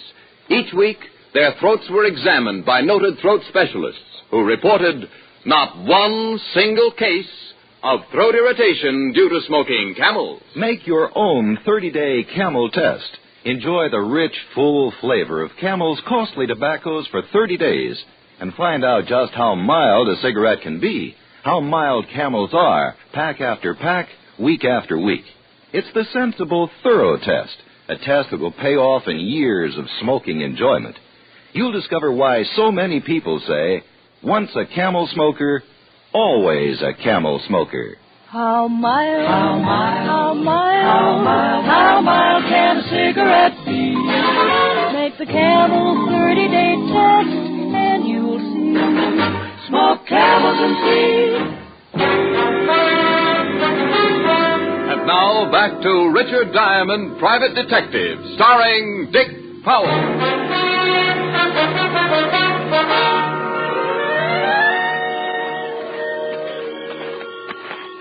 I kept walking with Hunts right behind me, his big gun pointed to the middle of my back. I could stand losing my clothes, but I'd grown to enjoy my life. So I decided I'd have to get that gun away from Hunts somehow. We were 50 yards from the road when I tried it. Give me that gun! Come on, give it to me! Well, I guess you didn't hear what I said. Hunts had tried his best to put a hole on me, but like most guys who think they've got a sure thing, he forgot a small item called luck. In this case, all of it on my side. I left him lying on his face in the moonlight and headed back for the car. But the other gunsel evidently saw my white shorts donning over the landscape and decided it was time to leave. I tried a shot at him and then went back to find Hunts and borrow a pair of pants. Sometimes when things happen that fast, a guy gets careless. Now, I'd figured Hunts, being wounded, would be in the same spot I left him. But when I got back to the spot, the one-sentence killer was nowhere in sight. Somewhere in the distance, I heard a branch snap, so I knew that Hunts was on his way back home. I was getting too cold in my undies to start chasing him, so I went back to the road and walked until I spotted a house. Any other time, I would have considered carefully before walking up to a front door, attired only in my underwear. Thank goodness they weren't blue serge. I figured I could say I was a cross-country runner with a bad sense of direction. I rang the doorbell and waited. Yes? Could I use your phone?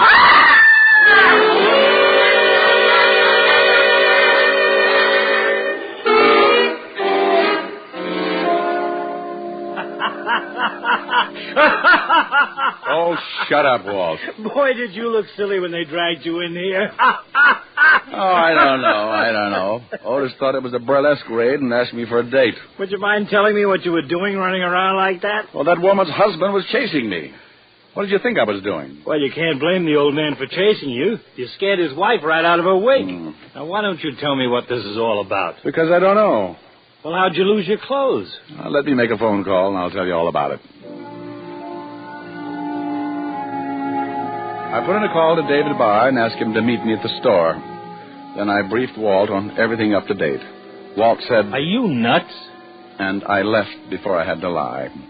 I went back to my apartment, climbed back into the only suit I had left, and 20 minutes later, I was standing in David Barr's shop on Madison Avenue. I explained the events of the last couple of hours, and Mr. Barr said... Disgusting. You bet. I just can't understand it. Move over. Don't you have any theories at all? Well, vague ones. That blue suit that you gave me. Tell me about it. The material was originally ordered for a customer who failed to show up, so I had it made up for me. Where did you get your cloth? Black & Winterfield. Although I'm certain you've never enjoyed the benefit of their merchandise, you must have heard of them. What customer was the material ordered for originally? Oh, not one of my steady customers. He left a deposit. Well, what was his name? Kingsley. Leonard Kingsley, a small man with a preposterous stomach. I had to order 4 yards. Well, this Mr. Kingsley. He's never called or gotten in touch with you? No. So needing another blue suit, I use the material for myself. If he comes in, I can always order more material. Didn't you take his measurements? He was in a hurry. He picked out the Serge from the book, gave me a deposit, and told me he'd be back that afternoon for the measurements. That was over a month ago. What are you driving at, Diamond? How do I know? I'm just fishing. The whole thing has got something to do with blue Serge material and that blue suit. You're getting disgustingly repetitious. I suppose you're going to tell me this Kingsley sent 2 hired killers to steal my goods because he thought it was easier than coming in for a fitting. I don't know. Where's your phone? On the desk. It's the only thing in the whole shop that looks anything like a phone. Honestly. I got more of a description of Leonard Kingsley and put in a call to Walt at the precinct. I gave him the information, asked him to run a check. Then I said goodnight to Mr. Barr and settled back in a chair to guard the store. I'd been sleeping about an hour when Walt called back. What do you know about this Leonard Kingsley, Diamond? Oh, now, there's a brilliant question. Why do you think I called you up? I don't know anything. I want to find out. Well, where did you hear about him? From my client. That bar guy you told me about? That's right. This Leonard Kingsley came into his store, ordered a suit, never came back. That was because he couldn't. Come back? Yeah. About a month ago, this Leonard Kingsley was killed in a car accident. Stepped off the curb and a car hit him. You sure it was an accident? Yep. Woman hit him. There was an inquest. Witnesses say it was all Kingsley's fault. All right. What's the rest? Rest? Oh, stop with the Little Red Riding Hood. Something's up. Well, this is confidential, Rick. Well, it'll stay that way. The FBI have got a share in this thing. What? It seems that when a check was run to find Kingsley's home and relatives, all of the credentials he had on him turned out to be phonies, particularly his passport. What did the feds find out? Kingsley was from one of the Iron Curtain countries. Espionage.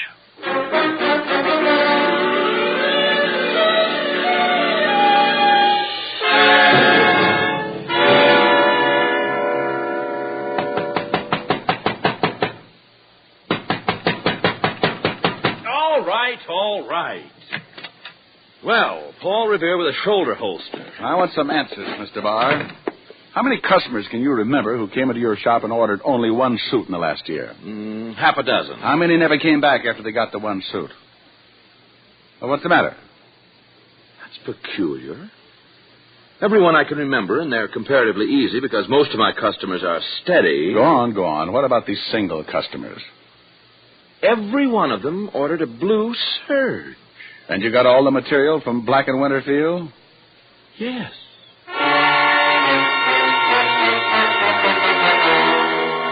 The whole thing was beginning to make sense. What better way of getting information out of the country than in the material of a suit? I dragged Barr down to the store again, got the names of all his single customers who had ordered blue Serge suits. Then I went over to the 5th Precinct and had Walt make a check on them. 2 hours later, the U.S. Customs Department sent in an interesting teletype. Rick, every one of those guys have left the country and hasn't returned. And 8 to 5, the FBI can find out plenty. Now, give me the information. Let's go over to Black & Winterfield. I want to take a look at that store. See if I can find out how anyone can hide any kind of information in 3.5 yards of blue serge.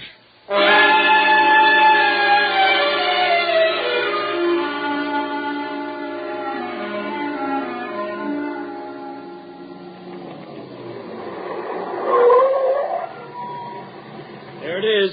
Dark. Yep, come on. What do you think you're going to do? Well, we're going in that store and take a look around. You can't do that. Not without a warrant. All right, Fatty, just so you won't disgrace that lovely badge, I'll go in first, and you can come in and arrest me for breaking and entering.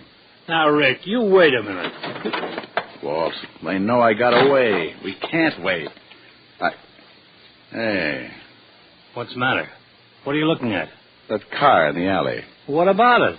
Looks like the one those two killers took me for a ride in. Come on.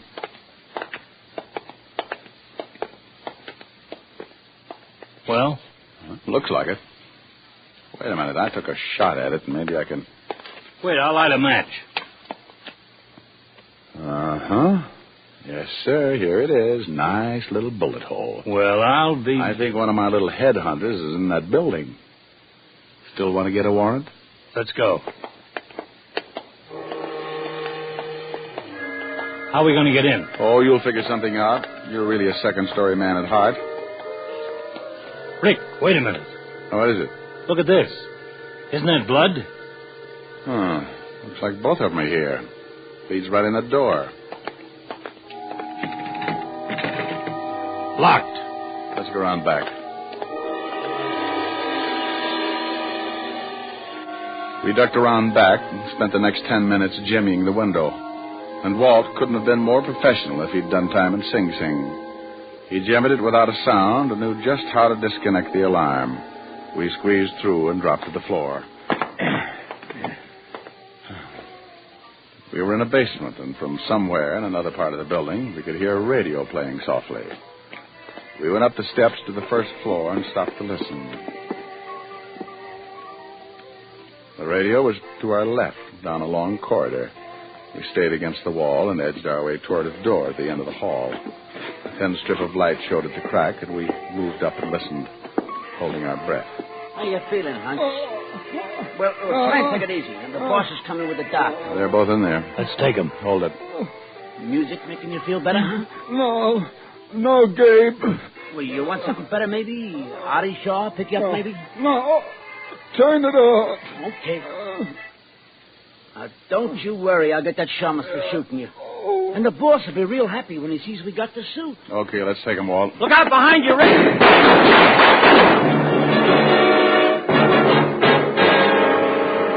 It all happened so fast there wasn't any time to think. Suddenly, there were two men standing behind us in the hall.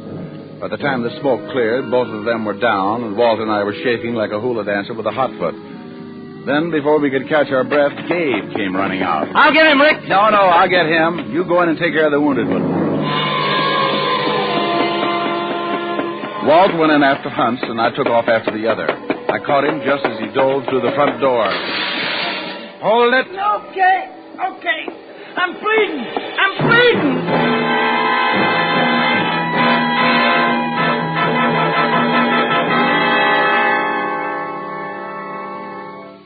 All right. Let's have it. I'm bleeding. Get a doctor.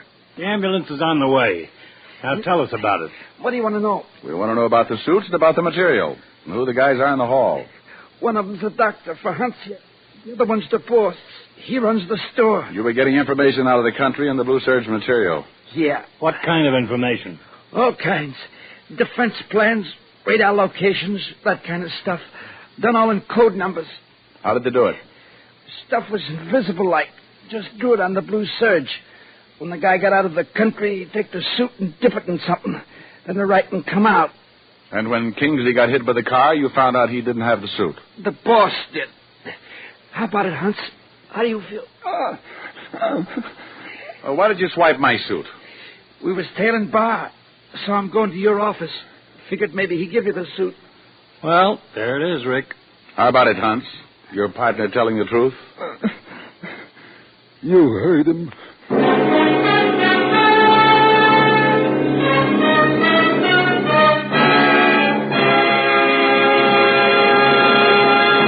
Dick Powell will return in just a minute. What cigarette do you smoke, Doctor? Again, a study has been made. Again, this question was asked of doctors all over the country and in every branch of medicine. The brand named most was Camel.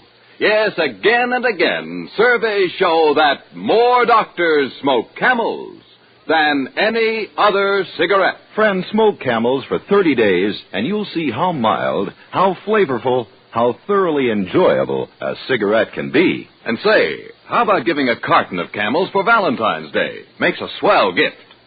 How mild, how mild, how mild, how mild can a cigarette be? Make the Camel 30-day test, and you'll see. Smoke Camels and see. Here's Dick Powell with a special message. Thank you. Ladies and gentlemen, each week for many years, the makers of Camels have been sending gift cigarettes to hospitalized servicemen and veterans in this country.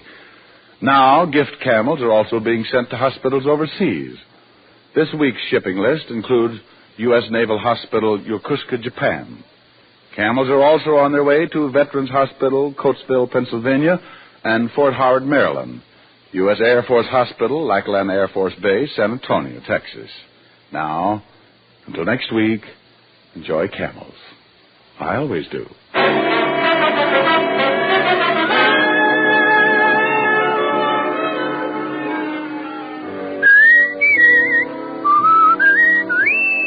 Dick Powell can soon be seen in his new RKO picture, Cry Danger. Tonight's adventure of Richard Diamond was written by Blake Edwards with music by Frank Worth. Our director is Helen Mack.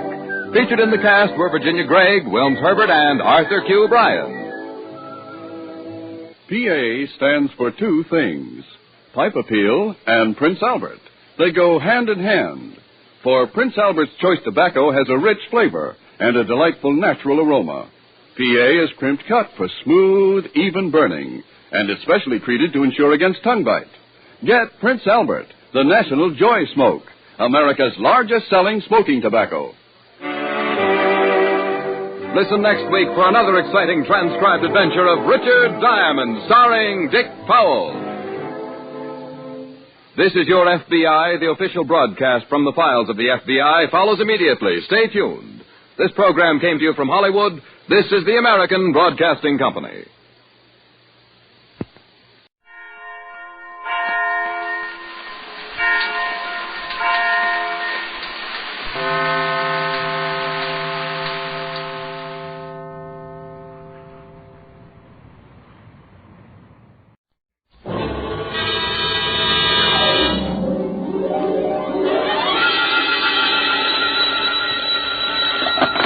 Sam Spade Detective Agency. Ahoy!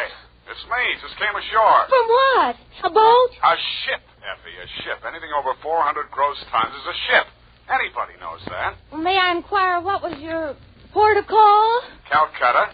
My, that was a quick trip. Well, Effie, I'll tell you, I got so homesick for you I couldn't stand it, so I assembled my gear and jumped ship. Why, Sam, how sweet. A fast there, gal. I'll be right down to dictate my report.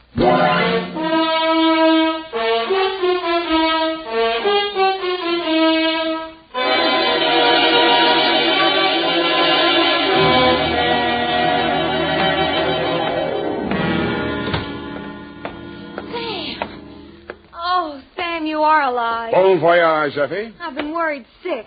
Where have you been? On my way to Calcutta, sweetheart, where the dawn comes up like thunder. Sam, what are you talking about? Calcutta? And the flying fishes play. Ready, Effie? Sam, why did you want to go to Calcutta, of all places? I didn't, Effie. I hate Calcutta. I was shanghaied.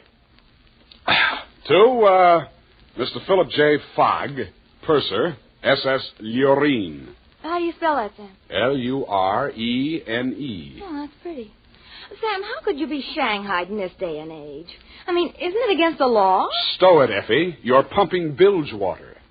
Sam, I am not. From Samuel Spade, license number 137596, when you have the time, regarding the Calcutta trunk caper. Dear Mr. Fogg, the following report will explain the enclosed voucher, which is a claim against your company for the amount of $500 and no cents.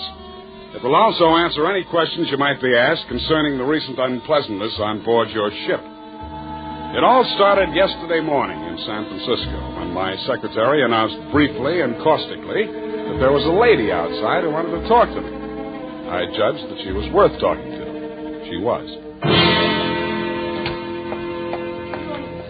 Your secretary let me in. Well, I'm glad she did. What can I do for you? I'm Marcia Hopkins. I see. Mrs. Marcia Hopkins. I see. However, my husband is dead. I see. It's about my sister that I've come to you, Mr. Spade. I'm dreadfully worried about her.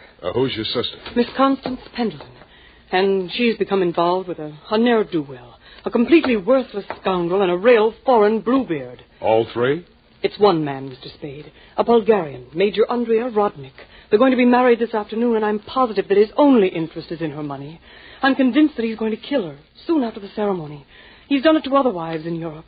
I've warned Constance and pleaded with her, done everything I could to stop it. But she's completely infatuated with him and refuses to listen to me. Mm-hmm. What do you want me to do? Prevent the marriage if you can. Get the truth about Rodnik's background and face Constance with it. Oh, Mr. Spade, in some way you've got to make her realize the seriousness of the situation. He's a ruthless character. Well, do what I can, Mrs. Hopkins. Oh, thank you, Mr. Spade.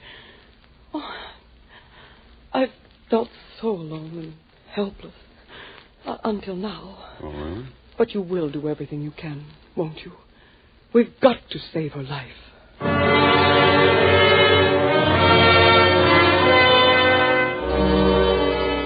She daubed at her eyes with a stamp-sized handkerchief, patted the red gold hair of her temples nervously, smiled at me bravely, and swayed out.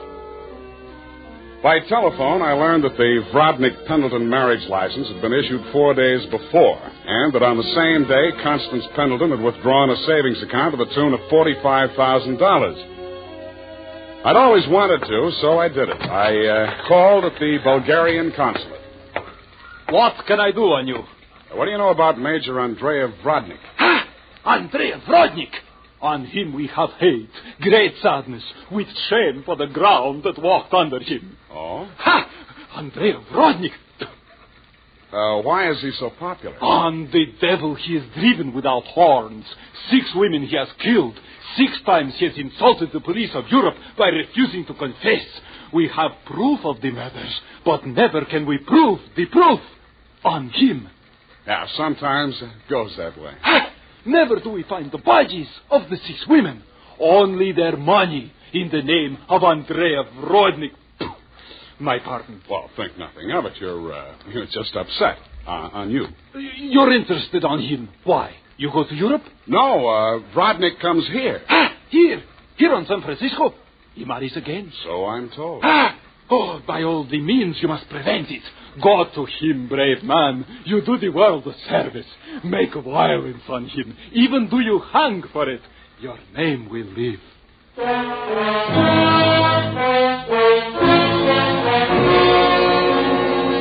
With those valiant words goading me on, I left.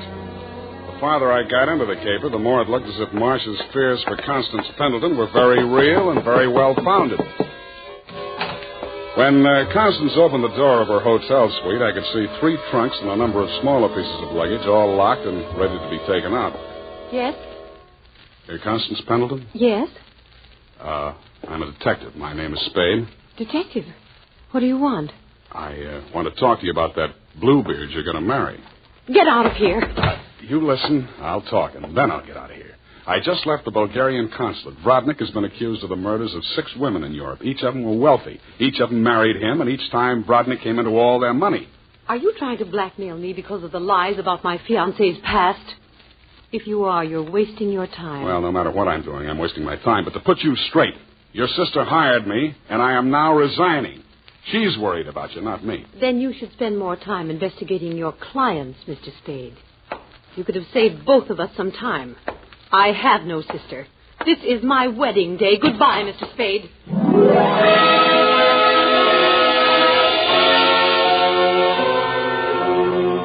As I left the room, I maintained the stern facial expression I reserved for moments of great shock. But once outside the door, I allowed myself to be carried on the wave of rage and embarrassment for just a minute, and I kicked over 2 potted palms.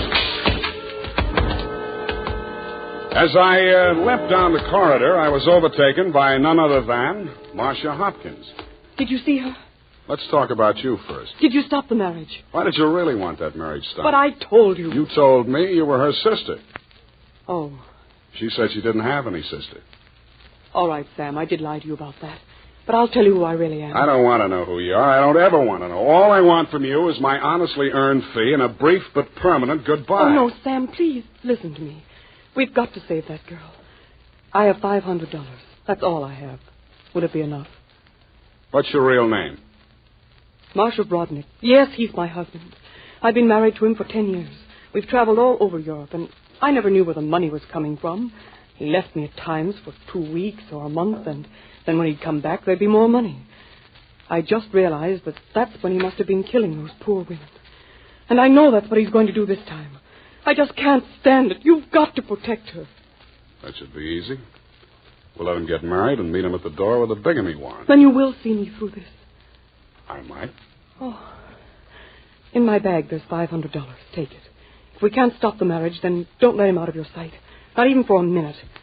He's a beast, Sam. A beast.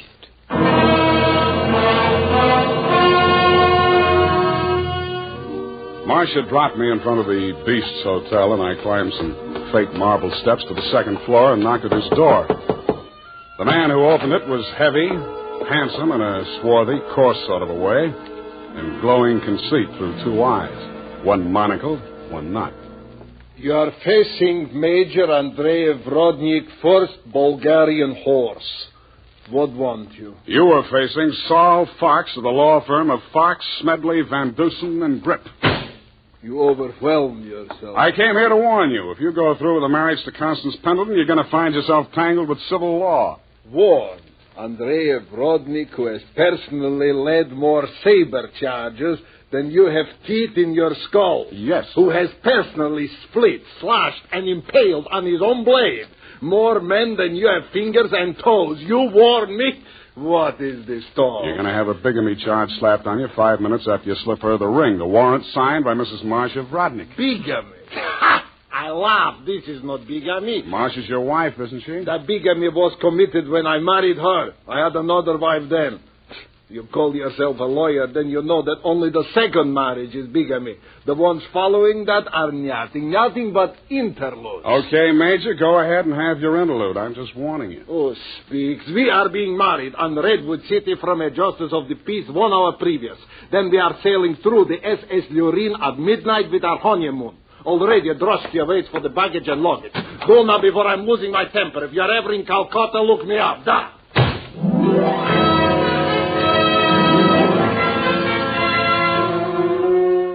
I could see the direct approach was getting me nowhere, so I decided to proceed by stealth.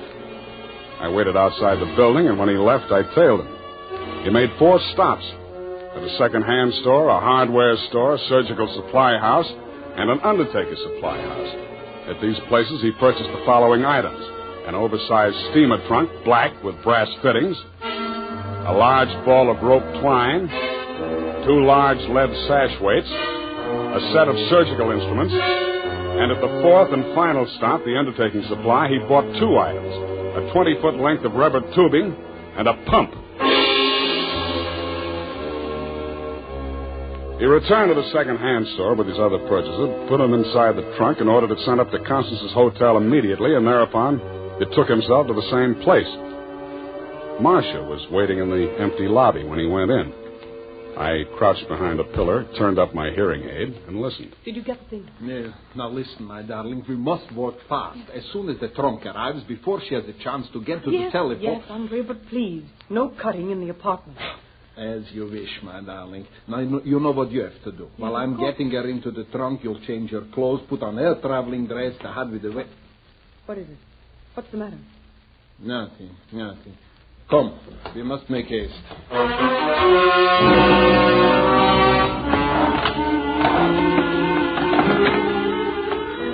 They made haste to the elevators, and I made haste to the row of house telephone booths around the corner and called Constance's room. Hello? Mrs. Rodnick? Speaking. Listen, get out of that room right away. Don't take the elevator. Go down the stairs. Who is this? What are you talking about? I haven't got time to explain, and you haven't got time to listen. All those stories about your husband are true. He's going... Hello? My hand clawed out to the door handle, but I couldn't reach it. I felt as if the walls were closing in around me, and just before it got dark, I had the crazy notion that I was inside Brodnick's big black trunk with the brass fittings. I could still hear Constance's voice way off in the distance, somewhere in the direction of Calcutta. I tried to shout to her, to warn her, and then the lid closed over me.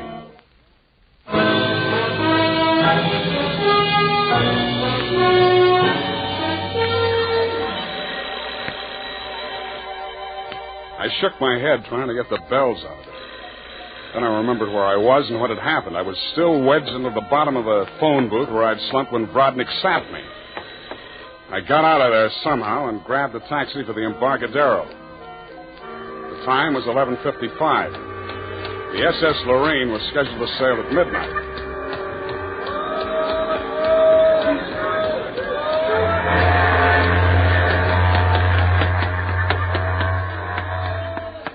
I was no sooner across it than they hauled up the gangplank and the ship started moving out of the berth.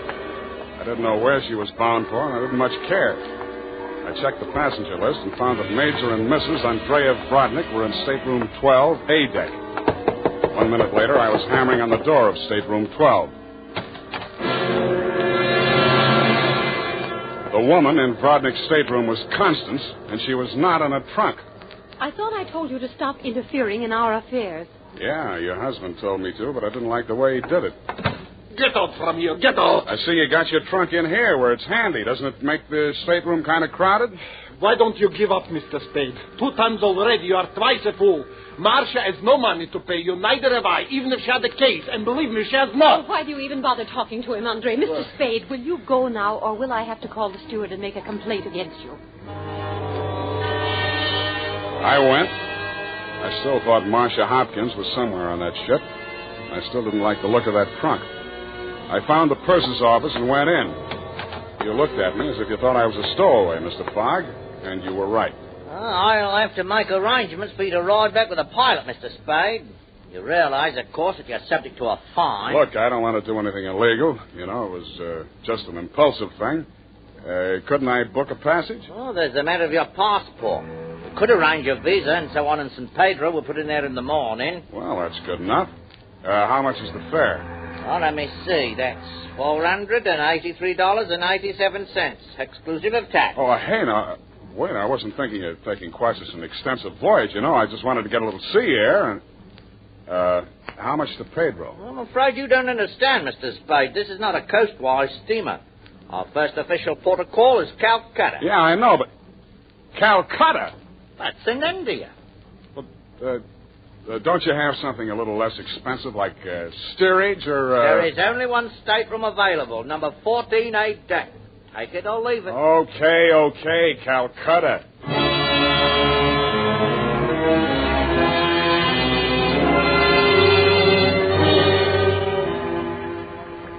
After buying my passage to Calcutta, I had exactly 12 cents left.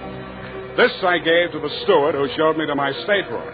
He thanked me, kicked me in the shins, and left. Out on deck, a tall, red-nosed old gentleman in knickerbockers and a yachting cap was taking a turn around the deck.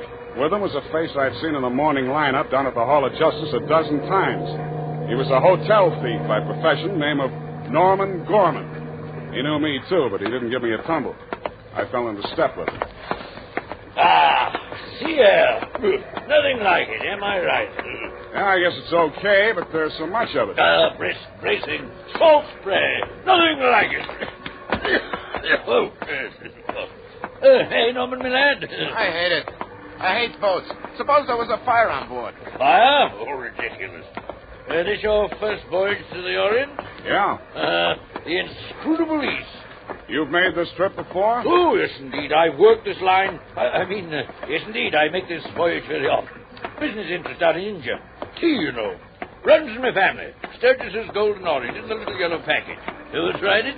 No, I never indulged. Huh?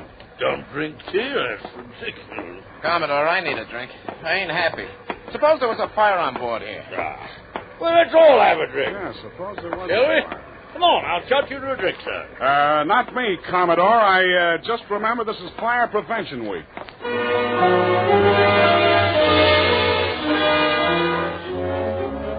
The nearest fire alarm to Vrodnik's stateroom was on the companionway leading to the A-deck corridor. It was a glass-enclosed box with a small hammer hanging on a chain.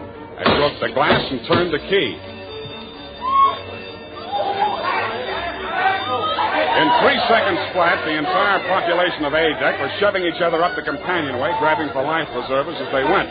The steward hammered on the door of stateroom 12, opened it, shouted inside, and Vrodnik and Constance reluctantly came out. I ducked inside, grabbed the handle of the trunk, and started dragging it. When I got it into my stateroom, I broke the lock and lifted the lid. It was Marcia, all right. There was just time to see that before the stateroom door flew open and the ship's officer stuck his head in. I didn't move you. Didn't you hear the alarm? Why, no, I didn't. What's wrong? Never mind, Daddy. Take this life preserver. Get going now. Okay. Don't touch me. It makes me nervous.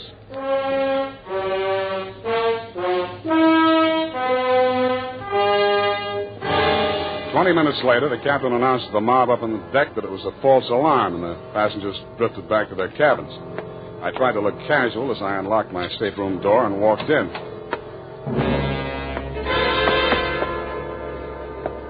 Then I stopped trying.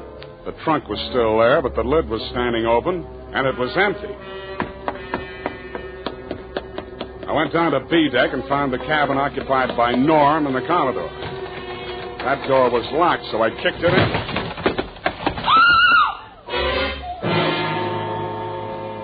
You could still see the marks on her wrists and ankles where the cord had been.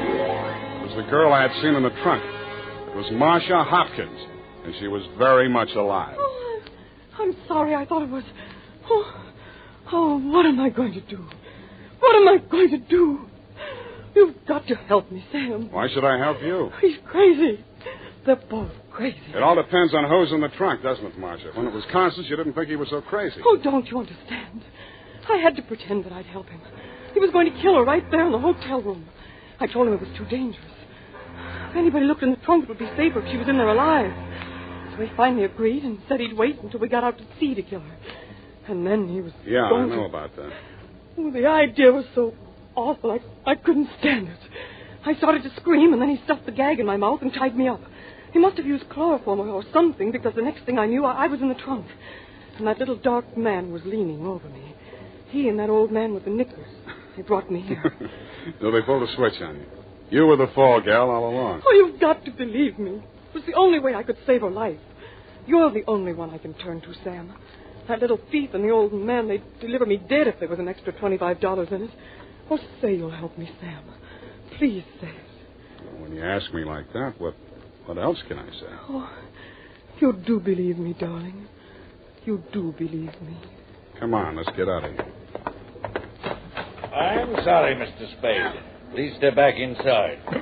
I promised my associate, Mr. Gorman, that I would not allow this young lady to risk her life by leaving this cabin. You're getting into this caper at the wrong end, Commodore. It's wound up. They've bungled it. It's no good anymore. You may be right. But you understand my position, sir. I can't take any chances. You've talked to Mr. Gorman? Norm?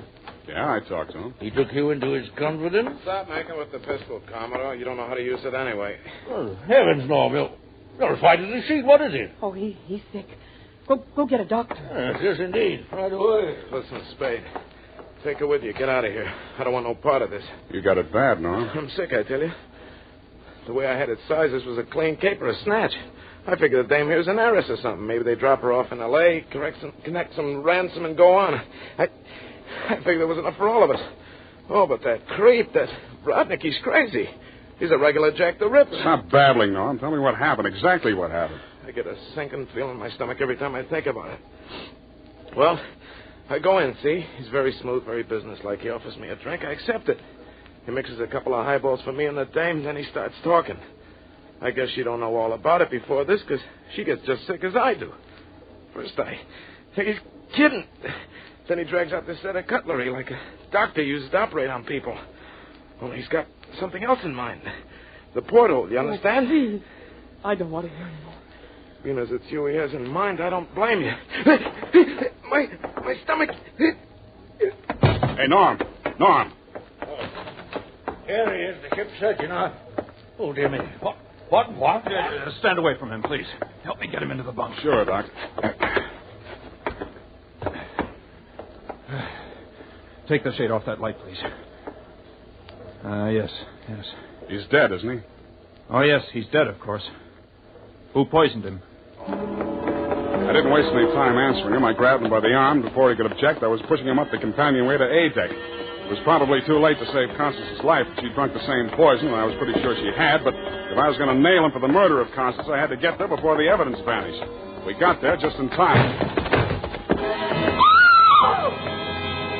I don't need to tell you what we saw, and I'd rather not. Brodnick rose slowly to his feet, clicked his heels military fashion, and bowed very low. The ship's surgeon. How opportune.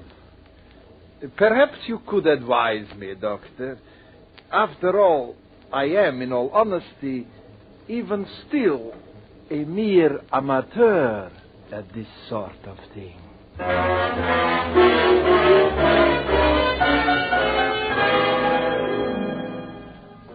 After Brodnick had been taken into custody, we took another turn around the deck.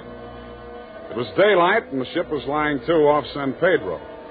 This time, the fresh air really felt good, and so did Marcia. It's all over, Sam. Yes, sweetheart, it's all over. But not between us. Say it, Sam. Say it's not all over between us. How can it be? I knew it. I knew you felt the same way. All my life before, it's been like a terrible nightmare. Never really happened. But it did happen, sweetheart. Oh, but you can forget it, darling, can't you? Please forget it. I'd like to, Marcia. I really would. Hold me close, Sam. Never let me go. You're beautiful. Is that all, Sam? Nothing else? Yeah, lots else. That's why I think we'd better say goodbye right now. Because when I feel like this, I get foolish. And if I get foolish with you, I'm likely to wake up in a trunk someplace.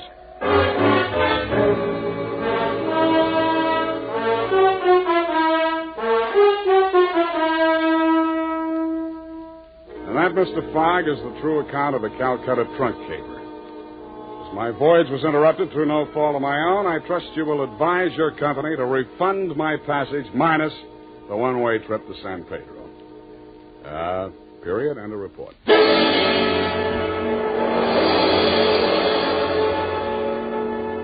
Sam Spade is played by